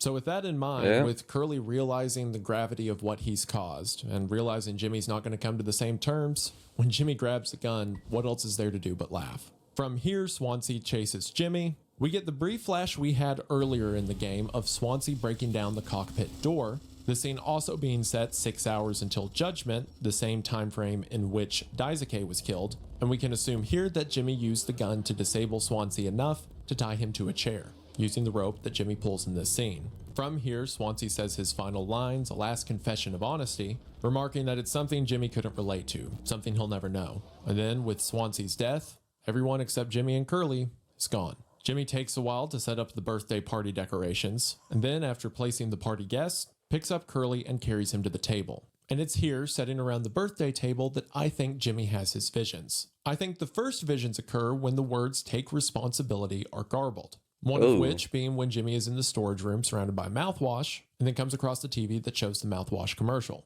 I think this is definitely a dream. The thing to note is in the fine print of the mouthwash commercial, it says that the company takes no responsibility for injuries, which takes no responsibility. Who does that sound like? Earlier, I said that the mouthwash could be representative of Jimmy. He's the 1% of germs that isn't killed, the bad pixel you look over. But early on in the game development, the devs have talked about how there was originally a theme of heroes and dragons. We see the hero thing a lot. Jimmy constantly talks about wanting to be the hero. But we don't really see the dragon motif pop up except for the brand of mouthwash, being Dragon Breath mouthwash. That combined with the fine print that Dragon Breath doesn't take responsibility could imply that instead the symbolism is tied to Jimmy. Rather than mouthwash being the thing that didn't succeed in killing him, he is himself the mouthwash, perhaps burning out the dissent of those around him. The 1% being the thing he couldn't confront, perhaps Anya. Either way, I think it works. I think you could also view Jimmy as a makeshift hero wanting to be a hero to face the dragon. But of course, he was never a hero to begin with, and he's burned up in the process. I think the next vision is Jimmy sitting at the table in front of a birthday cake with Curly. The vision in which Curly talks about making his life better, changing it every now and then, and that sometimes it's just enough to have cake with a friend. I believe this vision happens to Jimmy right before he cuts into Curly's leg, as at the end of that vision, Curly became the cake on the table, the one Jimmy was swinging an axe at. From here, the vision of Daisuke takes place, crawling through the vents, then the battle with Swansea through the tombs, then the vision of Curly feeding him his own leg, again one that ends with the only real instance of Jimmy saying sorry. But as established, it's not for any real wrongdoing he's done, aside from hurting Curly's reputation, assuring Curly that they can both still be heroes. I also think the visual of Curly on fire here is indicative of a burning bush. Jimmy has realized that he cannot be captain on his own. He needs Curly, as established earlier. That's why he decides to try to save him. And now is doing it in his own sick way by feeding him his own flesh. Jimmy needs Curly. As indicated from Curly's conversation in the DLC of How Fish is Made, everything that Jimmy is a reflection of Curly's worst traits. And now in Jimmy's mind, floating across space, Curly comes to him in a blaze of fire. A godlike figure, annulling Jimmy of his sins, telling him that he'll play the role of the villain. Jimmy gets to be the better man. He gets to be the hero. But then he says the one thing that Jimmy can't be. Like you wanted. I could have stopped it. I'm taking responsibility. Jimmy cannot reach. So instead he reframes the narrative. He makes it seem like it's something he had to do. He needs Curly because he needs someone to take the blame for all this. He needs someone to be accountable. And then Jimmy describes everything he's done as a mistake. Almost a joke compared to all the damage he's caused. A mistake, an accident. We have Jimmy's final vision, the vision of Anya. And I think it's this one that's the most telling. Jimmy's confronted with the sin that started it all. And even when standing in front of the manifestation of a womb, the child he created is still only personified to him as a horse. It's still not a person he hurt or a person he created with negligence. It's all about how it affects the company. It's all about how it affects his reputation. This is why the giant centipede creature that appears is a giant amalgamation of Polly the horse. One that remarks to him in words across the entire screen, "I hope this hurts." Like I said earlier, when the text appears on screen like this, it's almost like it is blaring in the mind of the character we're playing as. And since we now know Jimmy was the one who crashed the ship, The intro text crawl all the way back at the beginning of the game, the one that said how many crew members are on board, the name of the ship, it said at the end, "I hope this hurts." We now know that this was from the perspective of Jimmy as he was about to ruin the lives and eventually end the lives of everyone aboard except maybe Curly, assuming someone finds him in 20 years. Oh, The Lord. game blares at him for everything he's about to do. "I hope this hurts." You're going to get exactly what you wanted. You get to be captain. All this gets to go away, and you get to be whatever hero you want to be in the history books. But regardless, I hope it hurts. We also hear Polly quote the motto from Dragon Breath Mouthwash, saying it washes away the bad, leaving you with an all-day fire fresh taste. Again, this could be referring to Jimmy being the bad that needs to be washed away, or Jimmy attempting to wash away the bad, he being the dragon. Jimmy makes his way through the rest of the vision, seeing the employee ID cards, the staircase with mouthwash, then the remnants of Anya's office. But then we get that final conversation with Polly, which with everything we know now, holds so much weight. Remember how earlier I said Jimmy combines his ideas of the company with Polly with his idea of the child in the figure of Polly the horse? Well, here, from what Polly says to the very text he says it in, points to this figure being representative of the child he wanted rid of. The evidence to the company that he couldn't have getting out there. Something he wanted Anya to just take care of. When Polly has spoken previously in automated lines, or the lines we heard earlier about the mouthwash, the text has always appeared in white or a sort of dull gray. But here, speaking to Polly now, the text is blue. The same color as Anya's text. So this it's vision was supposed to Anya. be Jimmy's confrontation of what he did to Anya. When he gets to the room that has the artifacts of her office and sees a pile of mouthwash, you expect the lights to illuminate some monstrous version of her, but instead, it's Polly the horse. See, I think I heard somewhere that this was his interpretation of what his kid would say. Like, his and Anya's kid would say. Like, I don't know where I heard that from. Or maybe, I hope I'm not making that up in my head. But it feels like something like that, because since like is the womb and then had the horses and all that, and then now it's like, oh yeah, so you still believe that shit? Really? You do? Wow. It doesn't really make sense now that like I really think about it, but would be kind of crazy. Like, would be the furthest thing off of it, right? He refuses to make her real. He refuses to make her tragedy reality. Everything else is speaking on her behalf. Even Polly, speaking for her and her child. I mean, listen to what Polly says in the beginning and tell me this doesn't sound like the perspective of the child.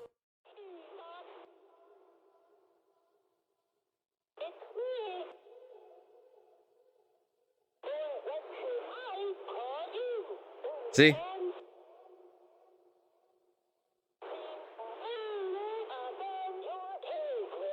He's not worthy to be called old man. He's not worthy to have something to do with Anya. He was the cause of her life being lost, sure, but it wasn't his hand who took it. And from here, this Polly that Jimmy conflates with the ideas of the kid begins to speak to him sarcastically.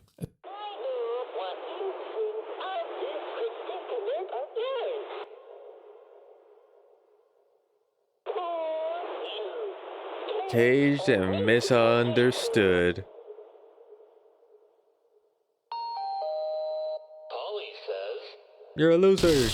Again, the word sorry being flashed across the screen, being thrown in Jimmy's face. But it's a sarcastic tone. Jimmy feels sorry for himself. How sad. God Polly damn, again is dude. being sarcastic. Polly is Jimmy giving saying him the he's owning ones. up to what he did. He's sorry for what he did to Curly. Saying this, of course, because he realizes he needs Curly. Then Jimmy remarks that he's take the taking blame. responsibility. That gets Polly's attention. Jimmy hasn't taken responsibility the whole game. Does he mean it now? And then Jimmy says this. Yes. Yes. Yes. Liar. Yes, I do. Liar. I f***ed up. Yes, you did, but you don't mean it. But I can still make this right. No, you can't. Our worst moments don't make us.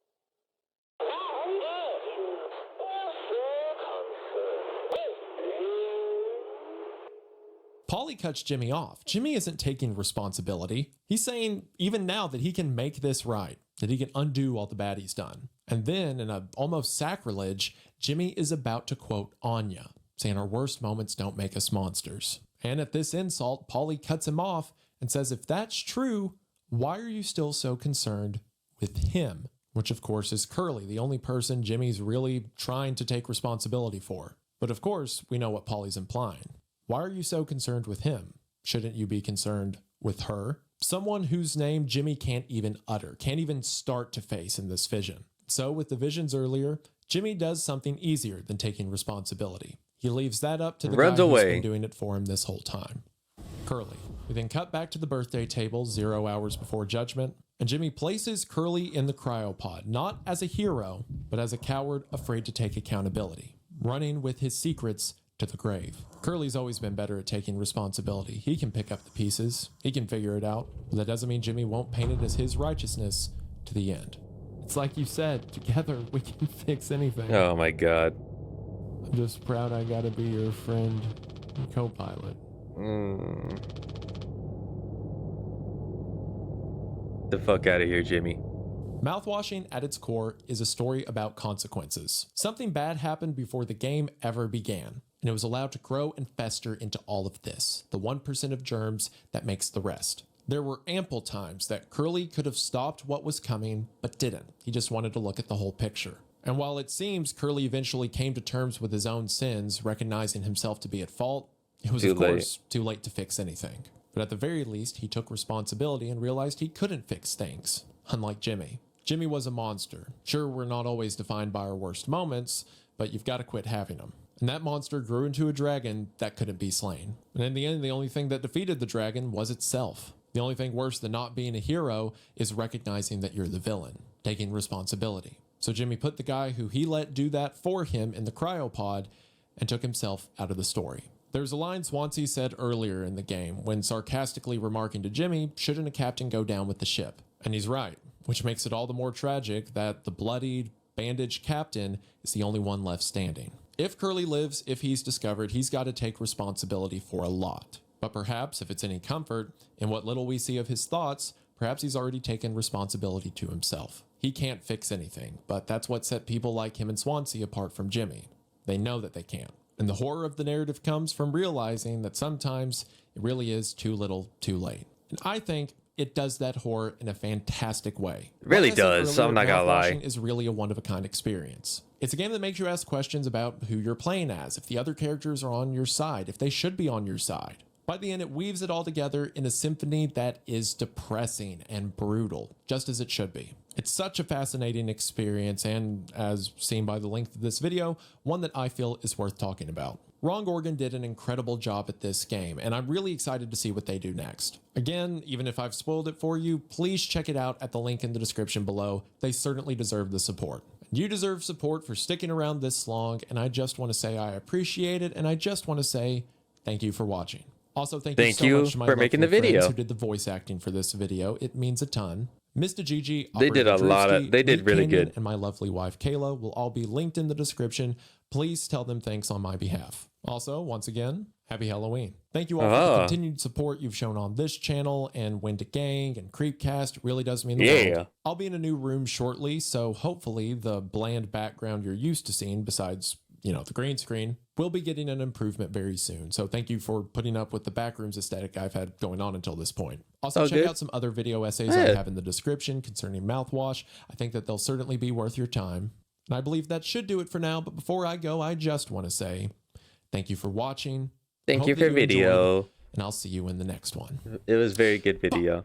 Oh, and also. Oh. That was good, dude. Oh my god, that just made me want to play Mouthwashing all over again. And moral of the story is, fuck Jimmy. Jimmy was a piece of shit. Like, honestly, he never took responsibility, and even in the end, still never took responsibility and subjugated his friend to maybe 20 years later, death. It was all Jimmy's fault, and he never wanted to own up to it. If you want to, go play Mouthwashing. That is a very, very good game. Highly recommend it. Oh man, I kind of want to play it again. I'm not gonna lie to you.